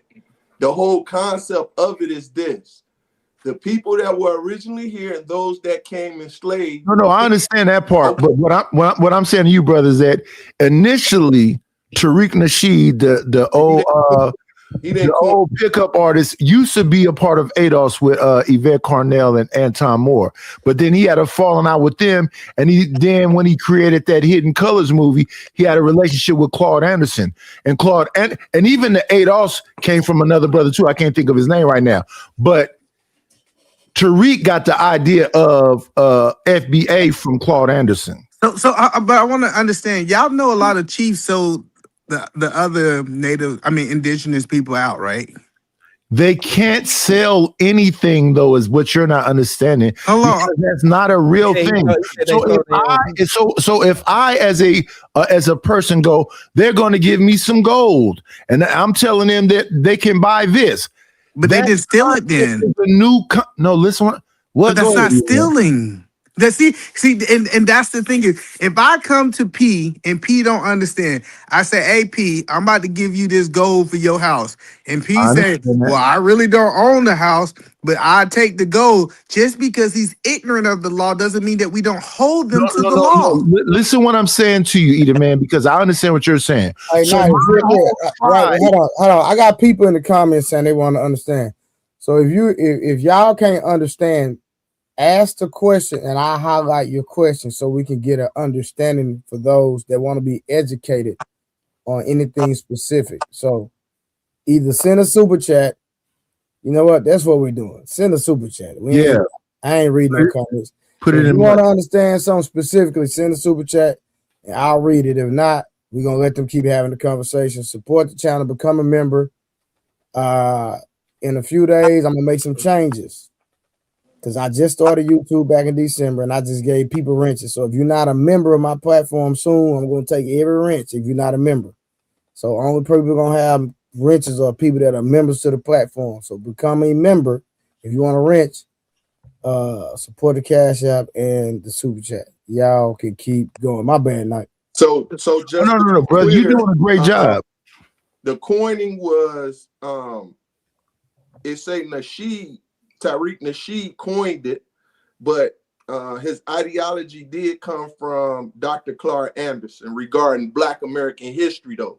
So once again, no one founded the whole thing. It was just something that was thought Claude of. Anderson in the 80s created that concept of foundational Black Americans when he was dealing with the government. What else? Because he initially was trying to get reparations through the 1865 treaty amongst that Native American group. I believe, what is it, Oklahoma? Where? They were moved to Oklahoma, but they're originally from. They're originally from Georgia, where I'm from, and you talking about the Cherokee tribe, which is the Not tribe. just Georgia either, man. The whole South. I know, but hold on, listen. So when Europeans got to the state of Georgia, the first thing they did is they reached out to these chiefs. So my question to P, because I know P, if the people that was in charge of these tribes accepted something for that land, is that theft? P. Yes. No, I'll wait. P can answer. Go ahead. One more time, give it to me. I was looking up something, Edie, man. One more time. All right, so say for example, I'm very familiar with what happened in Georgia, right? And the Cherokee tribe was located in Georgia. The Europeans came and they said, "Hey, we can help you actually fight better to your other your other your other neighboring indigenous people. We're going to give you guns, and we're going to give you guns, and we're going to give you gold. If you let us have this land here, we will give you this." The chief said, "I agree." They traded those things, and a part of that deal, they had to move to Oklahoma. So, P, is that stolen if they made a deal with somebody, or was it bought? No, that was a deal. It wasn't stolen. Can you give us the history on that, Edie, man? Can you show us a bill or something that prove what you're saying? When that happened in history, actually historically, when did that happen? It's literally, if you go to Oklahoma, they have these original, and this is why the Cherokee tribe today. Hold on. It's a reason the Cherokee tribe won't do blood tests today because that's not the original Cherokee tribe, though, brother. And Harwin, that's why they don't want to do them tests. Exactly. So you're right, Edie, man. Again, we didn't give them nothing. Man is just saying stuff. The reason why they don't want to do them tests today, that's not the original Cherokee, brother. No, exactly. Hold on. So you telling me when the Europeans got there and those Cherokee people was there that made the deal was not the Cherokee people. They wasn't the people of the land. If we go back to the bill, you will see the Confederacy of the people. The Cherokee is a part of a confederacy. That Cherokee people eventually became $5 aliens who started to appropriate that name. And then we got redetermined as freedmen, black, colored, Negro, African American, etc., etc. So Fact. what was a deal made when Europeans got here with the people that That's was your on? No, point. they I'm just trying to figure out made what it I'm up. asking the question because you keep trying to skip past my He point. I'm actually answering answered it, your Eat Man, question. but you ignore me because you want to hear something else. They Well, made Nidish, it okay, so up. Nidish, you was a deal made with the people of the land when the They Europeans. made that up. That is sir. crazy. Either man, the That's deals what they wasn't took. made until land was already stolen. Listen. That's why I They brought up. just had to Hold give. on. Night, I Elder believe Night. the family is called the Neary family. They just had to give all that. So I think it's Jack Daniels. Jack Daniels originally was made by a black man. They just now recently had to get them people back their money. And I believe the family's called the Neary family or something like that. They don't do nothing but lie and steal. So when you sit up here and try to say, when the white man made a deal, they lied about that. And the $5 Indians aren't Indians at all. They white people. They got a little Asian in them too. Hold on. So But you either said man, that hold on, the Cherokee tribe is white people, right? That's your argument. Not the the modern, No, the original. not modern the Cherokee original tribe, Cherokees, man. Listen they're to not what the. they I People just that's said saying, it explaining, Eat three man. man. times. Either man, I said I'm it just three telling times. y'all, okay. I listen. Either man, either Oh, man. I You're get you not because listening, listen, hold on. man. No, Hold I on. can't. I You're don't know. I explaining don't know what. people and Hold you're on. I don't ignoring know. him. The I don't original know. people. Wait, what? No, Either man, listen. I am The connected to original the people original did not. people. The And they ain't original. white You are people. the original people. I know that's what I'm telling you, and I'm telling you that it was somebody back then The who made a original deal. people did So Y'all not trying to who? act So like name the y'all person trying to feel historically. like For you everybody to make you, bro, either man, you're trying to make a point and you can't prove that historically. That's why I asked you prove that historically. When did that happen? So Who's let the me ask you a person? didn't question. Who's happen. the Hold on, chief? No, you don't made answer my hold on, question. you You made got to hold show on, no hold on, no, evidence no, of no, that. no, no, no, no, no. The So you land was made a stolen. point. Hold Either on, hold man, let on, me land, hold brother. on, hold The on, land. no. You did land. The I point that didn't. I want I didn't. I did not. because you I about to did not. ask me who's the The chief. land I'm was not. stolen. The land was stolen using paperwork. P. Smurf brought that up, and I agree with him because it's historically accurate. So let What me you're ask this talking about question. is If I'm the hearsay. original person, hold on. If I'm the original people, can I sell the land? They did. That's the No, no, point no. that Hold you're on, not no. listening to. Hey, That's the y'all, we done. We done. We're not getting nowhere. We done. We done. All right, so I got a question. Historically, most marriages were arranged or strategic.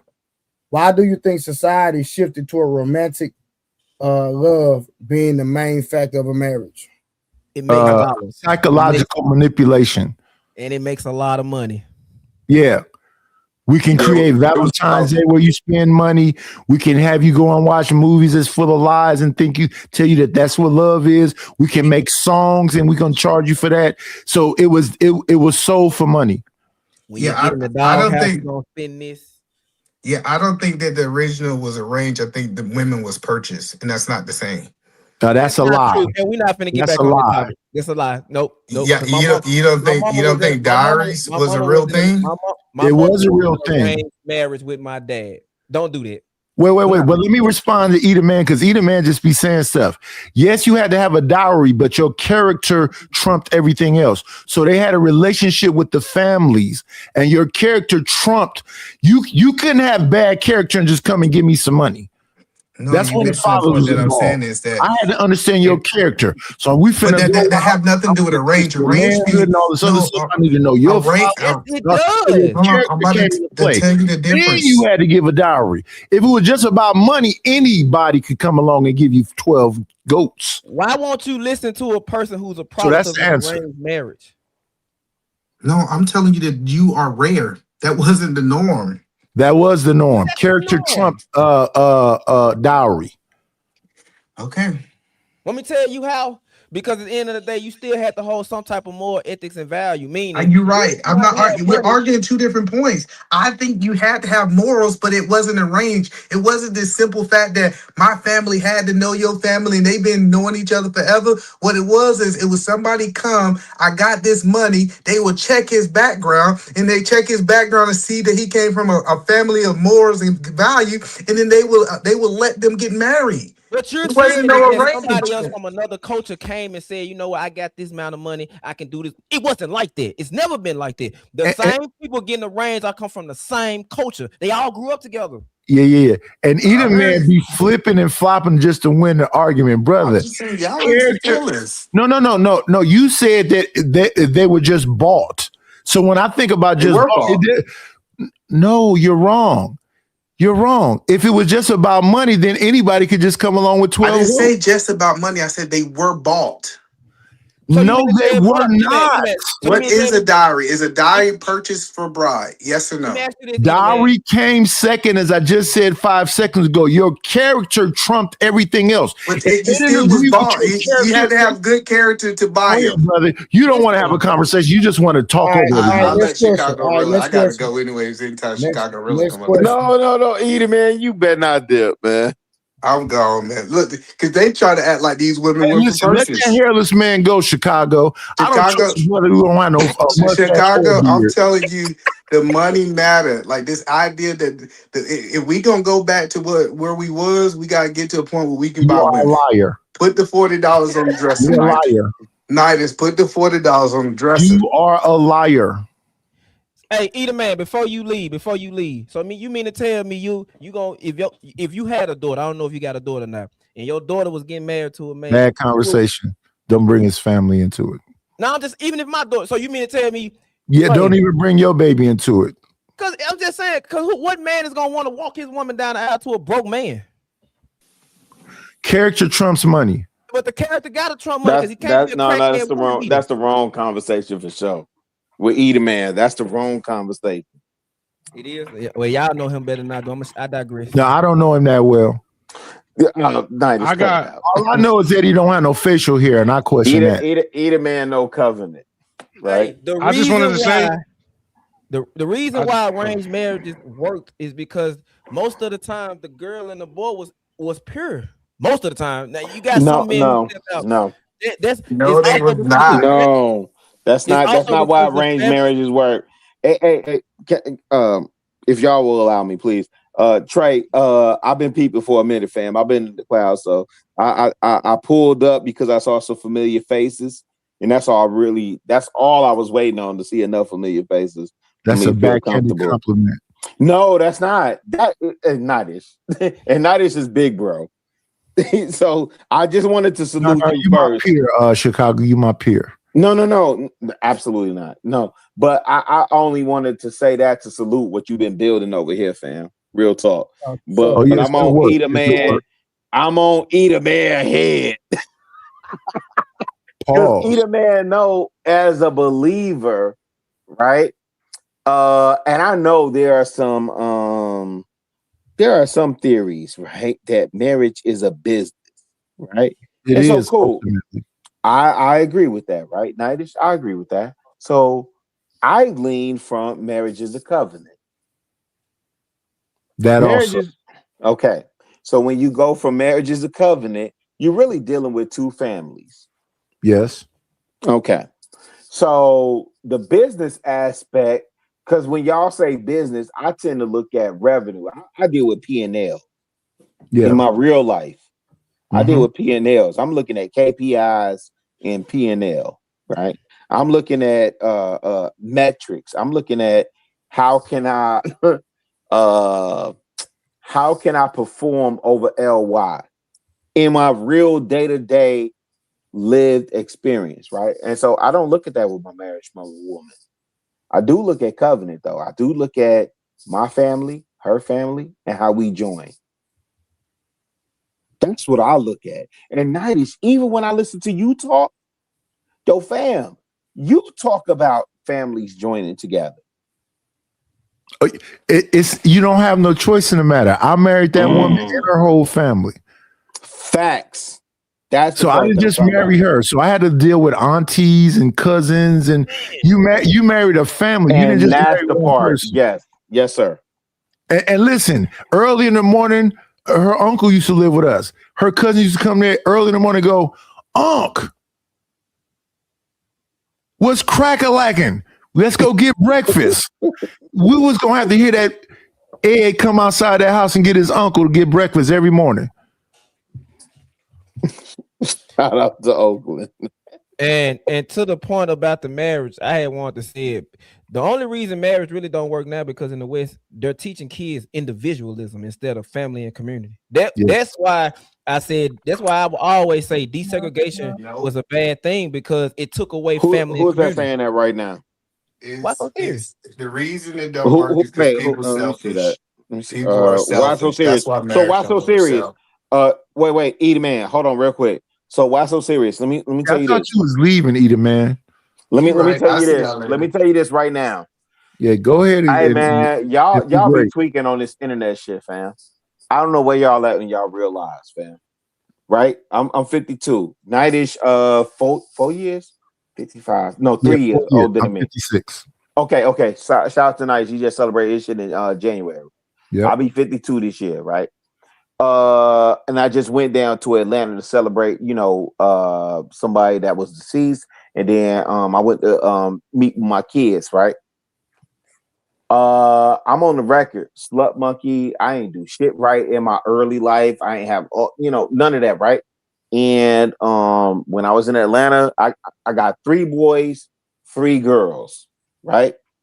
And my 2 sons are married. My daughter that's in the Air Force, she's married. Look at God. And so when I listen to y'all talk about how people are not getting married and these kids and this, that, and the third with the rule, I'm like, okay, so if you're a parent, what are you feeding your kids? Right? Or it could be age gap, because I'm 52 and you may be significantly younger than me. Yeah, And you you may 18 be years older than me. I'm 18 years older than you. And so I have to delve into I'm genuinely curious to know what is y'all mindset, right? Because again, my kids are Z's. I got 2 millennials. 2 millennials. Man, 2 millennials. But even my daughter, even with her, she's in a long-term relationship and she ain't got married for, that's her own situation. I ain't tripping, but they together, right? But my other kids,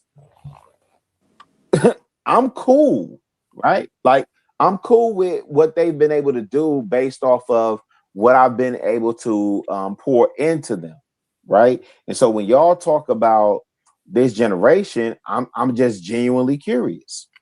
No, but Chicago, tonight's conversation is it about love or strategy?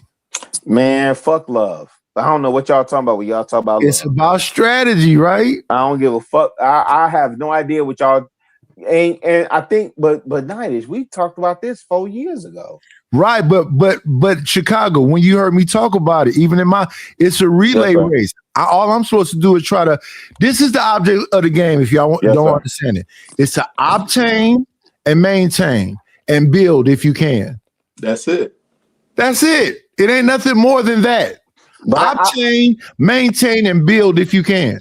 But I have seen pass it Trey on. talk about this. I've seen Trey hold the conversation, so that's why I felt he's strategic. He said he got his stuff set up. His kids don't have to work, but if they want to work, they can be philanthropists. They can add to other people. Oh wait, so Trey, they're not gonna work in a family business? Yeah, if they want to. Wait, so it's a choice?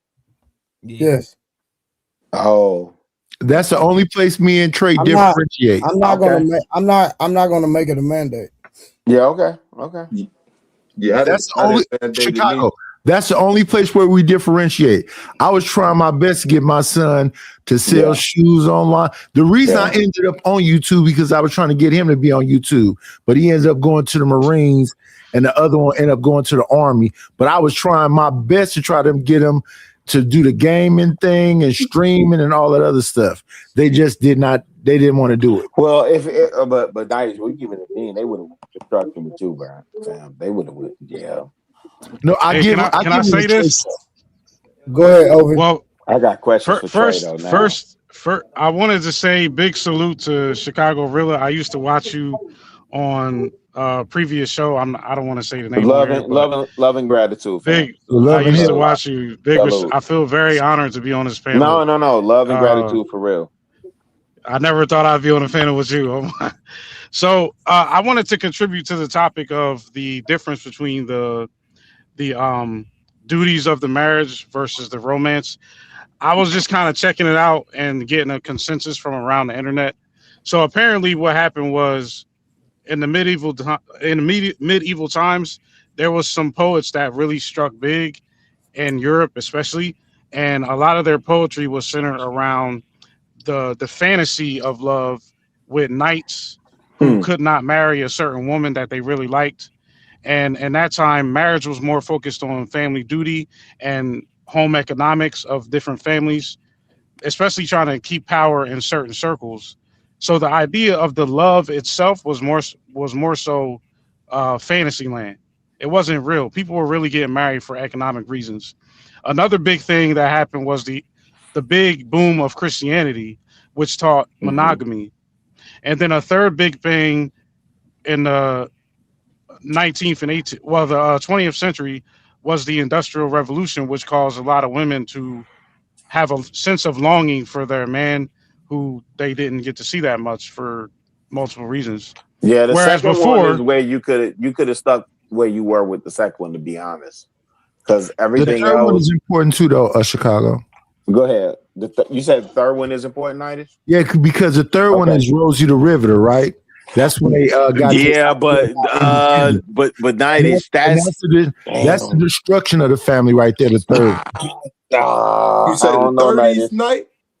No, I said no. He's saying yeah. So when he talked about the industrial age, that's when the dudes went to Vietnam and all other stuff, and they were drafting people. So the women was left alone. They had to be these Rosie the Rivers. They had to go get these industrial jobs. So they was in them metal plants and all this other stuff. So that's where the concept of individuality. But see, Nightish, what happened when they came back home to Rosie the Riveter? What happened? No, and people hate that I always talk about movies. Talking about a lot of men caught their wives cheating. Yes. So but wait, Trey, they was out there doing what they do too. Yeah, 100% for sure. But that's a survival instinct, right? So if we're gonna talk about that, that would be the Moors going to Sicily. To the victor go to spoil. So them Sicilians are considered the N-words of Italians. They don't respect that's a fact. And that goes back to the caste system. So when God is real was up here, they have a caste system where they are also, but it's based on color. The lighter, the fairer skin you are, the more influence and power you have. That goes to China, Jamaica, Nigeria. That's when them are bleached. Them are bleached. The lighter, fairer skin you are. So with Nigeria, it's the taller you are most of the time. The taller you are, like when it comes to the men, the taller you are, the more power you kind of have when it comes to Nigeria. No. I can see that in what is that? The Maasai tribe in Kenya with the jumping. Yeah. Are you sure for Nigeria? Because remember, you got Yoruba, Igbo. And there's one more I can't think of. Chicago. Fellas, let me read these super chat real quick. Oh, my bad, Trey. My bad. No, you good, bro. I ain't tripping like that. Shout out to my boy JT. He said untouchable Dalits, the traditional Hindu caste heresy. Yeah, hierarchy. Hierarchy. That's what we were talking about earlier. And then Mo Love with the $10 says support the show. And then JT came back with one more real quick. Let me knock this one out with the 20. Shout out to my boy JT. He said a bill of sale is a legal document that records the transfer of ownership of an asset from a smaller seller to a buyer. It acts as a receipt for the transaction detailing what was sold, the date of the sale, and the price paid. Shout out to my boy JT from What We Know podcast. I was about to ask, is that my Detroit nigga? A lot of those bill of sales was manufactured. Nobody sold nothing. They just wrote it. On that night, he's just put me up on game. Well, that's the patent. Remember, we didn't get patents and all those other things. Shout out to Out the Mud. Go ahead, Nice. No, I want. Wait, Jay Prince up here? Yeah, let's let the president. No. I said, go ahead, Nightish. I was done. Okay. I was just saying, shout out to JT. What question you had to ask me, bro? Oh, man. I'd have forgotten now. It's gonna come back to me in a minute. You gotta said forgive me I because think I'm it was old. about my kids or something. Oh yeah. Give me a second because I'm gonna have to go back and revisit what we were just talking about. We were talking about, you said about my kids taking over the business. Oh yeah. No, I definitely want to know about that part. Yeah, what I'm saying. What question you had? Yeah. So, because when I think about, to be honest, when I think about Herman J. Russell, right, in Atlanta with the construction business, and like, please do your Googles. When I think about Earl Graves and Earl Graves Jr. Taking over that business, and then I can't even get into John H. Johnson because his daughter was adopted, so on and so forth. Damn, it was something you said specifically. And so when I think about what your seeds will take over, what does that look like, fam? Well, so my family, we have a trucking company and we have a CPA firm. So who are you grooming, right? CPA means certified public accountant? Yeah. Okay, cool. So let me separate them But two. we have a firm though. So it's like no. Let me separate them two though. Is that fair to separate the two? For sure. Yeah, go ahead. Okay, so on the trucking side, who's being groomed for that? None of us. Okay, so on the CPA side, so hold on. Let me say something. Fair. So either because I have two boys, right? So either of them can just take over the company and run it from a management standpoint. They don't have to physically drive. You know what I'm saying? They could book the loads, pay the driver. Yeah, but Trey, the whole shebang. They don't have to actually do the driving themselves. But if they choose to, the opportunity is there. So it's totally up to them. But Trey, the goal is that they would never drive, right? From your standpoint. Yeah, 100% for sure. They would be overseeing and 100%. Okay. Who's being groomed for that? No, my boys are young, but neither of them right now. Okay, on the CPA like side. So this is my thing. Like my oldest, he want to be like my oldest is a competitive soccer player. So that's what he loves to do. So we shoot. Yeah, and that's what I regret. So we shooting for the Premier League, and yeah, that's what I regret. Trey. Now what he is do, he knows how to fill out a 1099. He's 11 years old, so he understands the CPA business because we have him doing people tax returns, the whole shebang. So he's already doing that. So the trucking aspect of it, we hadn't really grown nobody for that. But at the end of the day, he still will own it outright, and he'll be able to manage it from that standpoint. Hey, Trey, go ahead. And I'm sorry, bro. Respectfully, please give me grace, man. This is my first time pulling. Nah, you good, bro. Okay, listen, I don't, bro. I answer any question, bro. Yeah. So when I go on South Side Chicago, if I go, if I pull up in Roseland, the Arabs, because we call them Arabs here, right? Yeah, we call them out here too. Yeah, hey, Nightish, them jokers been running that liquor store for years. They've been running that corner store, that grocery store for years. And guess what? They take all the proceeds and they take it back to their hood, and maybe they bring people over and get on the visas, and maybe Donald Trump stopping them visas now. That's through all Chicago, Rilla. Who that? Who said that? That's this P. Smurf. Already. Oh, shout out. Oh man, I've been following you too. Shout out to you, P. Smurf. I've been following you too. And 1000%. You right? And the thing of it is, somehow they sold us the dream. Because Trey, truthfully, one of the conversations that I had with my sons, right? Around this idea that you get to pursue your dream. Fuck your dream. You know what I'm saying?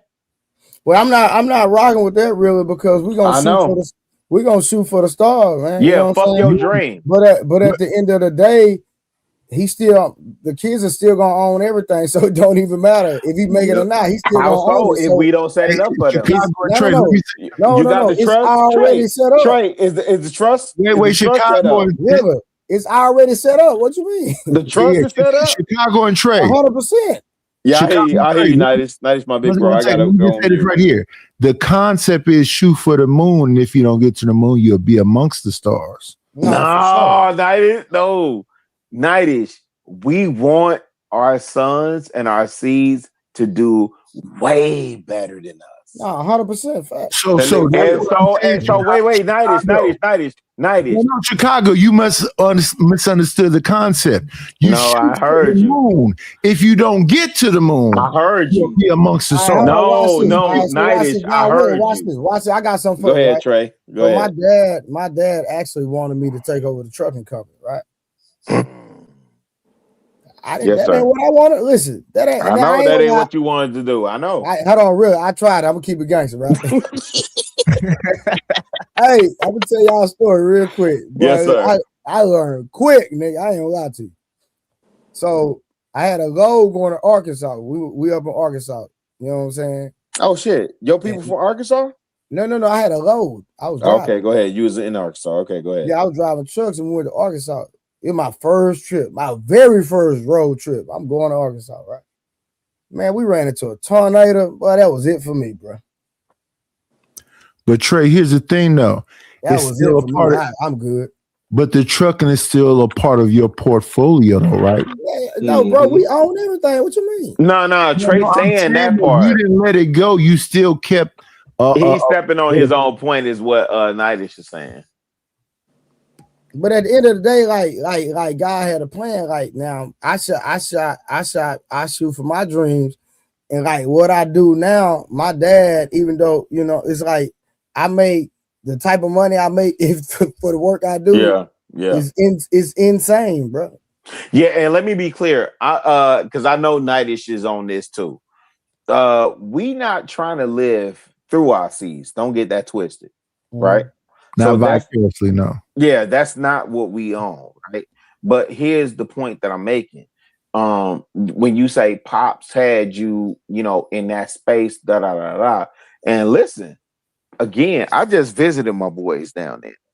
And I wish the mofos had listened to me, right? I really do wish they had listened to me because we would be further along as from a family structure. We 1000% will be further along. Yeah. You understand what I'm saying? And it's not about me imposing my will. Older, but by the time my boys get old enough, it's like they got it laid out. Bro. Oh man. When I look at Donald Trump, right? And I don't know. Hold on. Do you know Donald Trump? He didn't even want to do that. Hold on. Donald Trump. Hold on. No. Donald Trump made his boys work. They started out being janitors. Like, he made his boys work. Hey, but Trey, what they had to learn? They had to learn the ins and outs of the business before. Trey, is they in a family of business though? 100%. Is they in something else other than even Ivanka?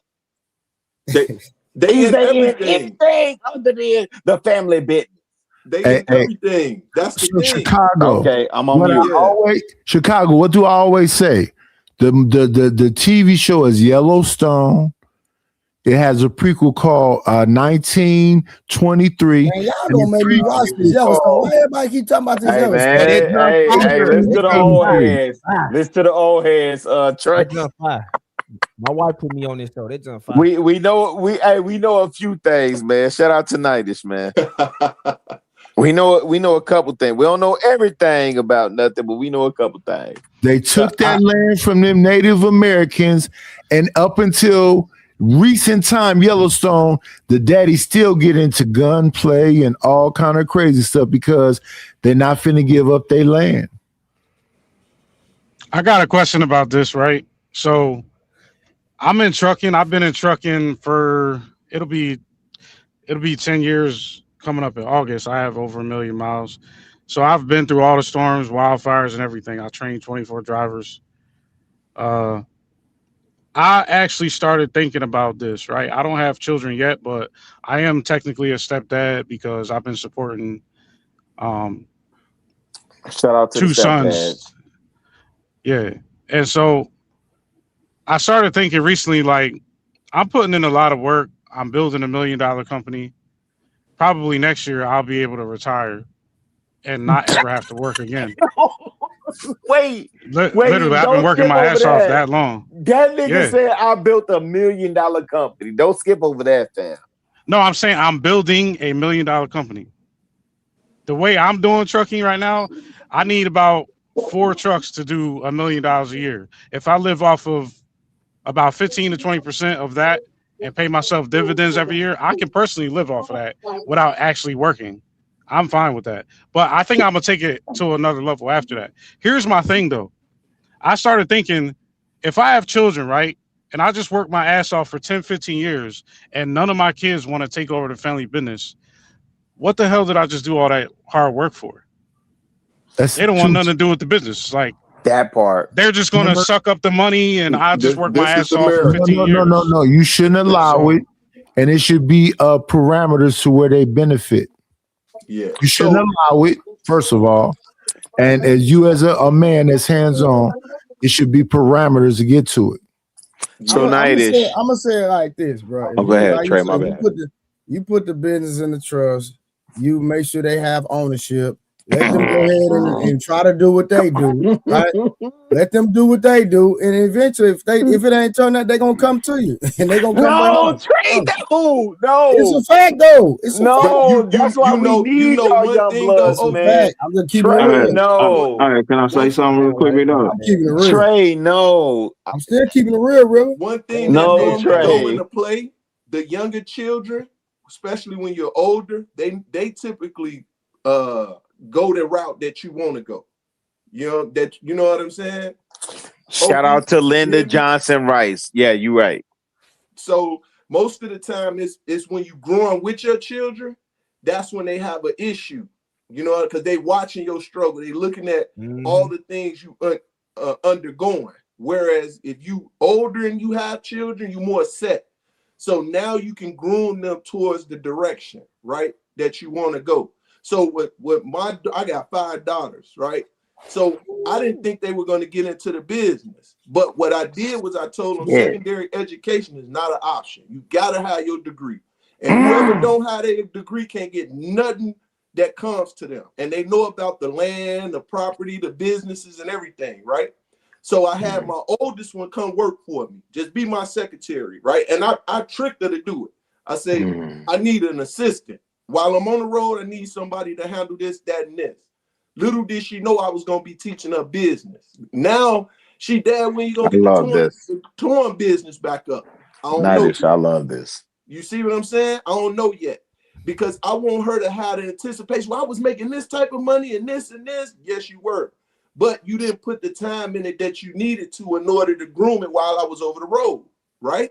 So now that Dad back, I don't know if I want to do it yet. Now that gives them the anticipation to say, no, I want to be a part of this because I want to be a part of my dad now. Now they want to be a part of their dad because they see what their dad does.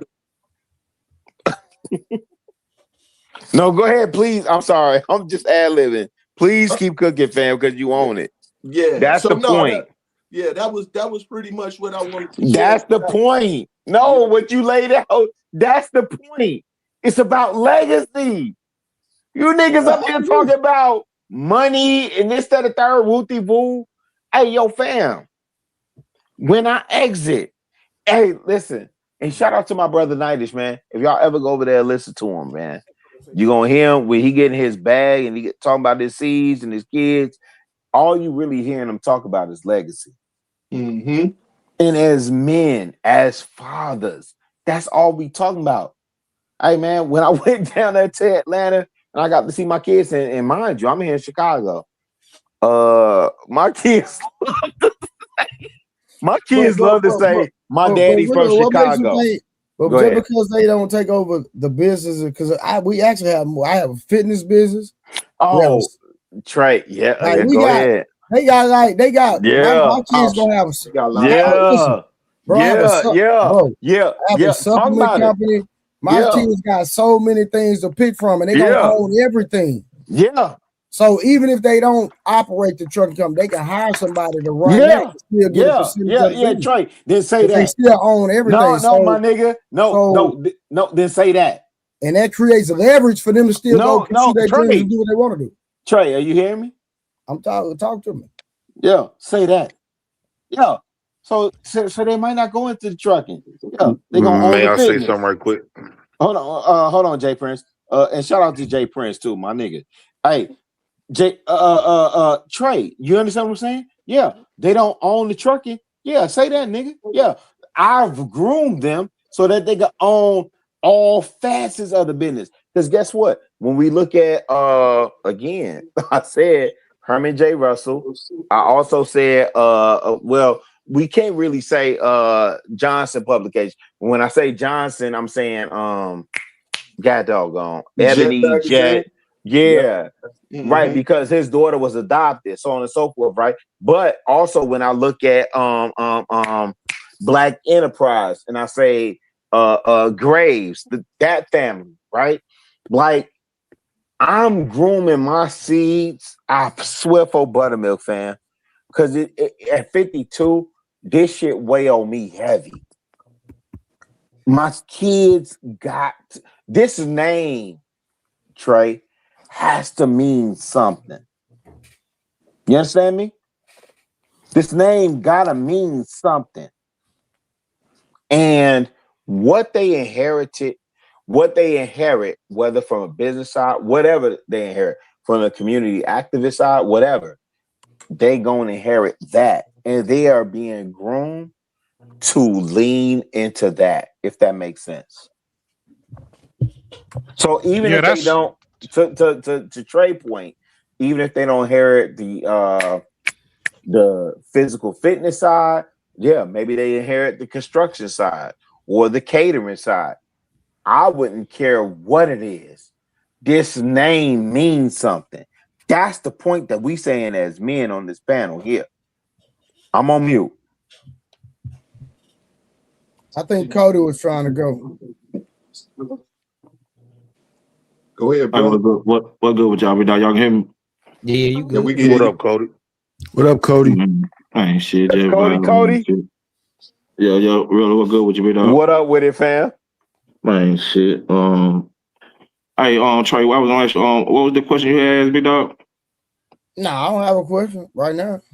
So I thought you had just posed a question. Hey, real a while back about No, he was asking me what I was saying on on his situation Cody, about when you start his talking fees. proper English now, boy. What I said? What I did? When you start talking proper English, you said I thought you just posed a question. I always talk like that when I'm high sometimes. You know, that's how it come out when niggas be high. Nigga be high, niggas be goddamn me. Go dig in that dictionary on your ass, boy. A high nigga dig in that dictionary on your ass, boy. For real. Nah, hey, but I got a question though, big dog. I don't really know what the I never really dug into understanding what the FBA was or whatever. But I wanted to know, like, what was the problem with being FBA?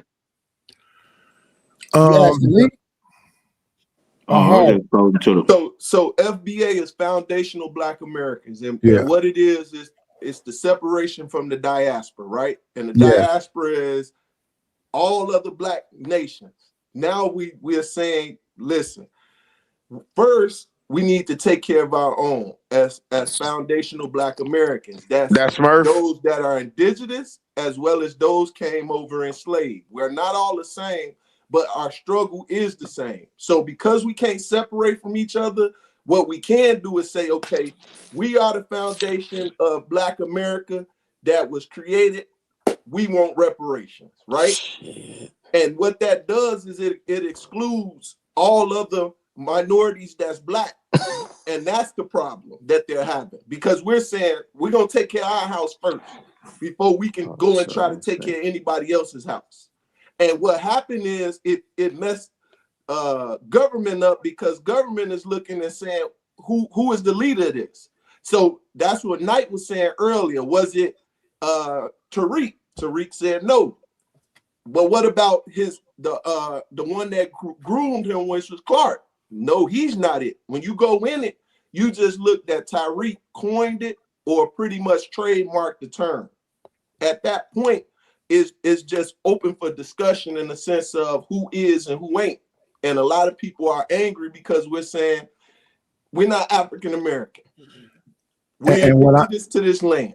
And what I'm saying about FBA is the only place that has a legitimate structure and form is when it comes to reparations. Because when it comes to reparation, it don't beyond that, it doesn't apply.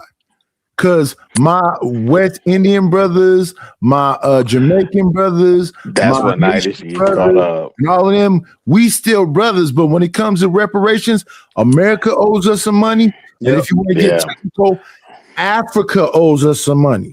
How we owe you money? And so wait. And so this is where, and love to my brother Nightish.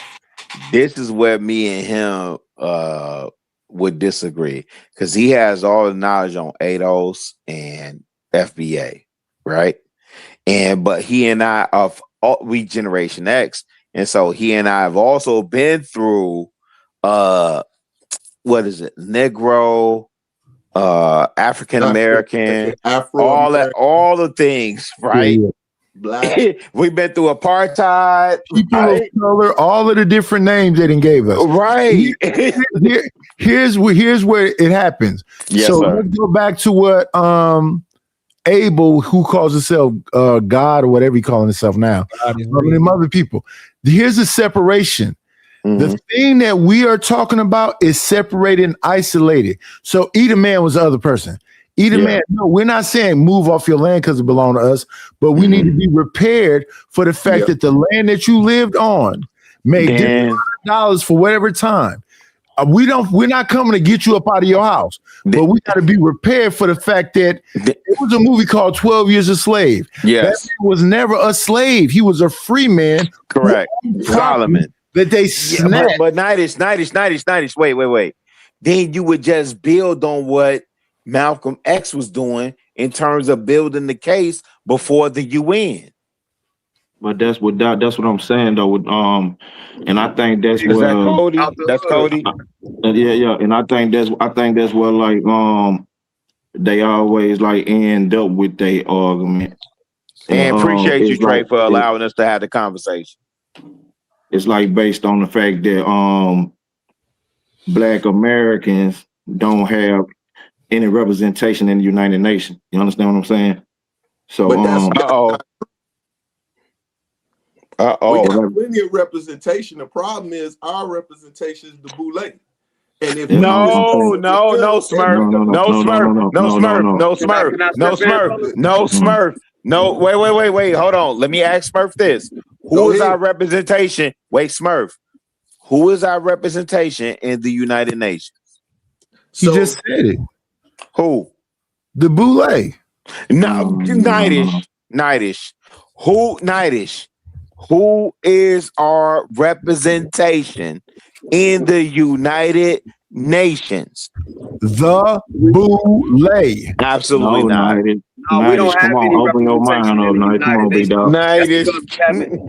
You know, the United Nations is a conglomerate of nations. Yes. All right, so let's think on that aspect. No, just go from who Malcolm X was approaching. No. I don't like when y'all do this. Instead of us going all around the mark, who do y'all think our representation is then? Yes, exactly. Like for instance, zero. It doesn't exist. Who did Malcolm X go?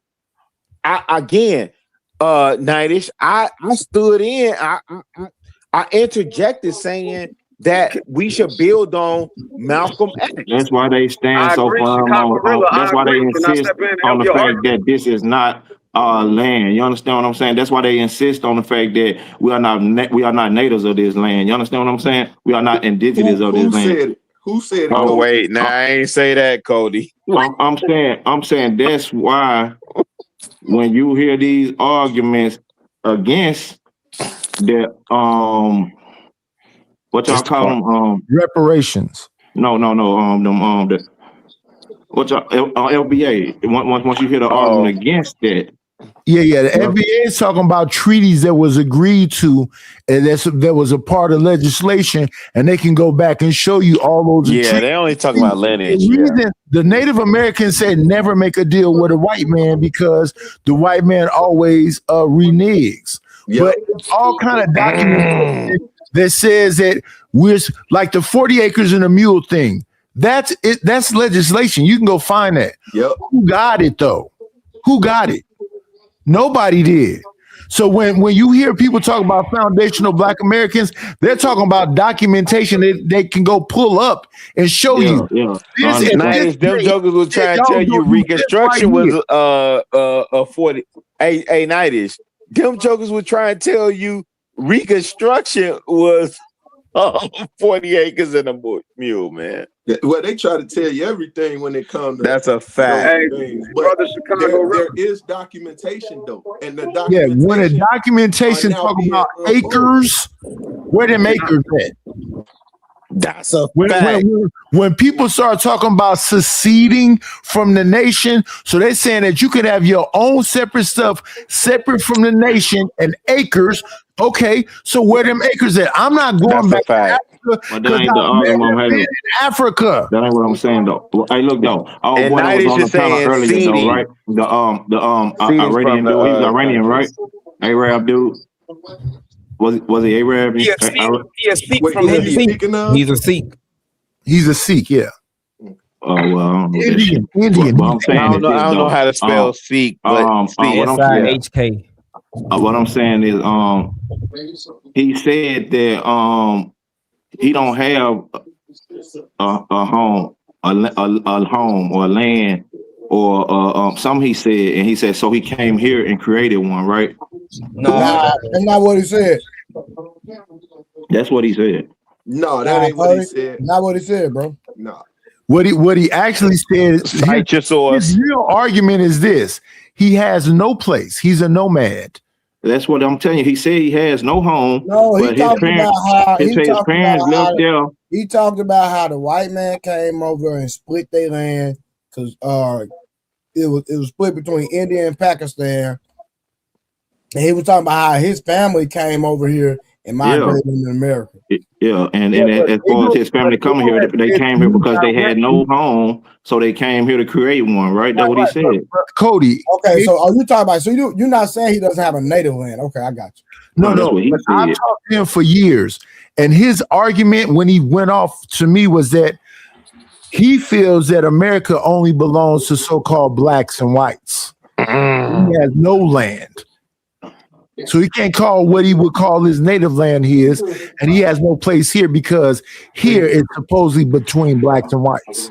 Well, I think America is built on black and white. I think that's basically who it's about. Is that's who it functions around. Puerto and everything Rico else got is just a goddamn throw it's like a monkey wrench thrown in the program to make sure niggas stay where they supposed to be. Cody, Puerto Rico definitely got a different response. Meaning, what you mean by that? Yeah, I was just there, right, in February, right, and so when you say when you talk about the black and white response in America, and then you get to talking about how we have gangster shit. Keep it a bean. But Chicago, even Puerto Rico has a caste system. Yep. I experienced. Yeah, I'm really just talking about that algorithm. I experienced that a little bit, right? And I asked them while I was over there. I asked them about why they so vehemently disagree about becoming a 50th or 51st state, right? And then they look to Hawaii. You ran over what I just said. No. You said caste system. Got a flag. Hey, wait. No. So let me address that then, Nightish. So when you talk about because I was in Peones, which is in Louisa, about like I was, me, Nightish. When I go to the land, you are a person of the people. I want to go to the land. You want to go to the hood. Yeah. So you're right. 1000%. No, San Juan is not the hood. Yeah. But everything is fenced up.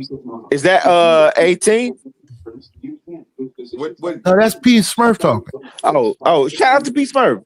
My bad. 18 here.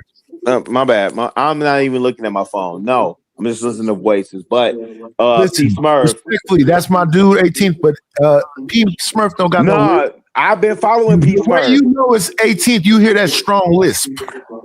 Yo, relax. Yo, Chicago. damn, I'll say something I right wouldn't quick. say, hey, P Smurf. Talk to me. And I know you've been over there. Apparently, I just wouldn't say the whole of Puerto Rico is a hood. That's all. No, I get where you coming from, but yeah, you know, they whole country is pretty yeah. up and barred. The island is the island. Yeah, you're right. You're right. P Smurf in Chicago. May I say something right bringing up quick? a caste system. When we start talking about Jay Prince. Indians, when we start talking about Puerto Rico and all these other places, all the darker complected people are oppressed in all these different places. But I get That's what the point, what Nighty. Rilla's saying is they're a little That's bit the point. different than us because they understand their history and they explain their history quite well when it comes to the mixing of. And we can't explain ours. That's the point. Yes, sir. But listen, Harwin was just up here explaining ours, and everybody fought that man. He was explaining ours. No, because they don't want they're speaking about nations. That's why they going against Harlem. Where Jay Prince at? Jay Prince, I'll talk to Jay. Hold on, fellas. Oh, go ahead. My bad. That is not true. Nobody fought Harwin except for God is real. Yeah, Abel. Yeah, That's Abel. They wasn't fighting him. In fact, No. Edom Man fought him too. Edom Man fought me, but he wasn't making no real. You said everybody. Nah, I just want to say this, right? One second. I exaggerated a little bit, Trey. Like earlier, I was trolling a little bit when I said people was triggered. I trolled just a little bit, Nah, most of us, and again, me and I don't know who else is old up here, but we Gen X, you right? only one old up here, Chicago. Damn. So I know for me, I can go to my great grandma. I've heard Nidus talk about at least his great grandma, maybe his great great grandma. But but I will say this about Jay Prince. I've had conversations with Jay Prince, and he talked about his Geechee Gullah connection, right? And I know he was trying to get in here, so I don't want to hog the mic, right? I do want to pivot if he's still up here because I can't see. Yeah, I'm still here. Keep going, Rilla. No, I want to before you pivot. I do want to hear about Jay Prince on his Geechee Gullah, Gullah Geechee. Hey, before we. Hey, P Smart, what you mean? Like you don't want me to say nothing or something? No, he was talking, so I was just telling him keep going. Yeah, you done talked for 2 hours. You didn't talk for 4 hours and a half. Who, me? Jay Prince, don't do that. Bro, I spent 30 minutes of talking time. Go ahead. That's intervening. Well, what I want to say is y'all sound like a bunch of subjugated losers. Damn. And I'm tired of hearing these stupid ass conversations that's not getting us niggas nowhere. Like I've been not only just on these platforms in real life. Y'all sound like a bunch of old barbershop. You got one nigga that wasted his whole life in trucking just to become a step dummy.